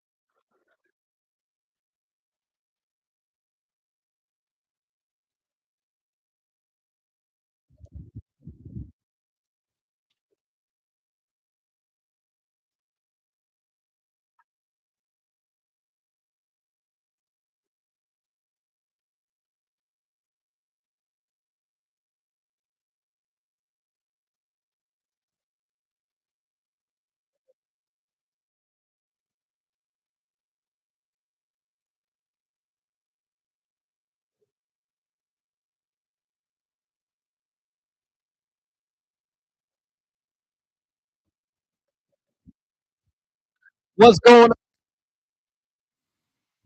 Sparks, the 775. It is Dank Dad Radio going on in the house tonight. It is Thursday. You can catch us every Thursday night right here on 93.7 KPGF Radio. Now we got a little different dynamic tonight. We got only one of us in studio and the other one is on the road. Vegas, can you hear me? I can hear you. Can you hear me, sir? Oh, we definitely can hear you. We definitely can hear you. Let's see. Let the people know where you're at right now. I'm in Washington, D.C., but I'm in Georgetown. My cousin's having a wedding, and I came out here to come to his wedding and hang out just a little bit, and here we are, man. But I'm ready to talk some sports on another beautiful Thursday night on Dank Dad Radio. Now, if you know anything about my partner, the hustle is real with him, so he will never miss work. Never.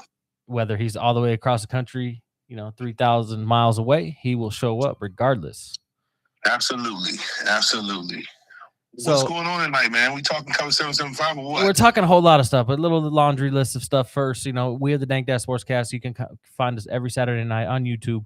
We're gearing up. We've taken a little break on YouTube just because sports are a little bit down right now, and we're gearing up for a big August.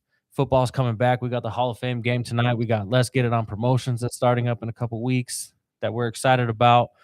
But yeah, I'll start off with cover 775. Cover 775, for the people that do not know, is a Northern Nevada high school football show that we started with the Dank Dads, and we are wrapping up our coaches series. We just got a couple more coaches that we're going to be talking to before the season kicks off. We've got 10 coaches under our belt. You can find that on the Cover 775 YouTube channel, interviewing all of the coaches here in the 775. Again, we've had 10 coaches down. Possibly another little mini series. I talked to a past player the other day, Marcus, that he brought me the idea of maybe we do a little mini series of playing in the 775 and what that is like, and interview some of these kids.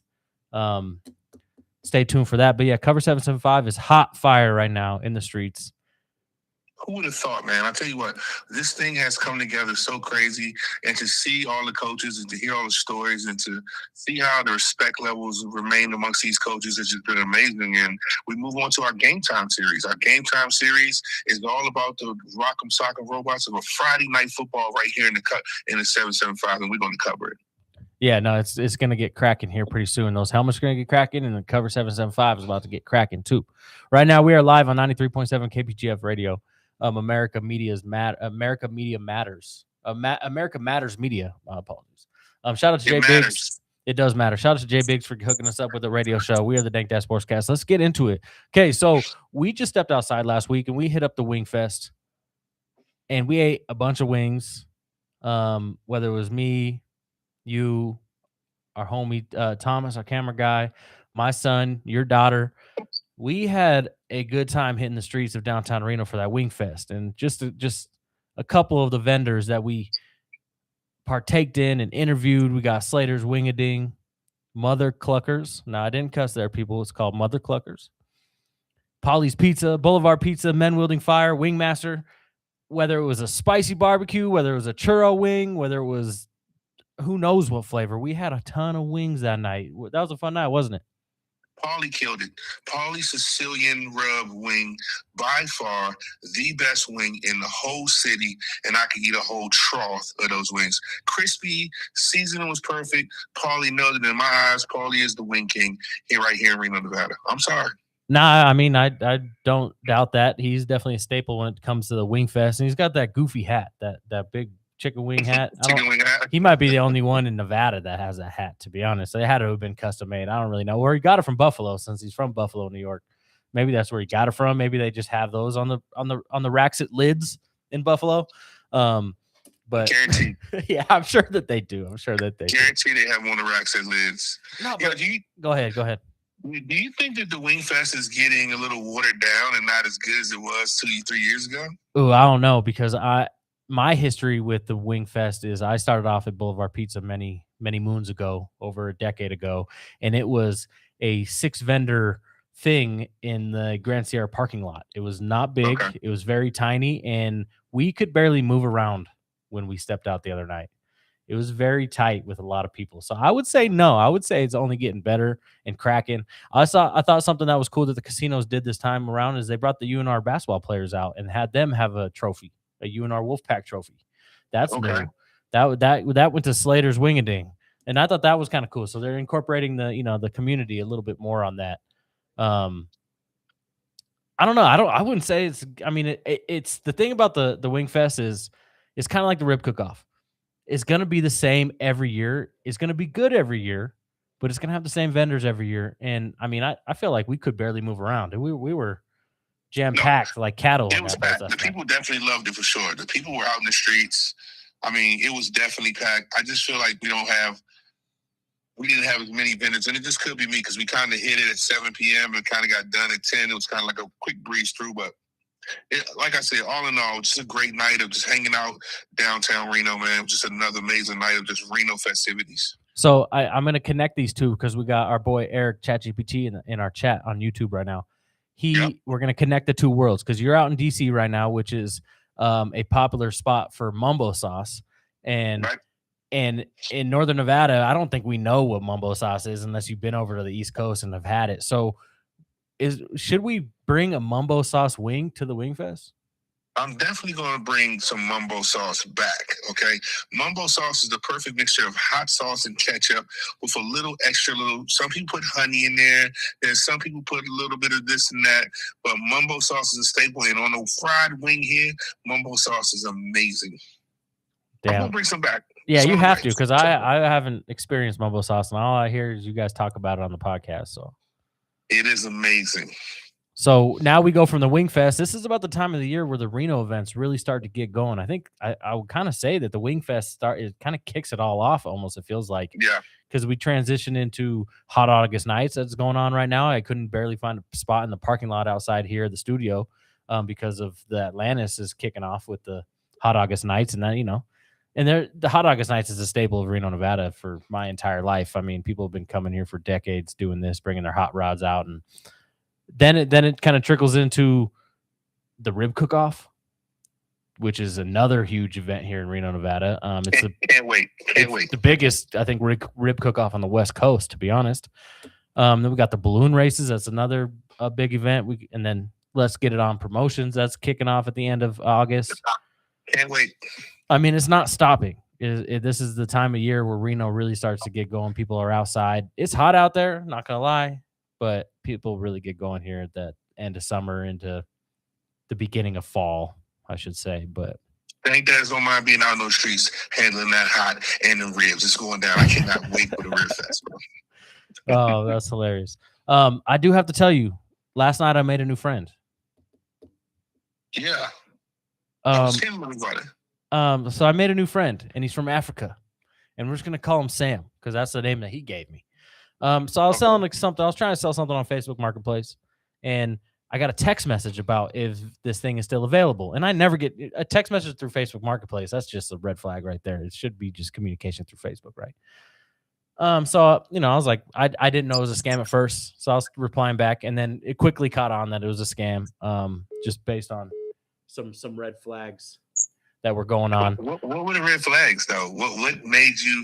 First of all, what were you selling on Facebook Marketplace, and then for them to try to scam you out of something? Well, I have this old Niners drink vending machine in my garage that I don't really use anymore, and it's like decked out. It's a Maytag. It's like a legit one where and it's got the buttons with a Pepsi, Bud Light, and it dispenses cans and bottles, and it's pretty cool. I just don't use it, and there's a couple issues wrong with it. I was just clearing out my garage, so I figured here in Northern Nevada I could find somebody that was a Niners fan like me that wanted it.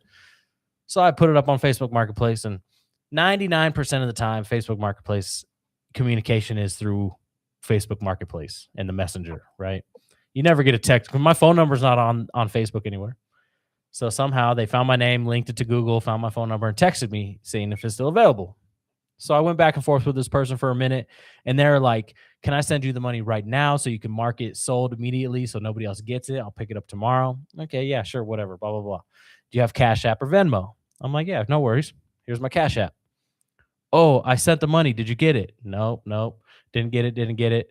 Oh, what the heck? This is weird, blah, blah. Do you have it? He's just asking these dumb questions. I have a business account. You have a personal account. Maybe that's the issue. And then he sent me a screenshot. What's the email associated with the Cash App, which is a red flag right there. I know that that's not a thing.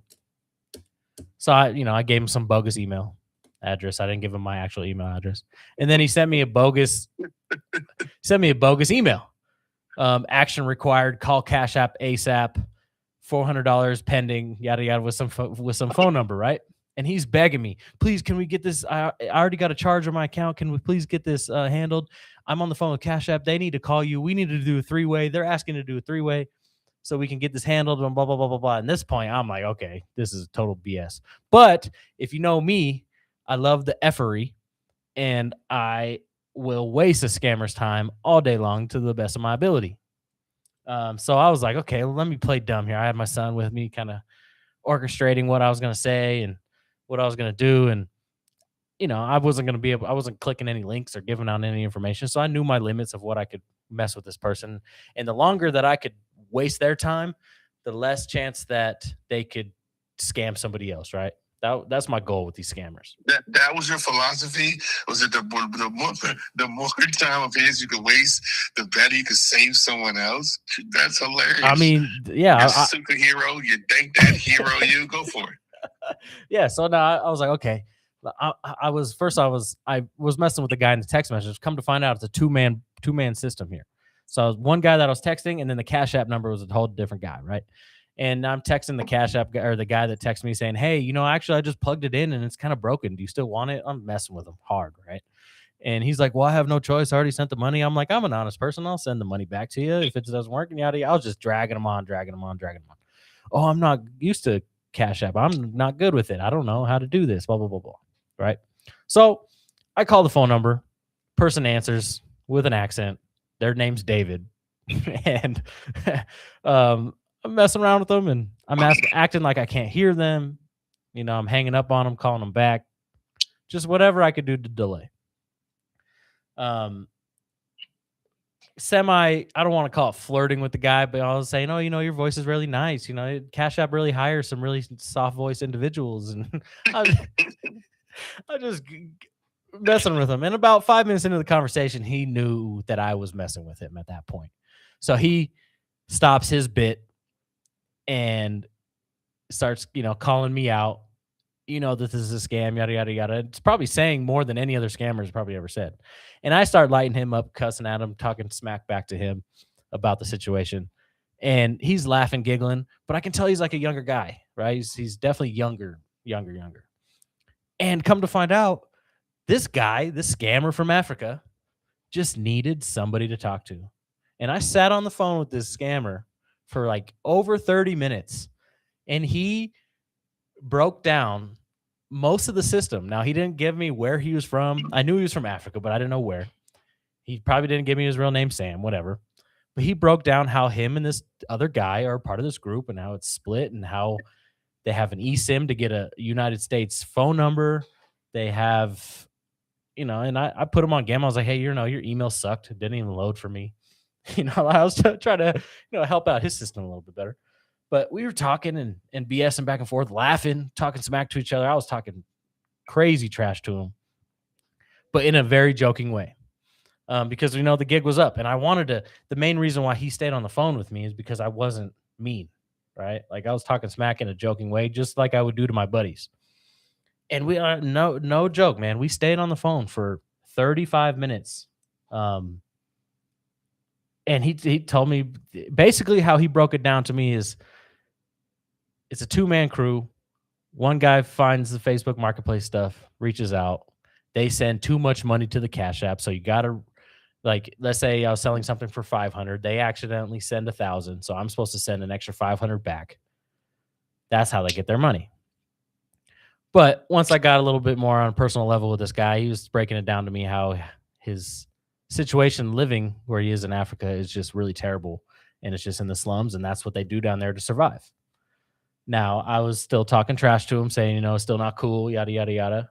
But I understood what he was trying to say. And I've seen documentaries. If you've seen anything on YouTube about this, these people are really living in, like, the slums of the United States are rich compared to what these people are living through. And I don't know, something about him, because I was joking with him. I was like, bro, scamming 101 is you should have hung up on me a long time ago. Why are you letting me know all of this information? First of all. That's like scamming 101. He should have cut me loose, blocked me. And he basically told me I felt like I needed someone to talk to because of how much guilt I hold. What was his name? Samuel.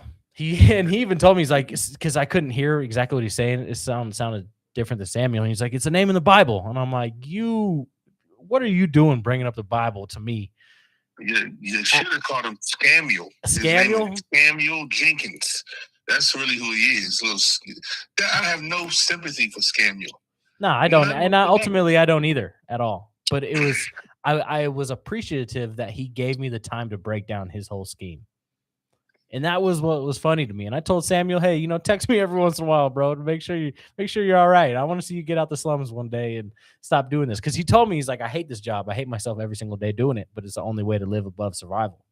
He was scamming you, bro. You got triple, double dog scammed. You think so, huh? Yeah, absolutely. Those scammers have no morals. They have no conscience. They have none of that. Their job is to wake up every day and to scam at least 5 people. They have a scam quota. I'm sure they do. Single day. Well, I have no sympathy for those guys. Mr. Sam didn't get anything from me other than a funny conversation and some trash talking. But it was really funny that he was, because normally we messed with that one scammer from India when we were dealing with our trademark. Remember that? Oh yeah, we really shook him up. Well, boy, when I say we made him cry, we really made that dude cry, man. And he was mad. He was cussing us out and all this stuff, right? Oh yeah. I don't think we can sing the songs that we sung when we was doing him. I don't think we can do that on the radio. But I tell you what, we definitely let him have it. We did. We hit him with every Indian song that we knew. We sung it. He was like, you guys are sick. You guys are stupid and sick. Yeah. Don't come messing with America, buddy. It's American ingenuity over here. We're the Dang Dad Sportscast. Don't come messing with us. At the end of the day, though, it was very funny to me because of just how the guy broke it down. And you don't get that opportunity often to get their whole scheme and yada yada yada. But so I befriended an African scammer last night, and if my bank account is drawn by the end of the night, that's what it is. I guess I got screwed. He's gonna be married to your wife by the morning. He got so much information off of you while you talking to him for 35 minutes. You'll be ashamed of yourself, you little fool. Let's move on to some NFL, bro. Let's get it. Oh my goodness. Okay, so we left off last week's show with, is Chad Johnson, Ocho Cinco, a Hall of Famer? Now, I was pulling a lot of his stats and the criteria, and I think he is. Now, a lot of people could be on the fence about this. What do you think? Not even by far. When I looked at the numbers, I looked at the wide receivers and just looked where he sat at. He was a character. Don't get me wrong. He brought a lot of attention to himself, and he was a good football player. But a Hall of Famer, not even close. I don't think he'll ever end up with that gold jacket on at all. Ever. So how many players would you say have played in the NFL to today's date? 50,000? I wouldn't know the number, but let's just say 50,000. Let's say 80,000. Okay, well, he's in the top 40 in the main categories. That's not Hall of Fame. If we are saying that, let's say there's 25,000 all-time people that have ever played in the NFL, he's in the top 40 in stats. What makes a first ballot Hall of Famer, Jeffrey? I don't know. What makes a first ballot Hall of Famer? I think it's different. I think it's your dominance while you're playing. Your stats obviously have to be involved with it. But I think that your dominance while you're playing has a big factor in it because, like, Calvin Johnson didn't play for as long as he probably could, but his dominance during that time. Was Ocho Cinco better than Calvin Johnson? Heck no. Come on now. That's not. Okay. That's not. Just asking a question. Was he better than Terrell Owens? No, Terrell Owens is 1 or 2 or 3 all-time greatest. Absolutely not. Megatron. Was he better than Megatron? No. Julio Jones. What? Julio Jones? Not even close. No. Okay. Antonio Brown. Now, so let me ask you this though: are you saying this and like their ability on the field or their stats? I'm just saying all around what what embodies a Hall of Famer is all of the above. It's stats, big play making plays at the right time in those big games.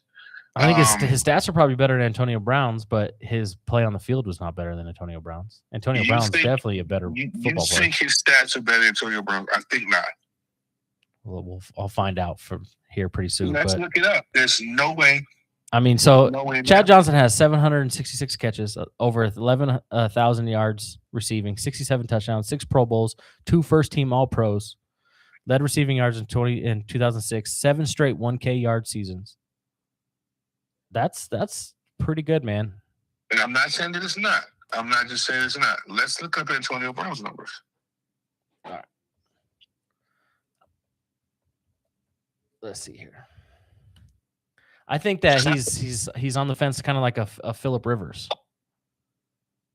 Phillip Rivers is on That's the a whole fence. other conversation. I think Phillip Rivers is definitely a Hall of Famer, but Okay, Antonio's stats are better, not by a ton, by basically a season. They're about better by a season, give or take, on everything. He's got like 1,000 more yards, 100 more receptions, and about 16 more touchdowns. So yeah, Antonio Brown has better stats. And would you say Antonio Brown's career was cut short? Yeah, absolutely. We got in the comments. He said, "Wait, just shy of 28,000 players have played in the NFL all time. Top 40 in multiple categories has to be a gold jacket." And I agree with that. Who says that in the comments? Who said That is Mad Mike. You could catch him Wednesday nights from 8 to 9 p.m. on the Junction. That is Mad Mike.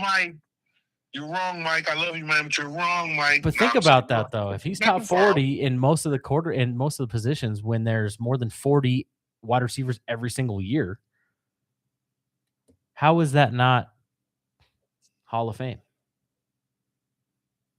I think that there's some receivers that that aren't as highlighted as Ocho Cinco that had some of those similar numbers.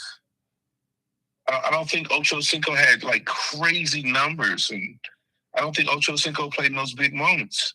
No, and I agree with that. He definitely didn't play in the big moments. But so I guess what I'm asking is, do you have to have top 10 numbers to get into the Hall of Fame? Absolutely. Well, then eventually the top 10 is going to be washed out with different guys eventually. So how does that work? I personally just don't think that he has. I think he was a great showman and he had a great football career, but I don't think he's a Hall of Famer. Nothing about his career solidifies him as a Hall of Famer. Mike saying, what does ChatGPT say? ChatGPT says that he is a Hall of Famer, by the way. Really? Yes. But on the fringe, like very fringe. Yeah, well, ChatGPT is not a damn bank dad, okay? Oh, okay. So we're not worried about ChatGPT. But I'm a dank dad, and I'm saying he is. Well, I beg to differ, but it's a good debate. I truly think it's a great debate. And I hope he does get his jacket. I don't want to not see him get his jacket. Is he better than Chris Carter? I mean, you're dating me a little bit. I didn't see a whole lot of Chris Carter.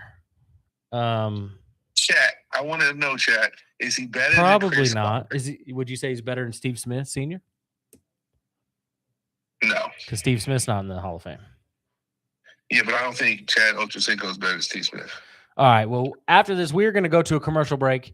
We'll talk NFL here when we come on back. We got a lot more that we're going to be covering here with the Dank Dad Radio. So we'll be right back, people. Dank Dad.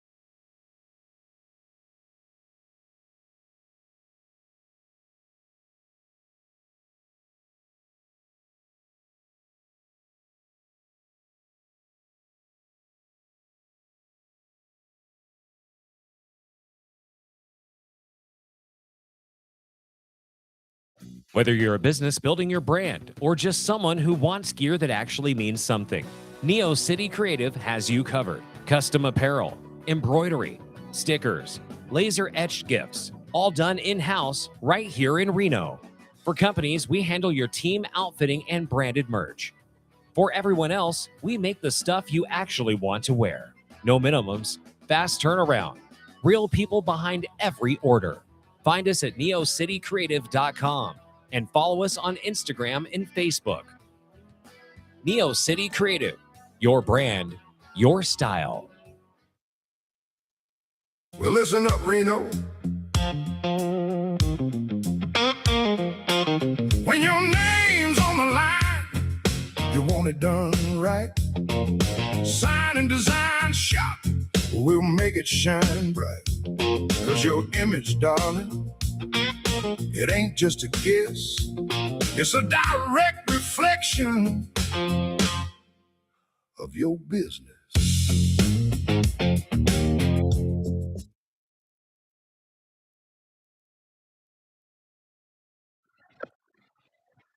.7.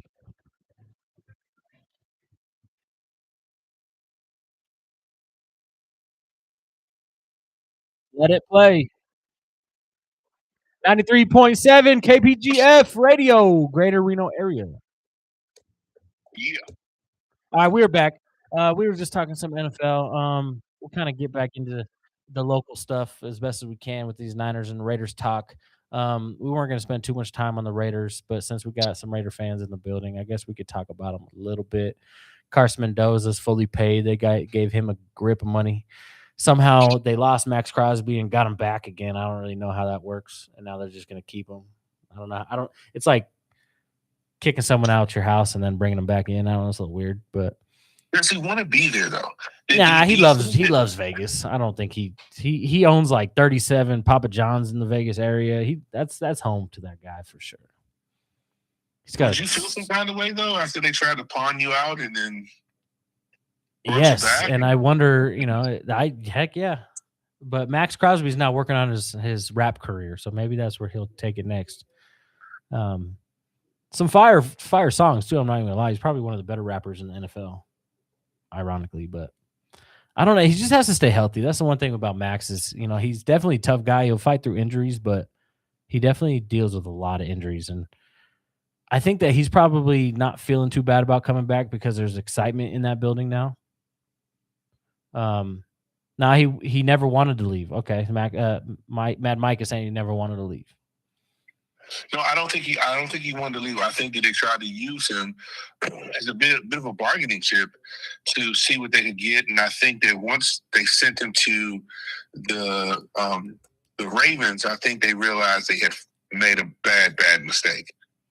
And I think they sabotaged the health report some kind of way and got him back around. But yeah, I think that you think the Raiders sabotaged the health report? I don't know how that works. I've never seen nothing like that before. I don't think we've ever seen anybody say he's traded and they say no, he's not. I think it was the Ravens having buyer's remorse is what it was, because they gave up a whole grip of picks for him. I think they're the ones that had buyer's remorse. And I can see that. But at the same time, to take him back, he's a dog, though. Plunk him out. He's a dog. Now to the other side of the local sports teams for the Niners have 20% of their team injured right now. And it's funny, and it was only a matter of time. I kind of wish that I thought about this, but that somebody created an X account for the substation. What? And they posted a picture of the substation and said, "Hey, I'm just here doing my job, and everyone's mad at me." I think there's a whole lot of realness to that whole power plant thing, substation thing, and injuries. I really think that that's a really bad thing, and I think that they're going to have to change that.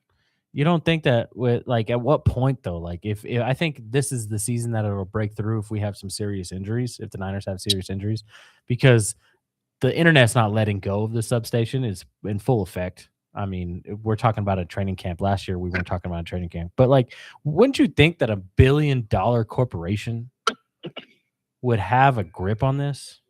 Like, Well, what I do think is that if they can see how that substation has scrambled Brandon Ayuk's brains, they would definitely start to make a bow, move bow, to bow, get that bow. thing quicker. Yeah. Or a wonk They would wonk. I don't know definitely which make a other one you move, want. because this guy has went and bought a house in Loudoun County, Virginia, and they went and signed Stephon Diggs. What the hell is he thinking right now? He's cooked. He's cooked, and I think it's. Is Stephon Diggs still productive? Would you say? Oh, well, I think Stephon Diggs is going to have one of the biggest seasons he's ever had this year. He's been with Josh Allen. You realize that, right? And Well, he- now is the season that he's going to have the best year. If you look at his numbers with Josh Allen, they were good numbers. What makes you think that he's going to be having a monster year? I just think that Stephon Diggs is capable of that. I think when Stephon Diggs is healthy, if Stephon Diggs is excited about football. Okay, so I know that you're in DC right now, and you probably got to talk correctly, but you really believe that, huh? Yeah.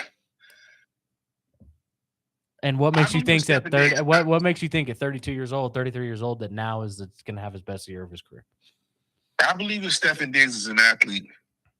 And I truly believe that Stephon Diggs is one of those kind of athletes that is beyond time and age. I think that he's just a really good football player. And when he is in the groove and he wants to punish teams and he wants to get that ball moving, and he wants to uplift that team, that's just what he does. You know who's athletic? Huh? You know who's athletic?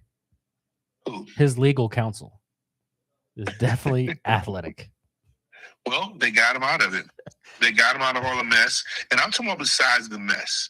Stephon Diggs has always been electric. And I think being back in his hometown of Washington, D.C., I think he's going to show some people. And I think he's going to come back from all the adversity and have a great year. Truly, I do. Well, Dave Daniels was healthy. It definitely sucks for Brandon Ayuk now that they signed Stephon Diggs. It definitely does not help Brandon Ayuk. Now he's just, deeper into the Niners chokehold, as you could call it. I don't know what's going to happen to Brandon Ayuk. I think that he doesn't play football this year, but I do think he plays football next year. Did you watch the press conference when the guy asks, "Hey, does anybody's social medias play a part in them getting picked up for the team?" And Yeah, that's a great question that they asked the GMs. yeah.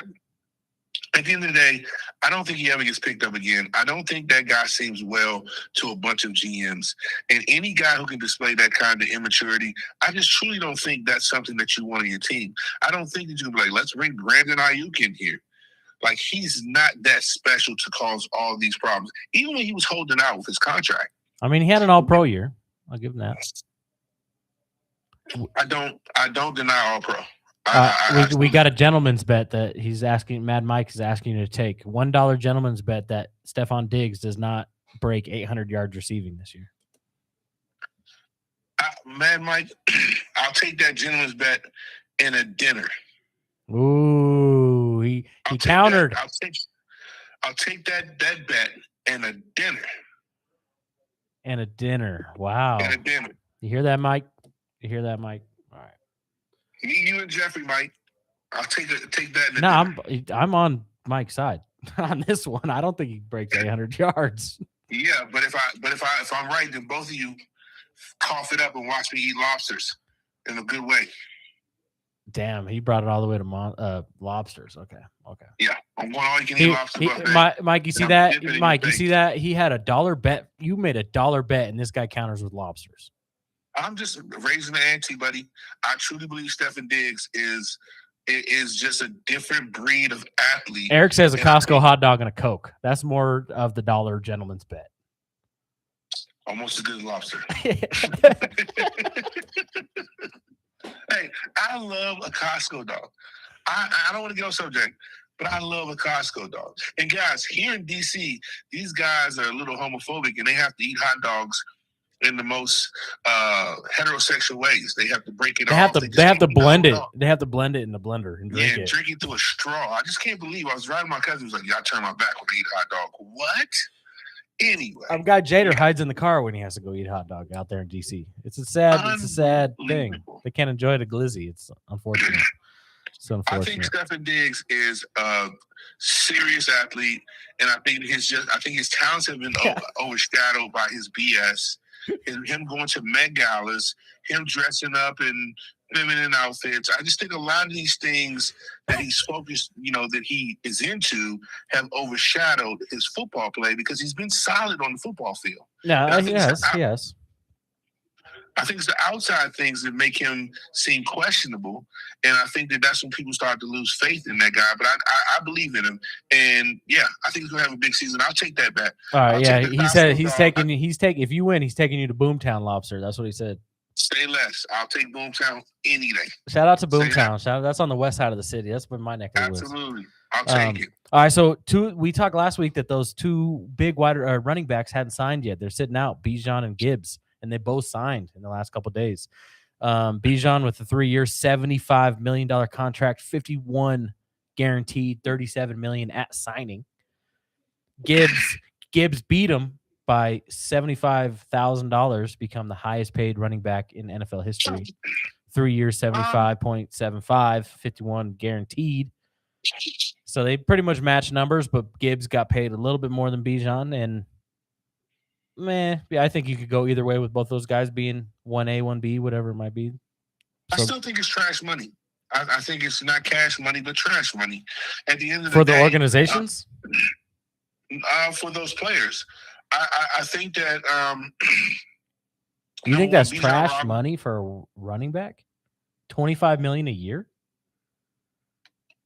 I mean, I think that Saquon Barkley helped reset that running back market, number one. Also, two, I think that in the running back market, when they get to that place where they don't want to pay you anymore, they cut you. So I don't know how much of that is guaranteed. It said $51 million is guaranteed, which is a cool deal. But also, too, I just don't think that there's no hope in Atlanta. And I don't know how much hope is in Detroit. I don't know how much is in Detroit either. I mean, Either one of more these in teams. Detroit than Atlanta, I would say. But Yeah, absolutely. But the thing is like, I think that for some of these guys, man, they have to get to the place where I don't think Bijan Robinson should have stayed in Atlanta. I really don't. I don't see any kind of future in Atlanta in the next couple of years. Also, too, I don't see the same thing in Detroit. That's a very hard division coming out of Detroit. That's a tough division. And if you just want to play for the money, then perfectly fine. But if you're trying to play for something bigger than that and really be a staple name in the NFL, Emmitt Smith. the problem is, though, is they're both under contract. They're in their last year of their contract. So do you like one in hand is better than two in the bush, So they probably wanted to get their check right now instead of banking on next year in free agency. Who knows what could happen? I think with Gibbs, it's important because David Montgomery's gone. And he took a big load off of Gibbs. So I think that Gibbs was thinking like, damn, if they go out on injury this year, that money is not $25 million a year anymore. So Well, let me ask you this. It's one in the hand and two in the bush a good statement for a running back, or would you do the same statement for a wide receiver? yeah, I think if you have a chance to be the highest paid running back in NFL history, you have to take that. Okay. Because you don't know what tomorrow looks like. But right now, you're about to be the highest paid ever. So why would you not take that? Regardless. And Lions, obviously, like we said, are a better situation than the Falcons. So. No, I totally agree. I just think that, I think that, yeah, you get the bag, but nothing really happens. Like, I don't think we're going to have any kind of Hall of Famers out of either one of these two guys.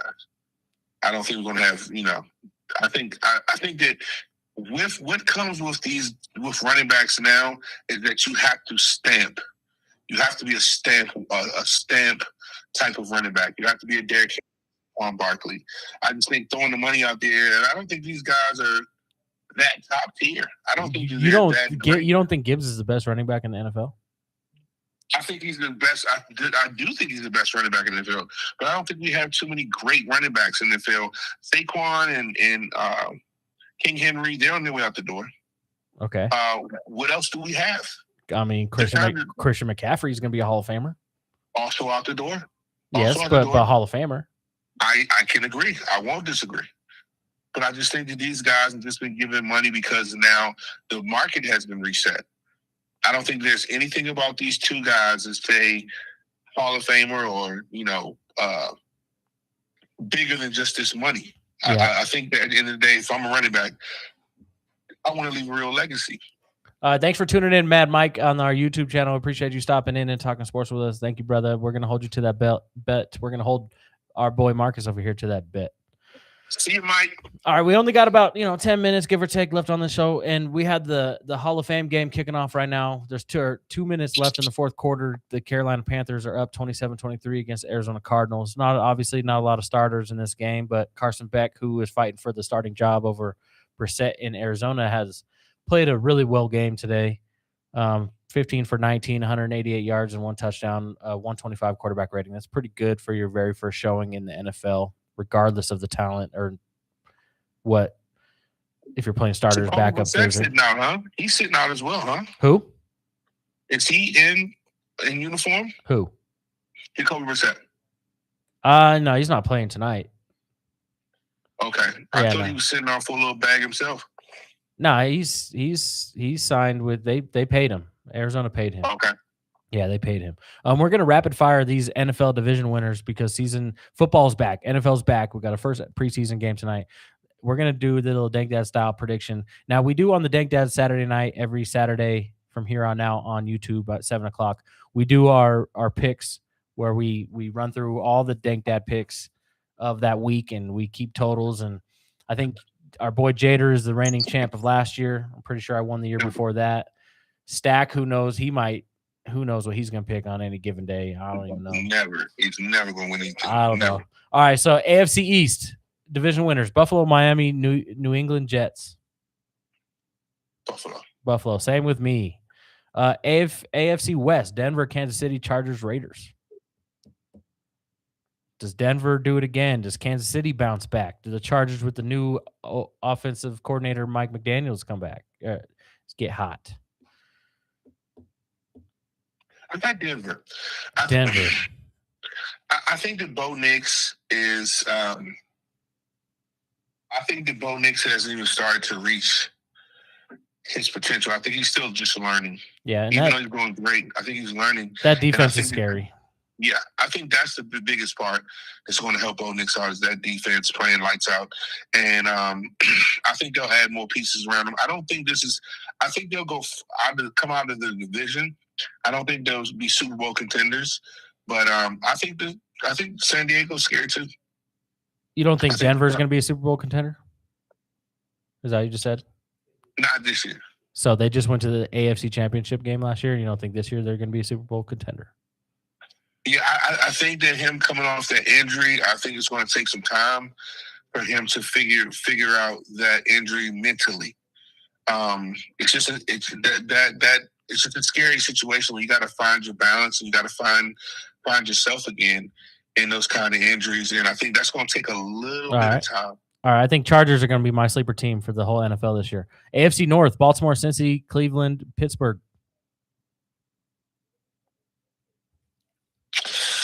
We got a rapid fire. We only got a couple minutes. I'm sorry. I'm going to take. I'll take Ravens. Baltimore. Yeah, you're close to the city, so you kind of have to. There's people listening to you right now. I'm taking Baltimore as well. AFC South: Houston, Colts, Jags, Titans. I'm taking Jags. Jags. I'm taking the Colts on that one. If Daniel Jones stays healthy, I think they're going to be really good.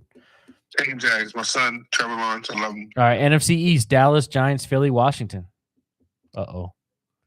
I got say it again. Who's in that again? NFC East: Dallas, Giants, Philly, Washington. I'm taking Dallas.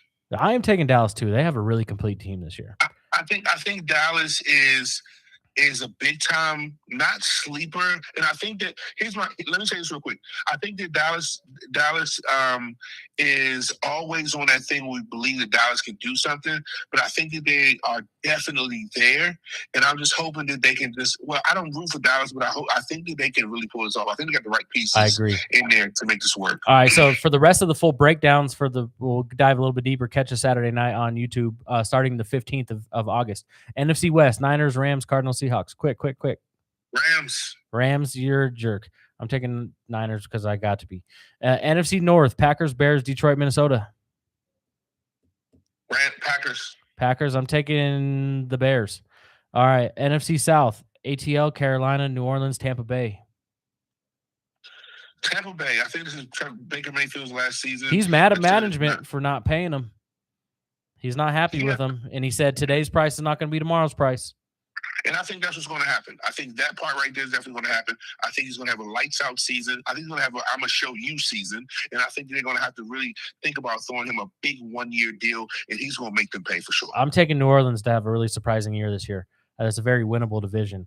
We are the Dank Dad Sportscast. You can catch us every Saturday night. Well, starting the August 15th at 7 p.m. on YouTube with the rest of the Dank Dads. We show crazy videos. We show sports takes. We talk smack. We do all of the above. Right now, we're on 93.7 every Thursday night from 7 to 8 p.m. 93.7, we love you. Yep. And salute to everybody out there. We appreciate you tuning in. This is another beautiful Dank Dad Radio night. Dank Dad Radio. That's us, man. That is us. Salute to everybody out there. Thank you, guys.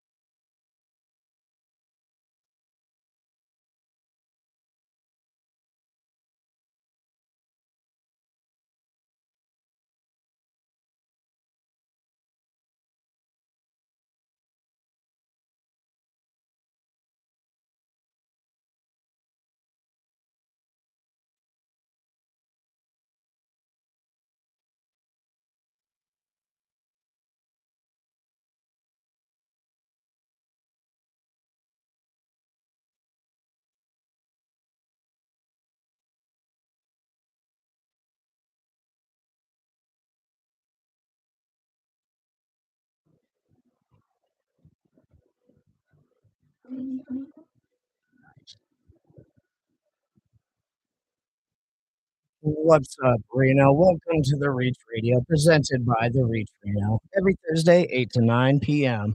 I'm your host, Ryan. And I'm Trin, also known as T.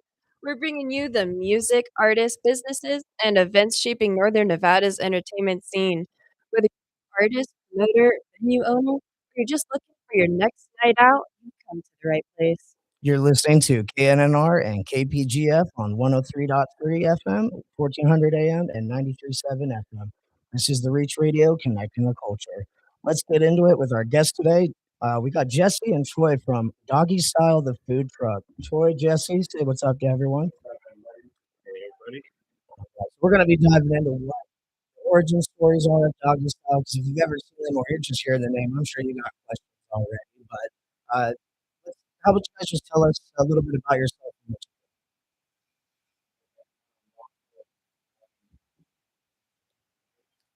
There we go. Sorry about that, folks.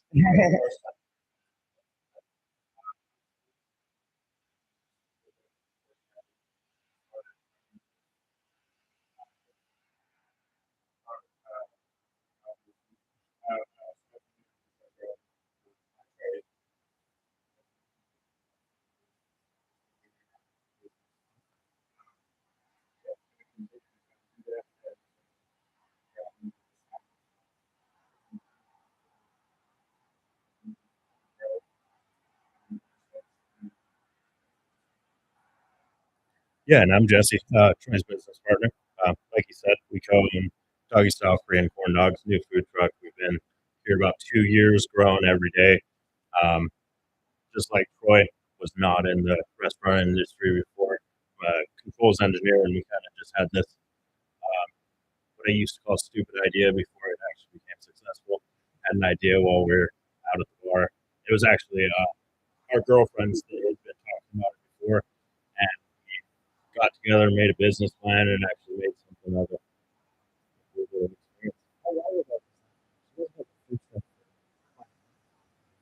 Yeah, we started up in October. It took us absolutely forever. Just last October. Yeah, 2 Octobers ago. Okay, I So was going gonna up, say, I coming feel up like on 2 years. In around 2 years.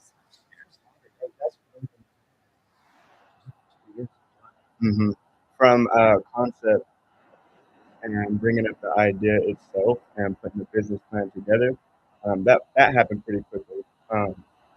This guy over here is, he's just pretty in tune with all of that. So we sat down hours and hours every single day, building the menu and the recipes for it, and then buying the truck itself, going through all the regulations was another battle.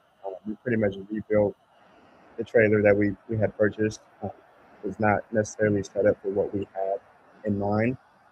So we took on a pretty big toll with that. But You guys made the first trailer yourself from the bones, or is that what you're saying? So that everybody always gets these ideas, and then you start like digging into it. And we are actually talking to a real estate agent earlier, and she's like, I hate talking to people about some of this stuff because I start throwing numbers at them, and it feels like I'm just taking everybody's dream from them. That's what getting licensing and doing all of the business stuff does for so many businesses. But yeah, no, when we had got the trailer, it was a family friend of Troy's. We had got the trailer. That thing was never built to pass a health inspection at all. It At was, all. they sold tacos out of it. And shout out to those guys. Love those guys. They made amazing food. But when we then tried to make a legit business out of it, there was a lot of work that went into it. And we didn't have the money. You're not going to get funding as a aspiring food truck owner. You're just not going to get funding from anywhere unless you have like a solid business plan privately. So it was, okay, hop on YouTube. Let's figure out how we're going to redesign this thing. And we did that within the course of time. But yeah. Information is out there. You just have to be determined and be willing to look and keep going at it. So is that the same trailer you guys still have? Yep. Wow. We might keep it forever, even if we get a new one or a brick and mortar eventually or something. We'll probably keep this one. We put a lot of it.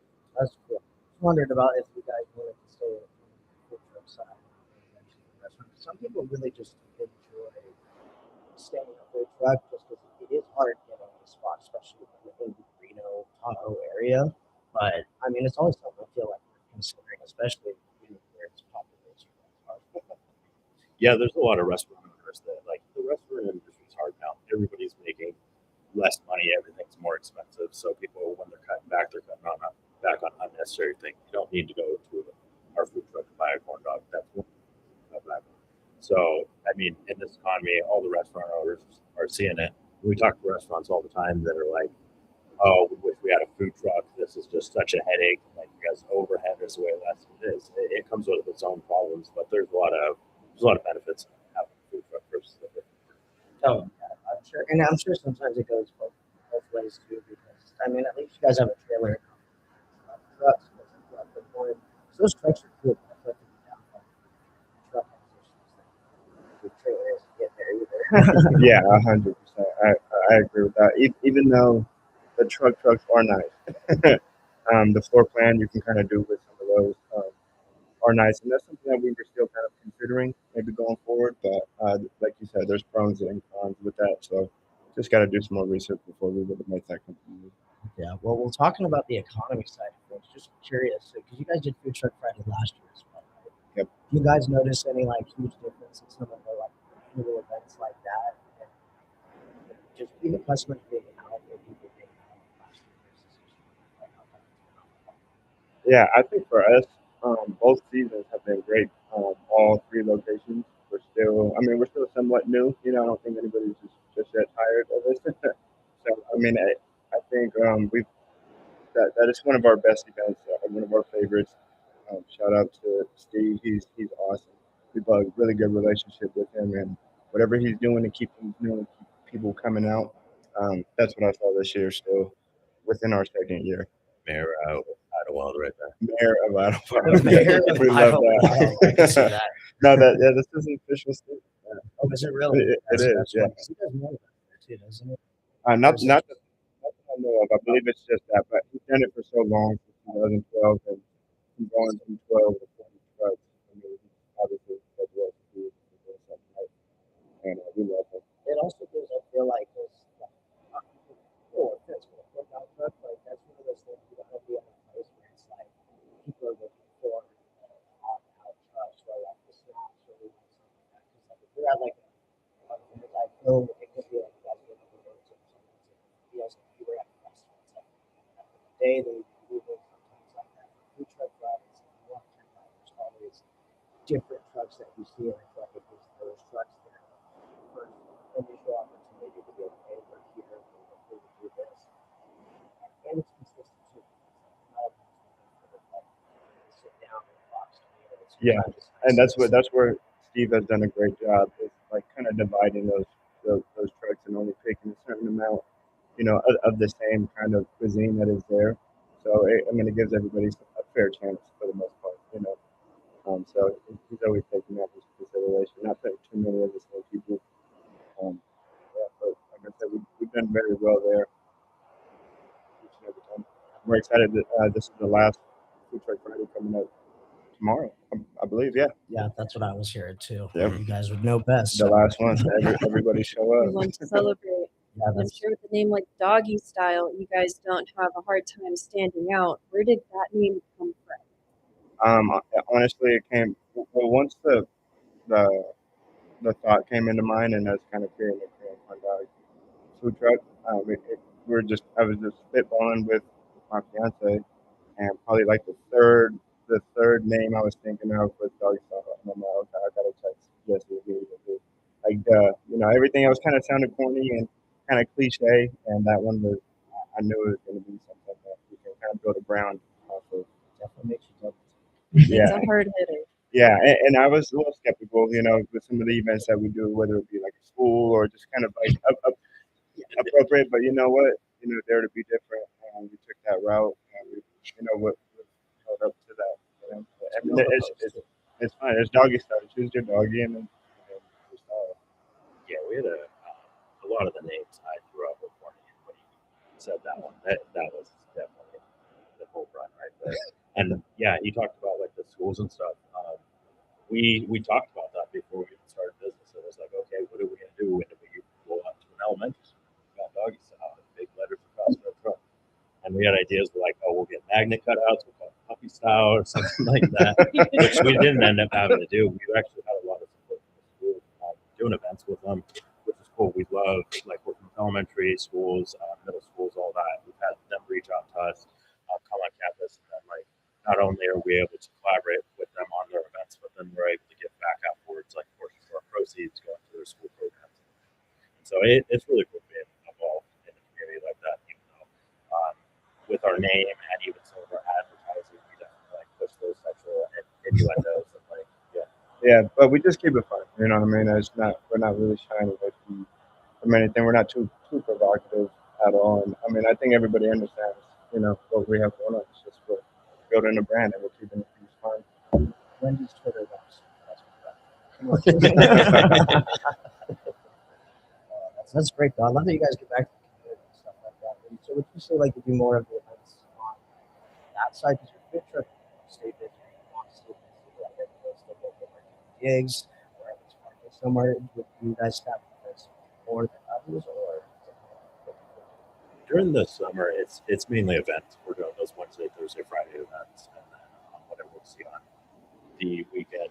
But for the most part, we try to we do a good mix of everything. We're at some apartment complexes and stuff like that. But what we really like to do is the stuff with the community.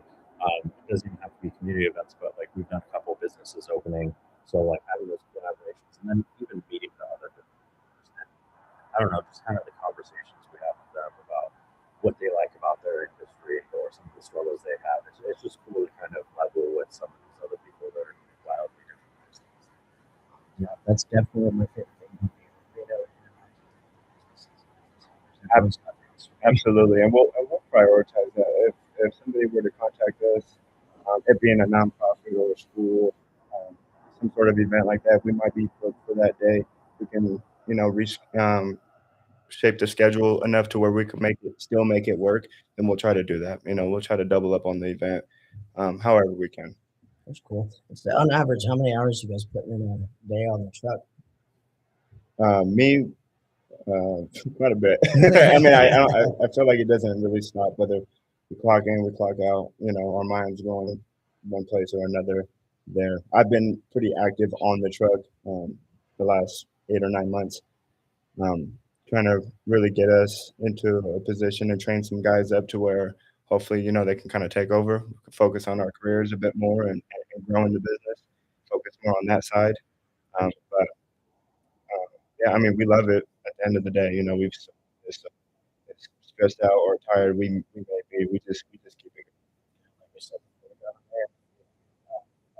you own your own business, you work. Yeah. It's a 24-hour game, whether it's thinking of new ideas, maybe for the next event, answering phone calls, texts, maybe. Oh, yeah. The phone does not stop ringing. Those are guys. All right, so we talked about the inspiration behind the name. We talked also, you guys mentioned, for those who don't know, if you ever get a chance to check out, especially tomorrow at Food Truck Friday, check out the menu. Where the inspiration comes from. It's always really funny to look at and check out. Yeah, I feel like I got enough to every time I see it. Yeah, it's funny watching people read our names and mispronounce them a lot of the time. We have the Chili Eilish, which people are like Chili Eyelash. It's just we're just gonna name all of our stuff pretty basic names when we started out, but my buddy Alex had actually came up with the first name as the Wizard Guy, and we sat there. I think it was me, Troy, both our girlfriends at the time, and then another friend, and we just sat there, just coming up with funnier and funnier names. And there's a lot that didn't make the cut, and there's still a lot that we really want to do. We just sat down for one night. It was just pushing it. But yeah, and we knew we were like, you know what, we already got the doggy style. Just go with it. Just stand there a little bit, make people laugh, be creative, and it was just that. This guy commented on one of the posts we had earlier. He had like 8 more names. I was like, we're stealing some of those. One was like Liz Khalifa.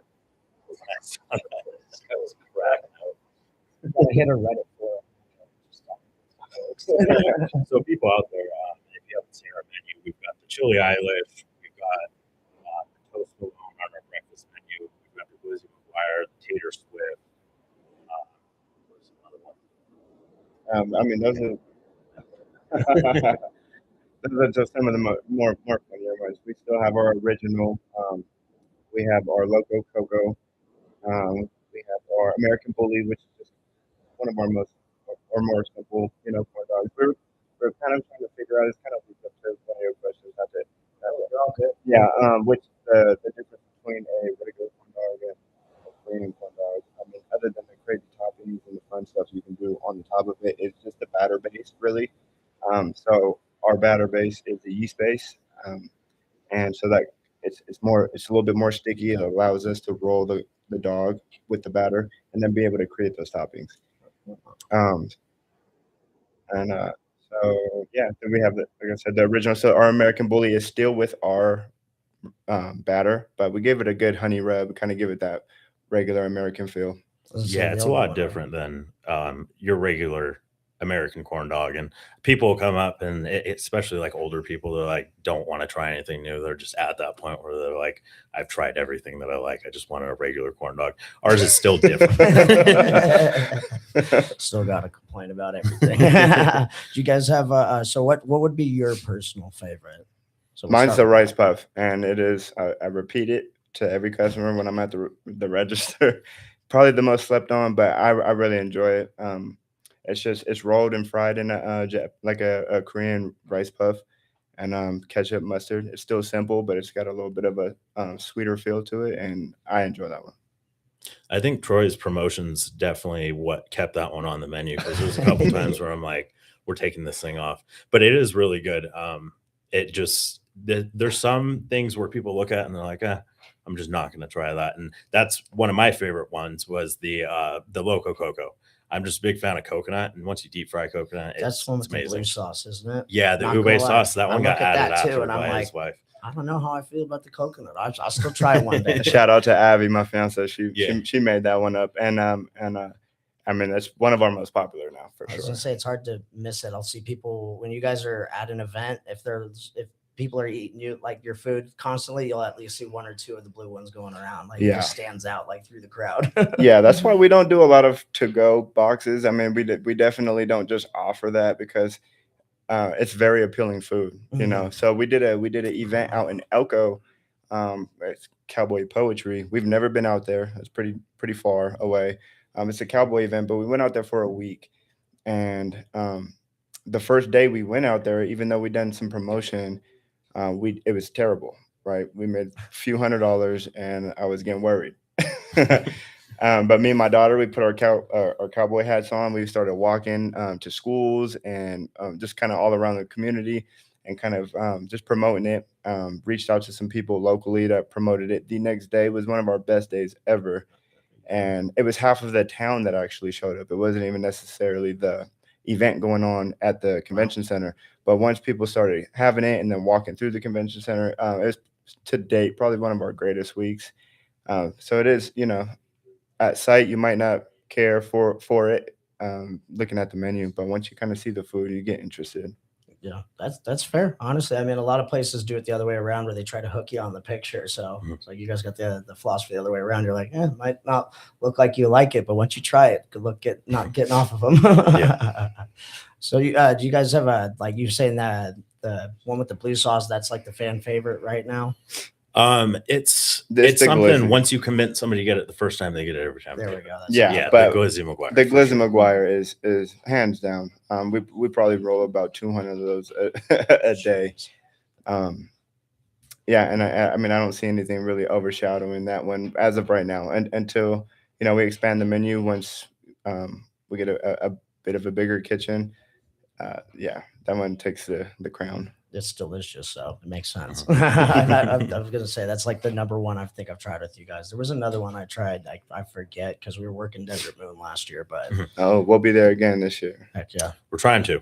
Oh, keep our fingers Manifesting it. Yeah, really excited with what those guys are doing in town. They're super awesome. The Revelation guys.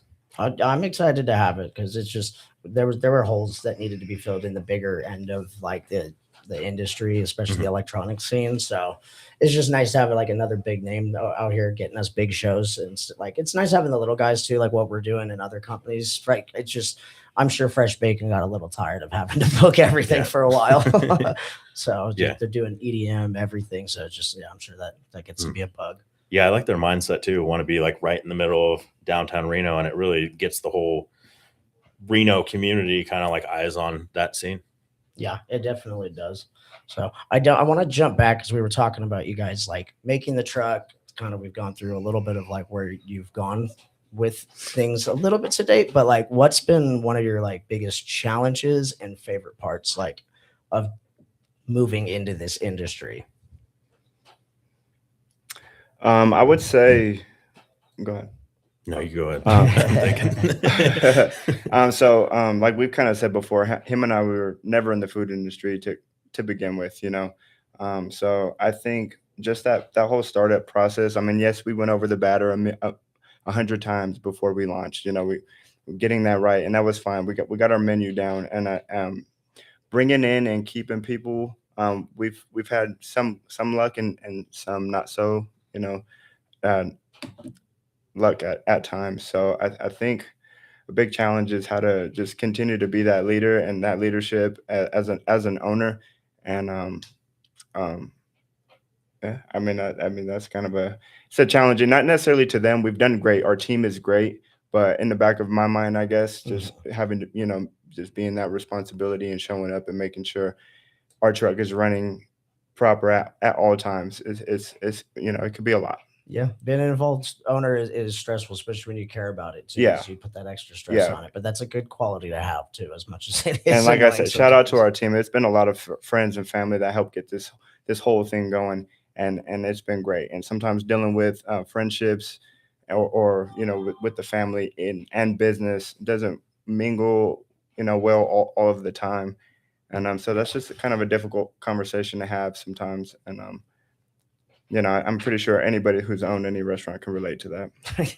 No, I definitely agree, especially the working with friends and family. Yeah, no, I agree on that one. Like you said, I mean, with so many things that we've learned in this business, like the cooking, the finances, all of that, it seems like you beat your head against it, any of those subjects long enough, and you're going to find the right answer. There is a right answer to a lot of that. But when it comes to the management and stuff, you're dealing with so many different unknowns, everybody's different personalities and stuff. So learning how to be a leader in the best way for those people, it has really been the biggest struggle.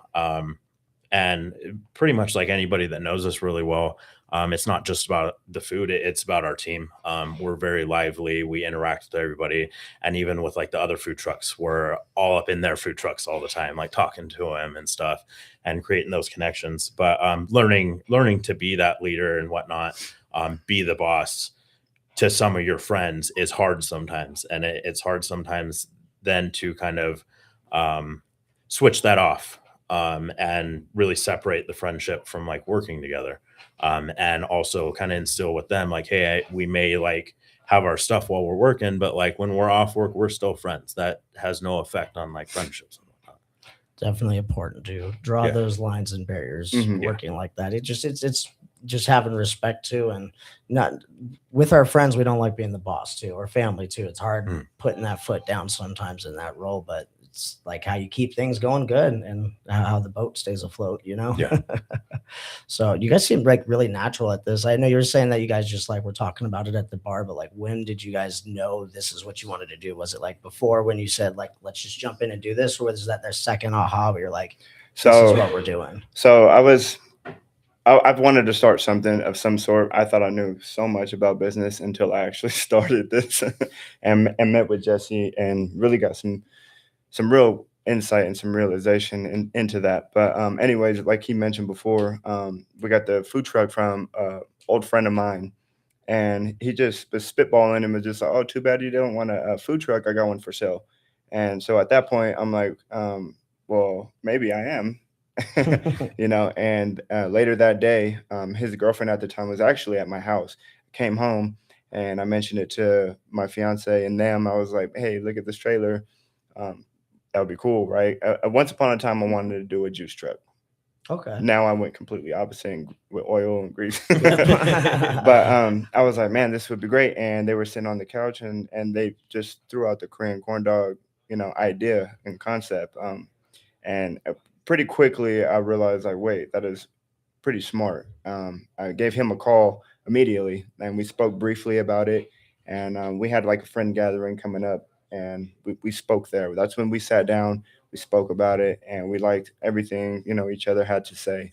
And then, so he was like, hey, look, let's have a meeting. And from that meeting on, we met every single week, maybe once or twice a week for the next 6 months and built the plan. We had some private investors just through connections of ours. And once our business plan was, kind of to what we thought we wanted to present it, it was really smooth going. There was no doubt people wanted to, give us a hand in that. And yeah, we bought the trailer first, make sure we had that in our possession, and then we like we said, we went to work on it. We pretty much gutted that trailer and made it our own. Yeah, the business plan there, that was the key factor. Once we got into everything, we kind of started looking into different resources. And big shout out to SCORE, SBA, all those advisors and everything. We got an advisor and she kind of business plan. We spent like 3 months on this thing, researched everything we possibly could. And there's just some things you can't research that really we just had to go out there and figure out. Once we had that business plan, that's really what solidified things. That was like, there's the market here. This is how we're going to do it and all that. And then just had everything planned out. That's the biggest thing, like going into all of it, is make sure you have a plan. Heck yeah, I agree. Well, we're going to go to a quick break and then we'll jump back in with a few more questions with Doggy Style. So stick around and we'll see you here in a sec. Add some ketchup to the bun, cause hot dogs are super fun. HOTDOGS. You're not hungry, I'll eat the rest. Hot dogs are the stinking best. HOTDOGS. HOTDOGS. Hot dogs are the stinking best. HOTDOGS. Hot dogs are the stinking best. What's it take to get some ketchup? What's it take to get some mustard? Order up, it's time for supper. Hurry up, hot dogs to go. What's it take to get some chili? Hurry up, it's getting cooked. Order up, it's time for supper. Order up, hot dogs to go.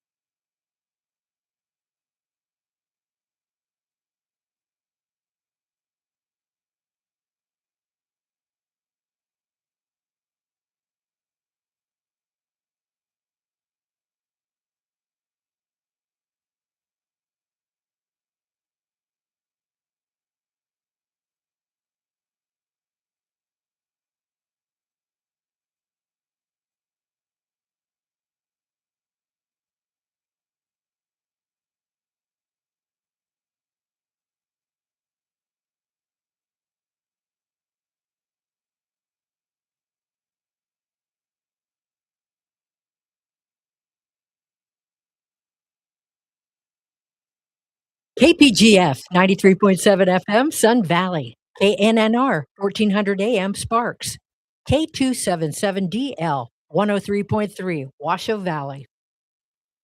And we're back here on the Reach Radio with our guest from the Doggy Style Korean Hot Dog. I was hoping someone would bark at some point. Just tell us when you want us to bark, and we'll bark for you, Ryan. Taking the fun out of it.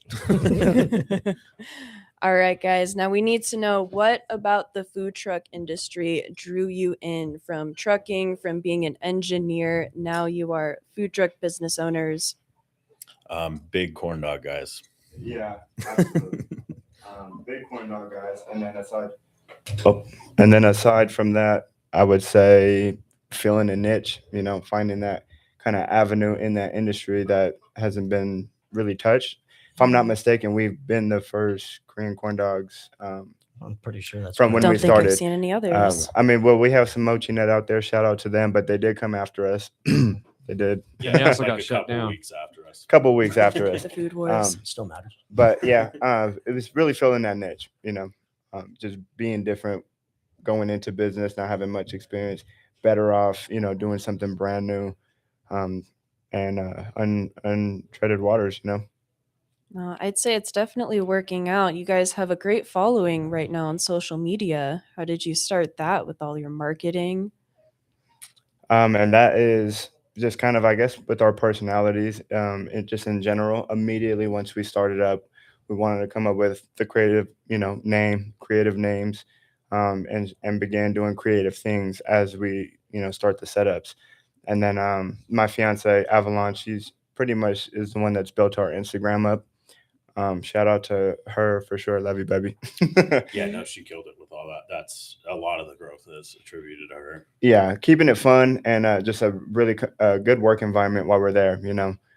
So that was a huge lift up for us, and we're trying to continue to do that. Continue to do creative things at these setups, the interactive stuff, the games that we do at the festivals whenever we're allowed and we're allowed the space. We definitely like to do those things. Did you see the Wiener Olympics? I saw videos of it. That was Tahoe Live, wasn't it? Yeah. Yeah, I saw videos of it. And I'm like, dang it, I missed it. It's the one day I was late going up. No, that one was fun. Yeah, the Wiener Olympics, we had done we had done 3 or 4 rounds of games where we had people chasing people around that were dressed up. One of our employees is dressed up as a hot dog. We had people trying to play beer pong with hot dogs and stuff, and just that type of stuff. I'm super into like all the interactive stuff pretty much anywhere I go. So like to be a food vendor in some of these events and have the opportunity to do that just on the side, I feel like that's really like what makes it stand out, just doing that stuff. And I have fun. I mean, there's all these like drunk people and whatnot at this festival just doing stupid things because we asked them to. Having fun with your business, very important. So you guys drawing the community in is a very big thing that you've done. It's probably a big key to your success. Absolutely. Yeah, that, like you guys said, you have fun with it too. You can see it. It's not just in the videos. It's when you see you guys working, like knowing some of your guys' employees too. Like everyone just always has a smile, like when they're working. Like I've seen Troy on some busy days where he's just like pounding away at the register or whatever. I mean, you guys got a line, but like you guys still always look like you're having a good time doing what you do. Yeah, we've done a good job at keeping that environment up. And a lot of the employees that we kind of attract, they kind of, just based off our following, they kind of know what they're getting into. They kind of want to be, obviously they want to be a part of it, And so as of like right now, we during the summertime, we've employed probably 4 or 5 high schoolers to make some money, on their free time during the summertime. And they've been, honestly, they've been great. They've been amazing. They have a fun time, a flexible schedule, and that's been really fun. I'm actually pretty proud of being able to do that. Talk to a lot of their parents, and they're just like, man, thank you for this opportunity, stacking up a little bit of money for themselves, getting their car for high school. So that's been really cool. And you're teaching them a good work ethic too. If I can say the word. That's a great thing. Do you have any plans for the future in the next year, growing, keeping on with these community events, maybe keeping some of these high school staff for next summer? Hinting at brick and mortar on the live air. Yeah, that's really our goal. brick and mortar here soon. It's just going to allow us to do so many more things. It's either that or we've outgrown this truck. We can't sell more corn dogs in an hour out of this truck than we currently do. We've exhausted pretty much every idea that we have. So it's either bigger truck or brick and mortar, and either sounds pretty good. It really just depends on how those opportunities come to fruition the next couple of months. The good thing about doing another truck is we've already done the design for another one. My mom actually will be opening one here this winter out in Chattanooga, and that one's designed specifically for what we sell. So it's going to be able to pump out like double the numbers. So that's something that we are really looking forward to right now. We'll probably be sending our team out there to really show her how to run it, do some big events out there. It'll be cool. Bring the whole team out there and just. That's cool. Mm-hmm. Korean corn dogs on the Chattanooga. Yeah. All the No, way. and the culture's a lot different out there. So she was a little bit worried about, like, especially being in like the religious belt, how some of that's going to fly, like some of the stuff we do. But she's been getting a lot of good reception from I was gonna say, there's enough country fans. They're gonna see Doggy Style and just laugh. Yeah. It's just Korean corn dog. I get it. If we do ever move and like do anything else, like we've talked about, kind of getting an alcohol license, do an alcohol truck, it's been stuck in my mind. I really want to name it Missionary, so that we've got just the pair. Just doubling down on it. Yeah. That'd be funny too. Getting a drink at the Missionary. The brick and mortar is definitely something that we're gonna put some thought into for sure. But and along with that, just keep a food truck, because doing the traveling, doing these bigger events, going to where the people are, that's how it started. I'd like to keep that going around here. We got some pretty big plans that's coming up here for some bigger festivals we're looking to get into, and that was the initial goal, getting into the LIBs and whatnot, and having that our truck be there. So we still plan on doing that for sure.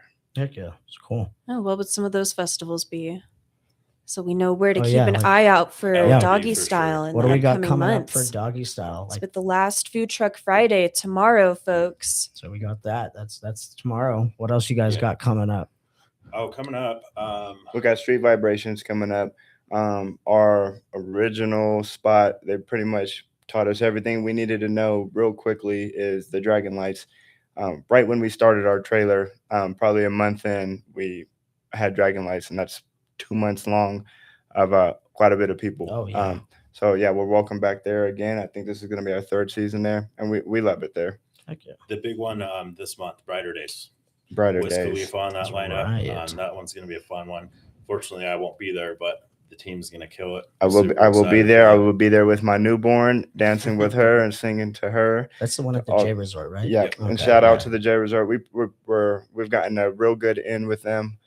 Pretty much any event that they have going on, major event going on, we got some dibs in, and Brighter Days being the one very anticipated for So sure. you guys got like every major like business or event company in the area right now, at least for downtown Reno. There's some that we haven't been able to get our hands on. If anybody's got hookups with the rodeo, let us know. Mr. Pinocchio.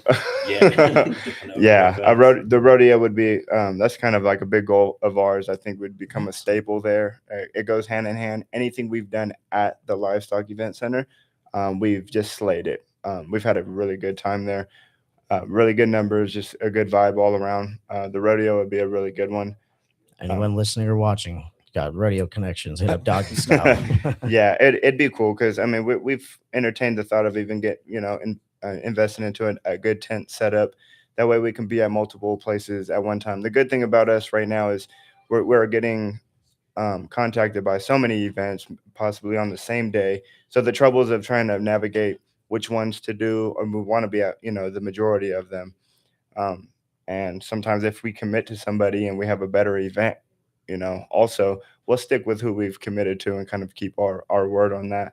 So having another tent set up is possible, and I think at the rodeo we can do that. Oh yeah, easily. Yeah, It'd be cool. The rodeo, is that like the last one you guys are trying to get the so curvy we- little paws on? in That's town. the big one. Cool. Yeah, That's we cool. met those guys. So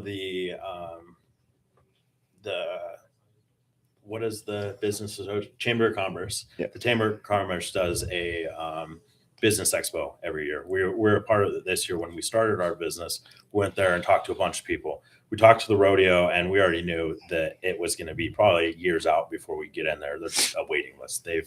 All the people that go there, they come back because the radio is just so big in Reno. And so we've still been on the, hey, bug them every year. And one of these years, we're going Get the fan base to bug them. You guys heard it. If you follow Doggy Style, just tag Reno Rodeo. We're in trying it. to go to Winnemucca, Fallon, do some smaller rodeos out there. Just so we have it on our resume if that's what's needed.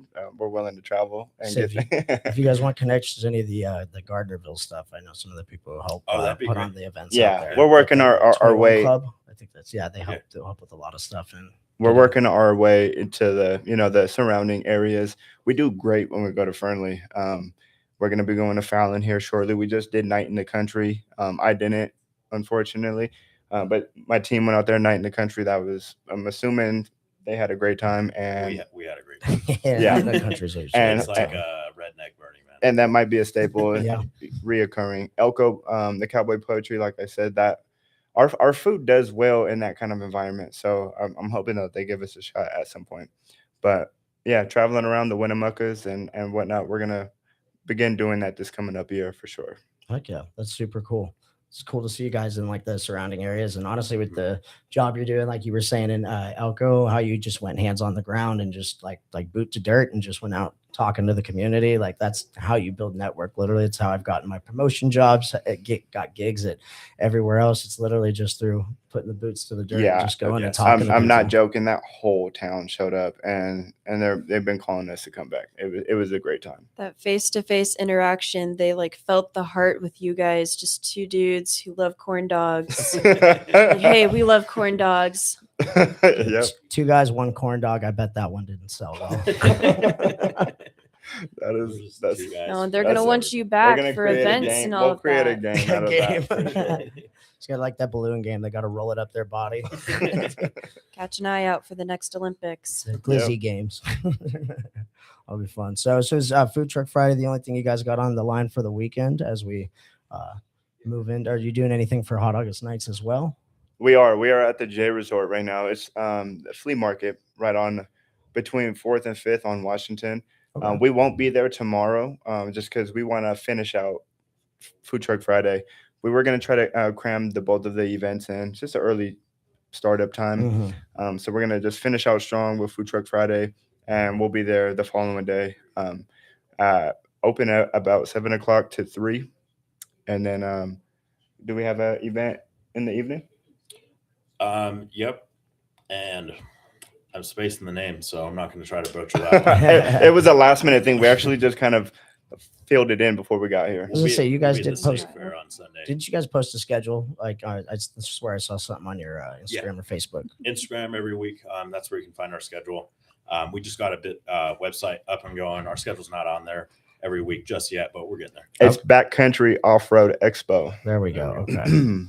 All right. Well, for those who are interested in booking you or finding you, where would they go to plug you guys or get connected? So our Instagram, you can hit us up on any social medias. I mean, we're a small company. Me and Troy are still the ones checking all the messages. You can email us at dstylefoodtruck@gmail.com or our website now, which is also linked on our Instagram. Any of those avenues, you can get a hold of me and Troy directly and get us booked. Heck yeah. We're super open to anything, and like especially if you're promoting anything like small business wise, we love to collaborate on that stuff. It's really cool being that our job now is to always keep an eye out for all of the events going on in Reno. And there's a lot of people that are like, oh, Reno's boring.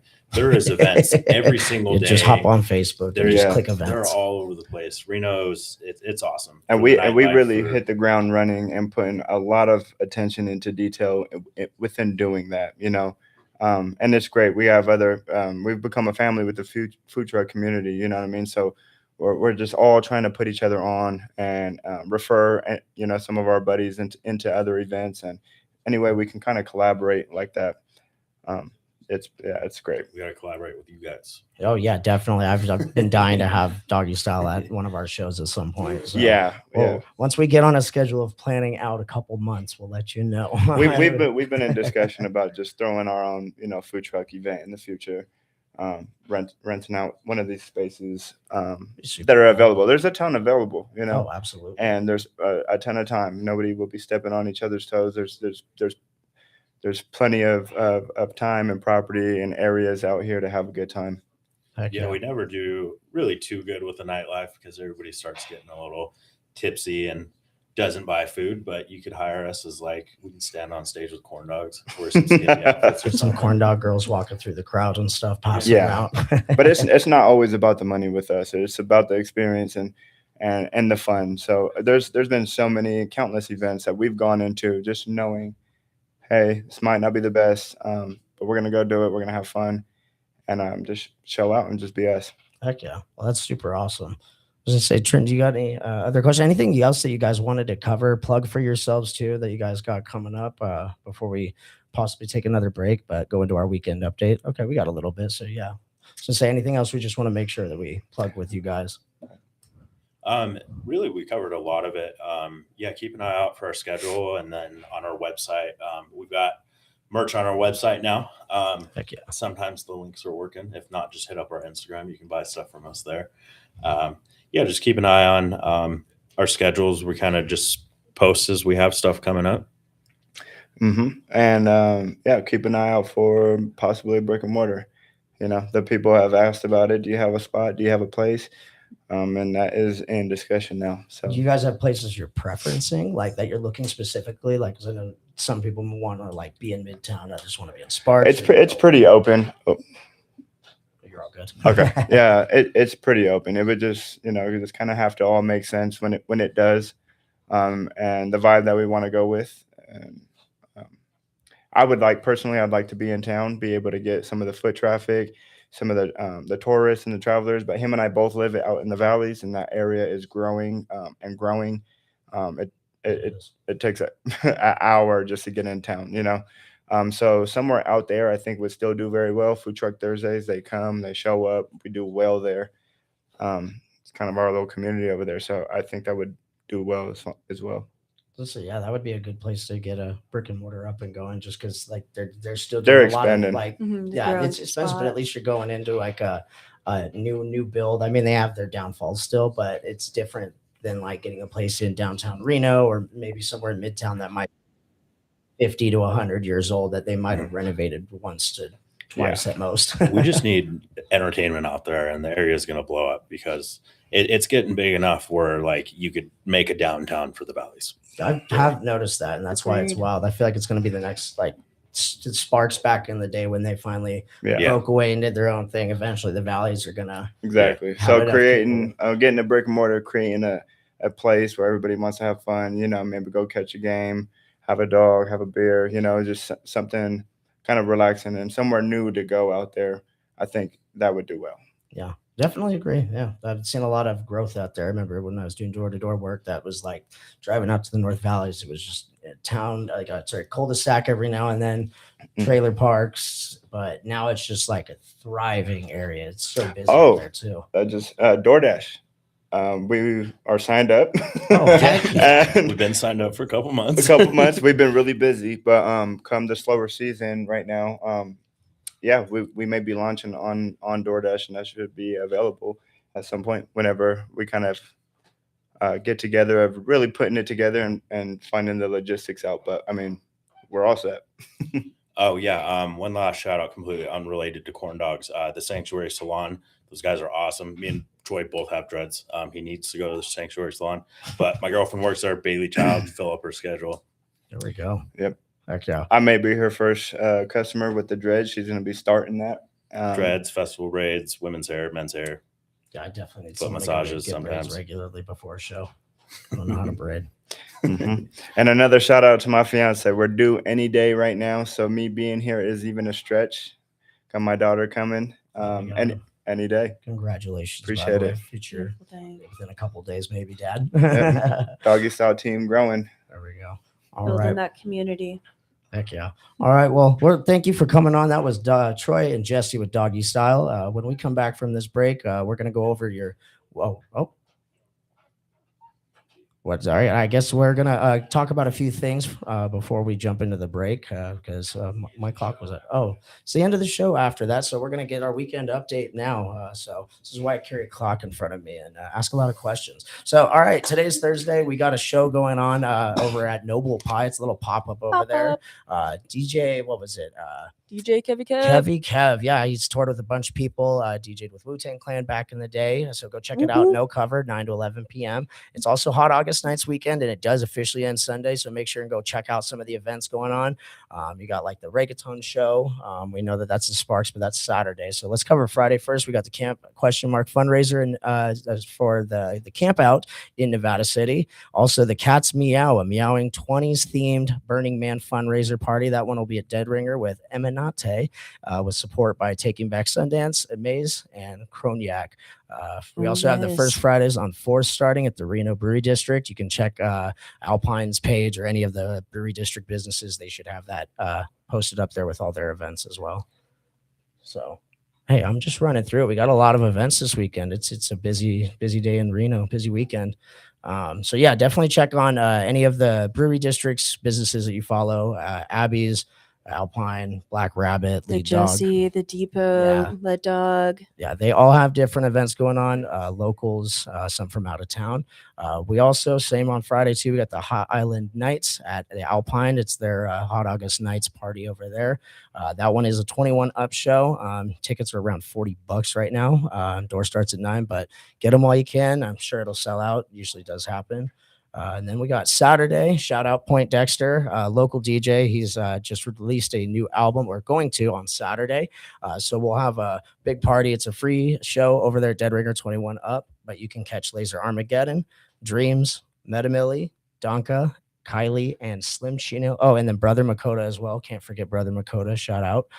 So yeah, get there. It's 9 p.m. to 2 a.m. So it'll be a long, fun night. And I believe we have a couple other shows hidden as well. Trin, did I cover them all? Or I think you ran through them all in the last minute. well, I'm sorry. That was a speed run, right? Well, there's a lot of things to go over. So this isn't even at all. So if you want to check out other events, we promote mainly EDM and the businesses that we have stated. That's just who we've worked with, who our scene is. If you want to get your business shouted out, you can reach out to us at The Reach Reno on Instagram or Facebook. We'll promote your event, your show, whatever you got going on. Just hit us up. If you want to come on the show and be a guest as well, you can be like Doggy Style and hop on the mics with us as well. But yeah, I think that's it. If you want to catch The Reach while we're out and about, we'll be wandering around Hot August Nights near the, what is this? The Atlantis. That's the We're one. at I the always get Atlantis. them Maybe we'll confused. pop up at the pop-up at Noble Pie tonight. Oh, you'll definitely find me over there. I have to pick up my controllers. They're using them. Oh. So definitely come catch it. It'll be fun. It's free. So this is The Reach Reno signing off, guys. Catch us every Thursday. And this is The Reach Radio, connecting the culture.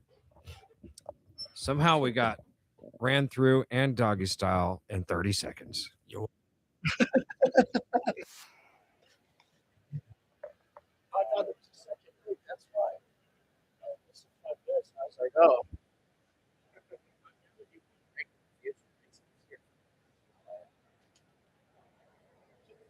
Switching up the brakes on me.